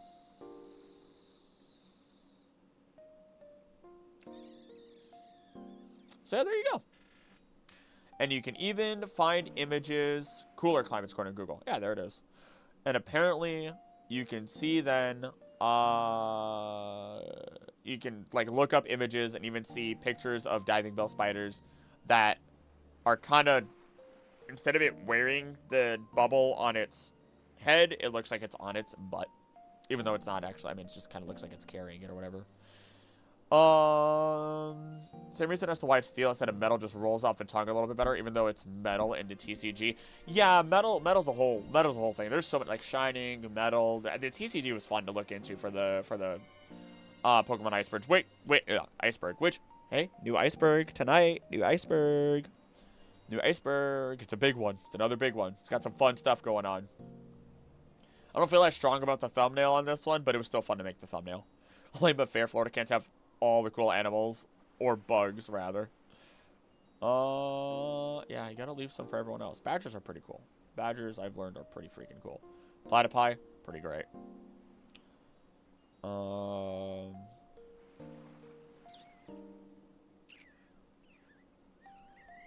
Okay.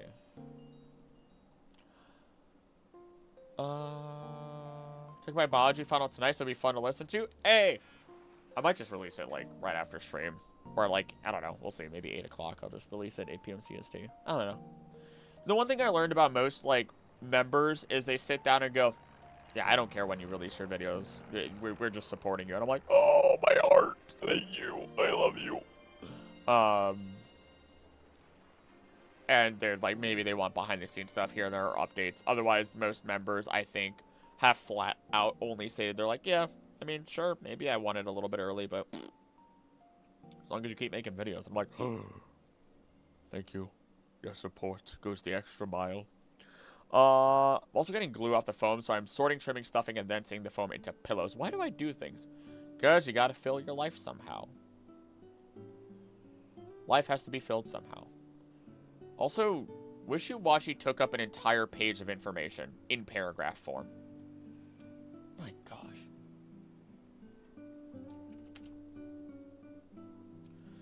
To close out Melee Island, we can speak about Tapu Koko.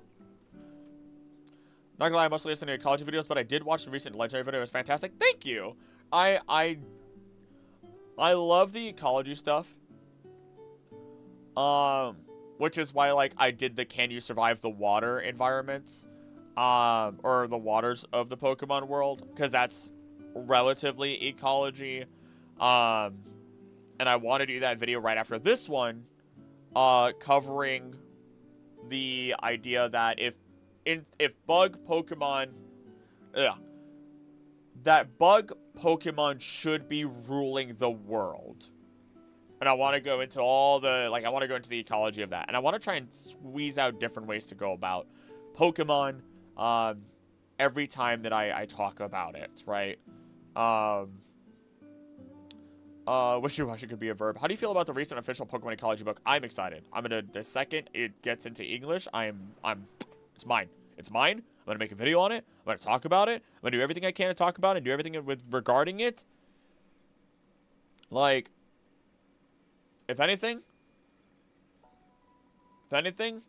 I mean, hopefully that means more people will probably look at my channel for some of the ecology stuff and then kind of bleed into all the other stuff, because everything I do, every video I have, with very few exception, is a video that I try to use the Pokemon world to explain stuff in real life, in whatever capacity that I can. It's like a little cheat to do so. Just one of my boys doesn't have YouTube emote yet. It's because YouTube doesn't let me have more emotes unless I have more members, unfortunately. So, like, what does YouTube want from me now? I think, let me go see. Because all the emotes that are there right now are used by people. 22 more members. Yeah, that's a chonka. That's a chonka. Because if it translates to English, I would love if you could compare and contrast what the book says about what you hypothesize. That's what I'm really excited for, honestly. I would love to see how they went about it. Because I would be very surprised if Pokemon like Quagsire did not eat small rodents or snakes, based on where it is on the routes and the fact that it's based on the giant Japanese salamander. I'd be very, very shocked. So I'm very curious as to what the parameters are for it. And yeah.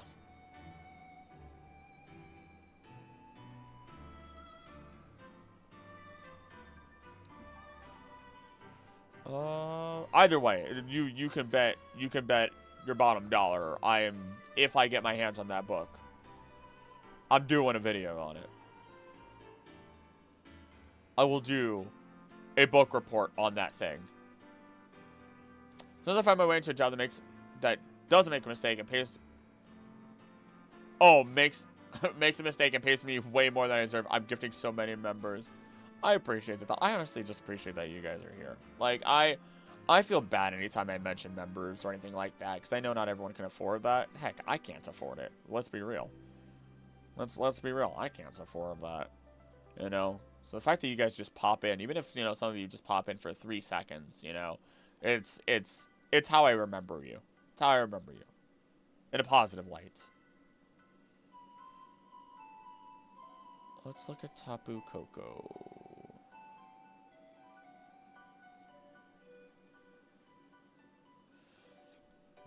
Let's see. I have 30 members right now just to have a shiny Fernie emote, but my bank would hire a hitman. Yeah, I'm happy you're being responsible and not doing that. So that makes me nervous. I get nervous when over the idea of people giving me money that they, like, if they're struggling or they don't have it, and people make the joke of, like, even if it's just a joke of, like, here's my last dollar. It's like, no, don't do that. Don't do that. Tapu for Cocoa Puffs, that's good.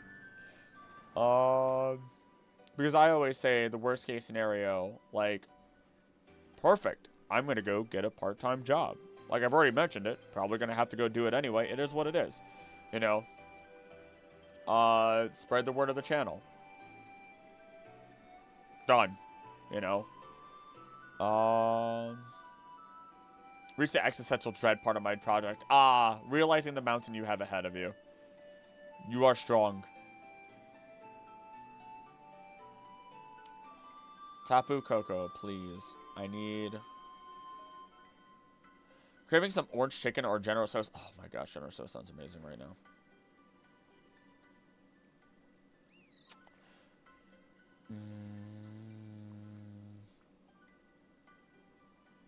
Tapu Koko is able to pull the mask that it has together and hide its upper body inside, creating a pressure of its stylized rooster. Guardian melee item, protecting its home, fickle, blah blah blah blah blah blah blah blah. Closing electricity. Thunderclouds, Explosive Temper. Defend yourself from Ultra Beast. Z-Ring into Z-Power Ring. Don't have the ability to transport others in Ultra Space and working together with another Tapu Koko. Tapu Koko and the other Guardian deities are the only no Pokemon capable of learning the moves and may move Nature's Madness. Also, the only no Pokemon capable of using the Z-move, Guardian of Alola. Cravings. Okay. Speaking of, I've been unemployed for almost a year, and I just got offered a job on Monday. Yo, let's go. I hope it's either A. I hope it's what you're looking for, and if it's not, I hope that it's a job that at least, at the very minimum, gets you by, and it's not a pain. You know, best of luck. You got this. I am weak in both body and mind. It's sleepy time. It's exhaustion time. Gonna lurk, having dinner now? Have a good dinner. Could be because I'm emotion eating or bored eating. Bought myself a bike and a trunk mounts for mine and my kids' bikes today, and now I can't make a parking because I messed with the math. Worst case, I'll get a short alone, but ow, I'm bad at math. Learn. Here's my thing. Learn to automate your math using Google Sheets. You got it. You'll be okay. It'll all work out. But yeah, I budget all my stuff using Google Sheets, and I just work it out, right? Like I was definitely a lot more nervous, and actually I've talked about it on the channel, because taxes came through, and I had to pay in, and I could have sworn I felt like an idiot, like I felt like an absolute dumbass. I'll be real, because I could have. Thank you, Odie. I felt like I messed up, right? I had to pay in. I'm like, I swear I did all my math right, blah blah blah, and well, it's been 3 months since I paid in, which was a good chunk of money, and I'm like, buy savings. And I just talked to the tax preparer after waiting like almost a month for them to get back to me, and within 5-10 minutes of explaining what I had in front of me, they go, oh, you're getting your money back. I'm like, oh, really? I'm like, yeah, no, you're gonna get your money back. YouTube did something weird, and because of how YouTube did it, you're getting money back. I'm like, oh, bless. That is so useful to me right now, because it's like, oh my gosh. I wasn't shy about it. I was looking at funds, and I'm just like, your boy's gonna have to look at a part-time job at the very least. Still gotta look at a part-time job, but at least it's not as immediately urgent. I'd rather feel secure. If I gotta do a few less streams, so be it. Just for, like, more secure money, and then still doing videos. Channel's not going anywhere. Definitely isn't the job I wanted, but it'll help me pay the bills and get by until I become a full-time music teacher. You got this. Best of luck, dude. I remember, I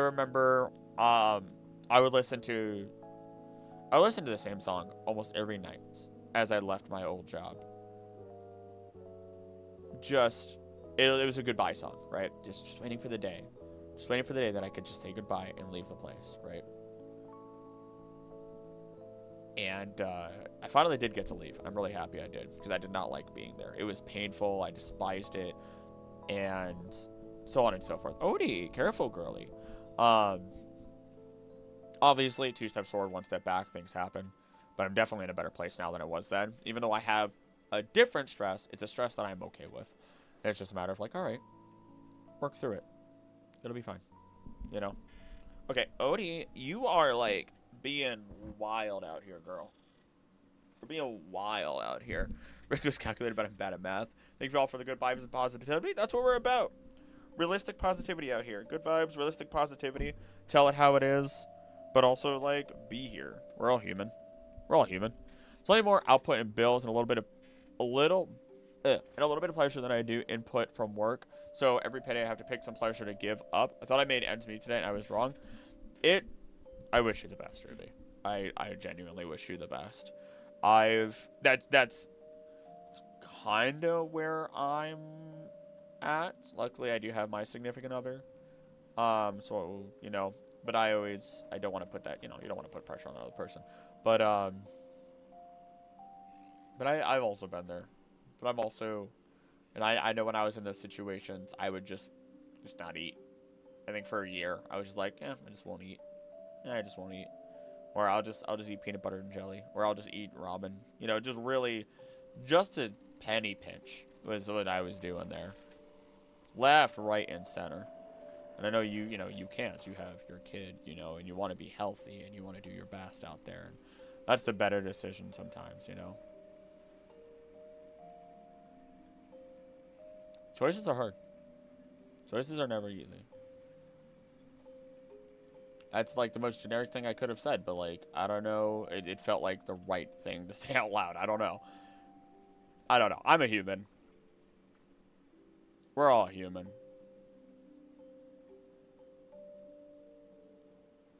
Let's see. Isn't Nature's Madness and Guardian of Alola actually called something else? Nature's Wrath and Guardian de Alola. Okay, never mind. Otherwise named Nature's Wrath.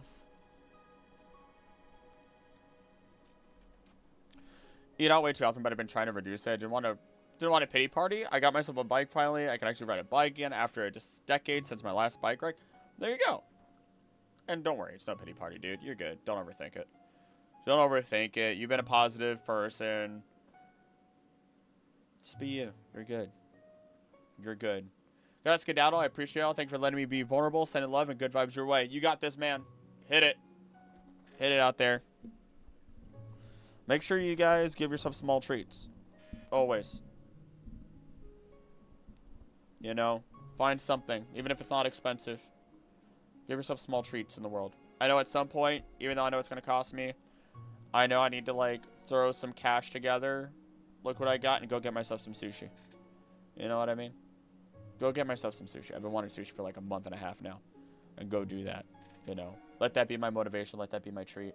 At most, I do it once a month anyway. And it's a good reward. It's a motivating reward.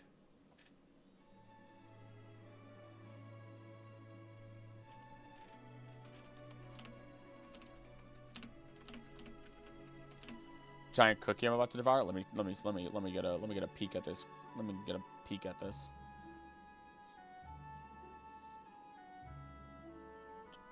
That's a massive cookie. I kind of want.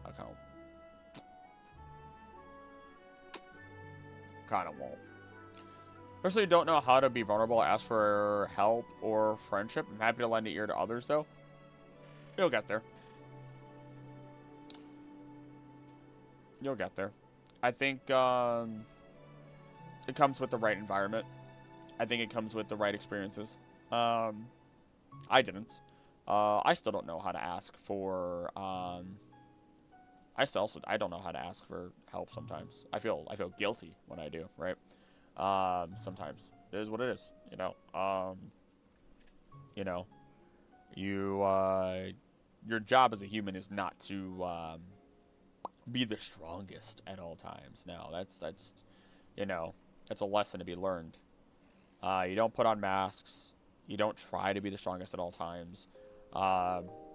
You recognize that there are other people who have the similar issues, and by letting yourself be vulnerable, but holding yourself up with respect and understanding, you're able to connect properly, and you're able to feel like you're not alone. Right? Sometimes it takes, a good friend. Sometimes it takes a community. Sometimes it takes both. Sometimes it takes, a significant other. But most importantly, it takes you sitting down and being able to learn how to do so. One thing that I sit down and I realize is I let myself be vulnerable and emotional because I trust the people that I interact with. to respect me as I exist in this fashion, right? And if someone betrays that, that's not on me. That's on you. You made that mistake, right? You decided to take my trust and break it, right? Mistakes happen. Don't attribute malice for ignorance. It is what it is. And you just kind of go from there. I mean, you guys have probably heard me say it a million times. I don't know. I don't know a lot of things. I just don't. I'm a human. I'm ignorant. I don't know how to say it. Heck, I think earlier when I said it to Wisteria, I'm like, I have no idea how to say this, but I'm just, I'm just going to say it. And, right, we were talking about neurodivergence. I've said it when it comes to the LGBTQ community or trans or anything like that. I don't know. I'm an ally, but I'm not in it. I don't know. It is what it is. it is what it is. What am I supposed to do? Other than, I don't know, just admit that I don't know what the fuck I'm talking about sometimes. It is what it is. Have an Asian buffet not far from home that is apparently decently well known. Hi, Jaeger. Oh my goodness, the big boy. Around the country, and I love to go and get salmon and sushi. Oh. Vulnerable being a whiny baby every now and then. It helps to just complain whether anyone hears it or not sometimes. Oh, absolutely. Oh, without a doubt. The number of times I've complained out loud, it stops what is called the hell cycle. If you're actually sad, you could just say, I'm sad. And then sometimes it stops your brain from feeling sad or just because you feel sad and you're confused about being sad. In my opinion, the trick for asking for help is starting small, like asking someone to grab you a drink from the kitchen. Innocuous stuff at first. Yeah, then you feel more comfortable, You don't feel guilty for doing so. One of the most wholesome YouTubers? Thank you. I'm just human. Like I said, I just try to be human. I've become a better person because of my significant other, but also because of the responsibility of being a role model with people or being this person that people can look at and be like, oh yeah, you know what? You're good. There is good in the world. Hi, Mr. Jaeger. Did you just lick up the little bit that Odie had? Fun with anyone asking questions about my brain issues. I want people to ask instead of treating my issues like they're something to avoid and like they're bad. That's why I make jokes usually. That's why I usually make jokes. People have enough. Jaeger, come here, buddy. Jaeger! No, come back. No, I was gonna show you. It's fine. That's fine. But no. What was I saying? Yeah, people have enough. People feel bad for people all the time. When you have, like, people in a wheelchair, yeah, obviously, sometimes you want help, but, like, if you have people, if everyone's sitting here going, oh, I'm so sorry, blah, blah, blah, I feel bad for you, oh, no, yeah, you're gonna feel terrible, you're gonna get tired of it, who cares, like, right? You don't need people like that. You don't need, like, I mean, yes, you need people to care, but you also don't need people, like, I don't know how else to put it. Like, I don't know. If I had people, because I had asthma or because I'm Hispanic, constantly speaking for me or feeling bad for me, it's like, dude, shut up. Shut up. Just shut up. Make a joke about something. I don't know. Like, Kag is actually a good example of that. Come here. I got you. The biggest boy. Ah! You got him. I got the boy. Ah! But yeah. I don't know. It's like, just make a joke. I don't know, man. Like, I get it. I don't need you to tell me what's wrong with me or feel bad for me. I live with it. Inability to insert myself into others' lives, both on and offline. Wasn't a finished message. I don't know how it's sent. I don't know. That's okay. I mean, you don't think of it as inserting yourself. Think of it as just being, Fun about people asking about me in general. Don't treat disabilities like they're a taboo. Yeah, YouTube acting weird like that today. Autobot trying to fight today, or I am. Either way, me and Autobot are gonna fight. Oh no. Because I didn't see anything get sent. Hi, buddy. Yeah. Oh, Odie, are you jealous because Jaeger's on my lap and you were. And you're always on my lap, but the boy almost never is. The boy. The boy. The boy. The biggest boy. Beep, beep, beep, beep, beep, beep, beep, beep, beep, beep, beep. Don't lick my mouth. Don't lick. Thank you for licking my hand. Don't lick my mouth, though. Ang, nang, nang. Did you play soccer? You need to play soccer? Mom go to sleep or something? What's up? Jaeger.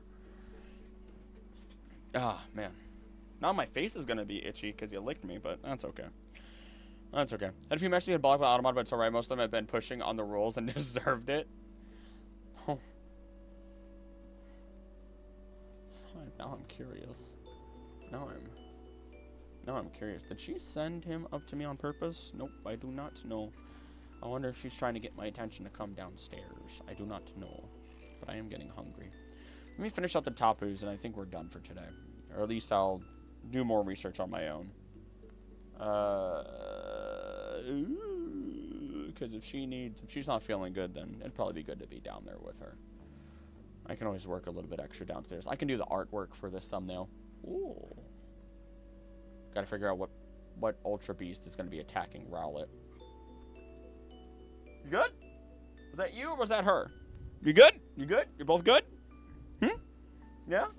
Great. Great.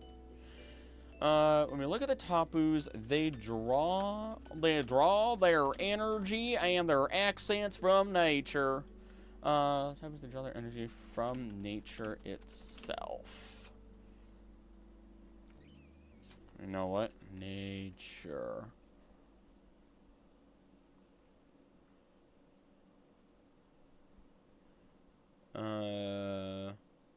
It is later than normal. Another reminder, feed the algorithm like this stream. Algorithm needs its vitamins.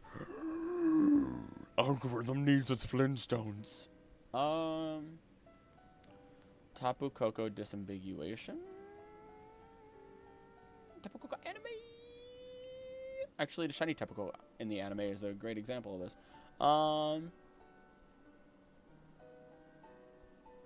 The shiny Tapu Koko first appeared in battling the beast within, where it assisted a regularly colored counterpart in transporting Ash and Pikachu to the Ultra Ruin during Ash's battle with the latter. Dia later revealed that due to the damage caused by Guzzlord, Tapu Koko fled Alola, preventing the use of Z moves. In parallel friendships that assisted Ash and Dia, blah blah blah. Junk of our Pokemon, Field of Electricity, restored the ability to use Z moves, allowing Ash and Dia to use double kickable Havoc that forced Guzzlord into a nearby Ultra Wormhole. Later, watch Ash and Dia battle each other to recreate the event that transported Ash to Dia's world. Well, okay. Some of the evidence we get of this is through the shiny Tapu Koko we meet in the anime. What's happening over there? What's going on? What's happening? What's the deal? Y'all want the iceberg video released right after stream? I'll give it to y'all. I'll give it to y'all. Just make sure you leave a comment if you do. YouTube will eat that up. It'll just devour it. Like me with an entire DiGiorno's pizza. God, that sounds amazing. Nature. Nature. Is there anything else with nature? Nature's madness. Nature. If you want to, I mean, I can.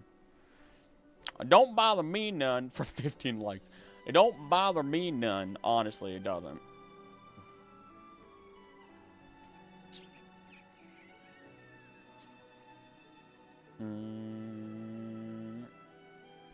Actually, technically, you can already watch it. You and one of the rubies, Rubex specifically, Abdallah could have.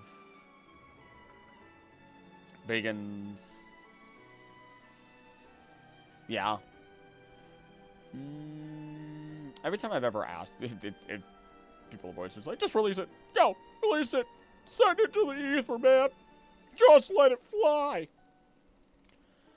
I think.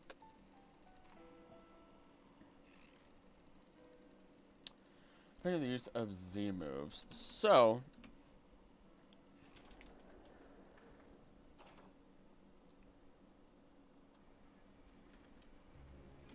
So, when we look at the games, find that the land was polluted heavily before Guzzlord had even arrived. And that would also be when Tapu Koko fled. Either way, both scenarios involve the destruction. Oh my goodness, involve the destruction of nature within Alola. Aren't these just also called the guardian deities? But the guardian deities are Mamorigami. Mamorigami.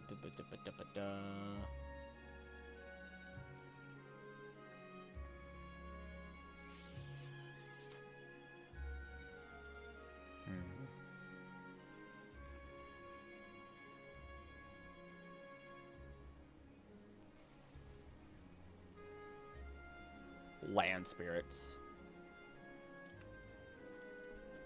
Both scenarios involve the destruction of nature within Alola, which results in Koko fleeing.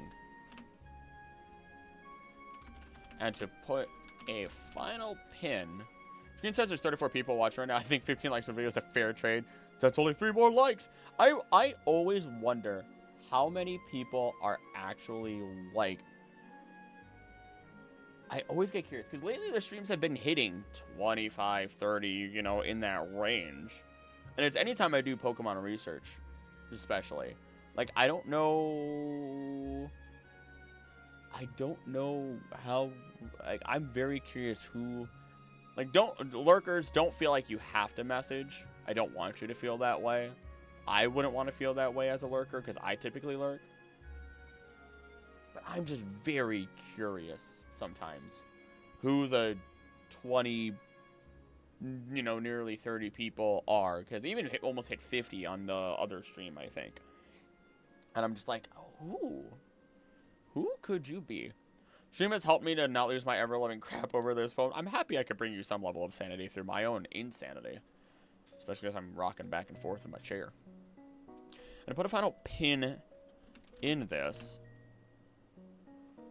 the quartet we have of the Tapus have also been called the land spirit Pokemon. Or are called the land spirit Pokemon, not have been.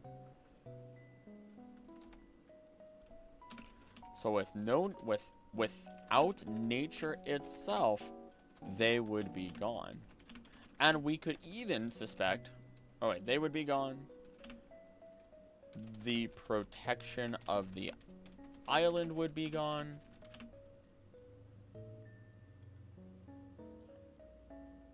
Z moves would go.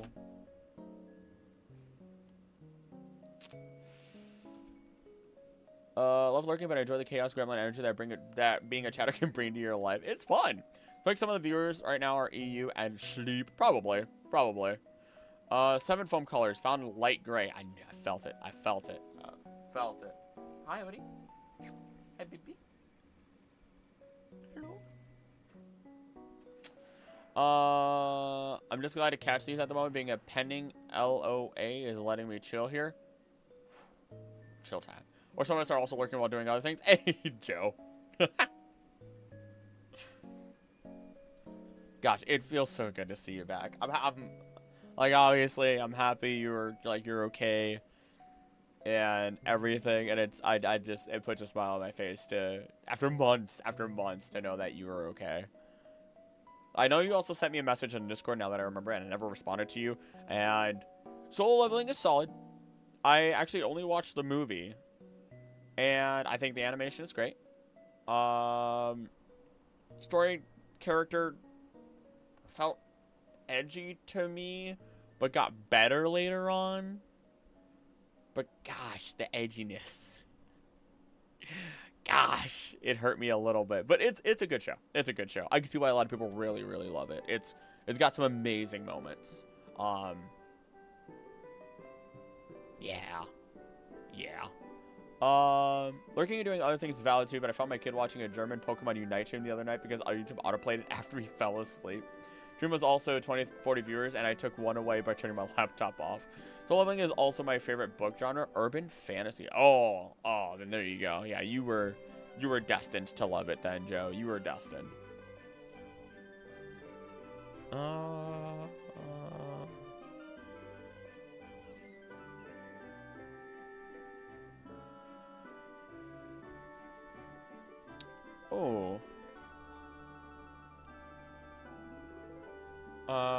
We can speak about Tapu Koko, who resides in the ruins of conflict, where life is tested.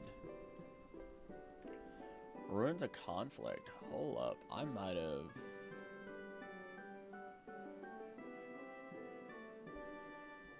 let's not sit like a shrimp, Acrylic. Use my boobs to push this forward.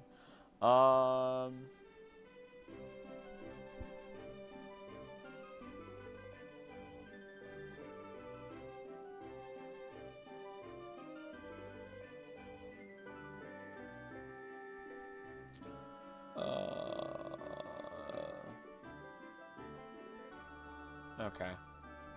Nothing intensely there. Love Solo Leveling, but I haven't found a way to read it, so I'm just a watcher. I would say Viz, but I don't actually know. I don't actually know. Alright, let's close this out. They put a final plan on this. According we have, the top moves are called the Land Spirit Pokemon, so without nature itself, they would be gone. The Protection Island would be gone. Z-moves would go. And the ecosystem would fall. As a whole, will fall.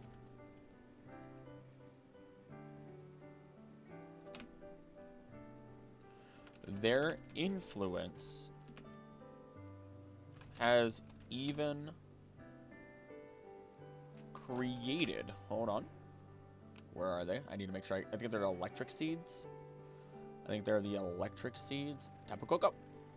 Tapu Koko. They are electric seeds. Their influence has even created electric seeds, which in turn has influenced the flowers found on this island,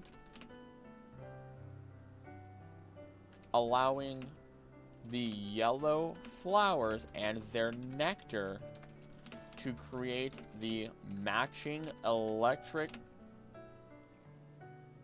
type Oricorio.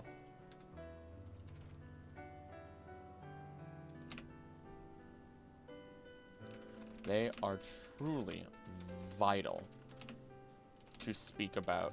They are truly... I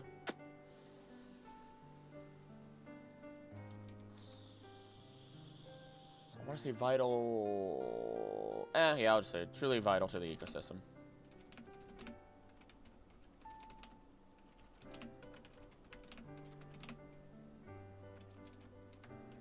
And so, we can move on, taking the Mantine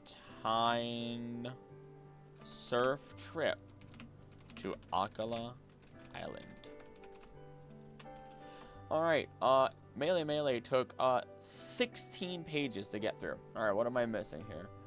I feel as if you guys have a front row seat to my foam and sandy, 2 bags and not a dent in the poof. This will be a multi-stream ordeal. Oh my goodness, you can do it. I'm binging solo leveling with my aunt recently. Oh, that's always nice when you can share it.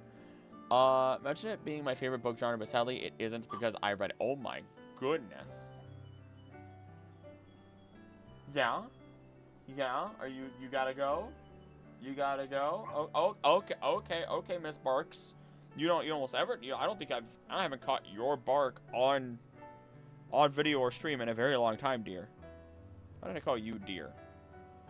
I call Anna dear too much, so now I'm calling everybody dear. You're just staring me in the eyes, aren't you? You're just gonna stare me dead in the eyes until I do something. I don't have to look that way. They're listening. Okay. Alright. Okay. Understood. Okay. Okay. There is so much foam, it's making them foam from the mouth. Okay. Okay. I think we're good. We went 30 minutes over today. I'm gonna release the funny video. That is, I'm gonna listen to the music for the last like 30 minutes. I'm gonna go release the funny video. That is the next part of the iceberg.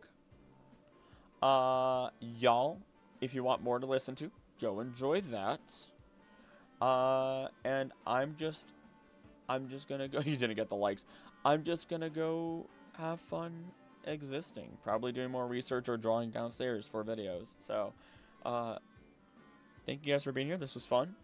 I was kept awake because I did not get much sleep to get that iceberg video done. And with that, then, Odie, would you like to do the sign off? Your breath stinks. What did you eat? We're gonna give you a Dentistix. We're gonna give you a little Dentistix. Maybe not a Dentistix. I don't know why. I don't know what we have. Either way, as always, thank you guys for being here. Don't do anything I wouldn't do. Do anything I would do. Please be nice to each other. I love you, and I'll see you next time. Bye.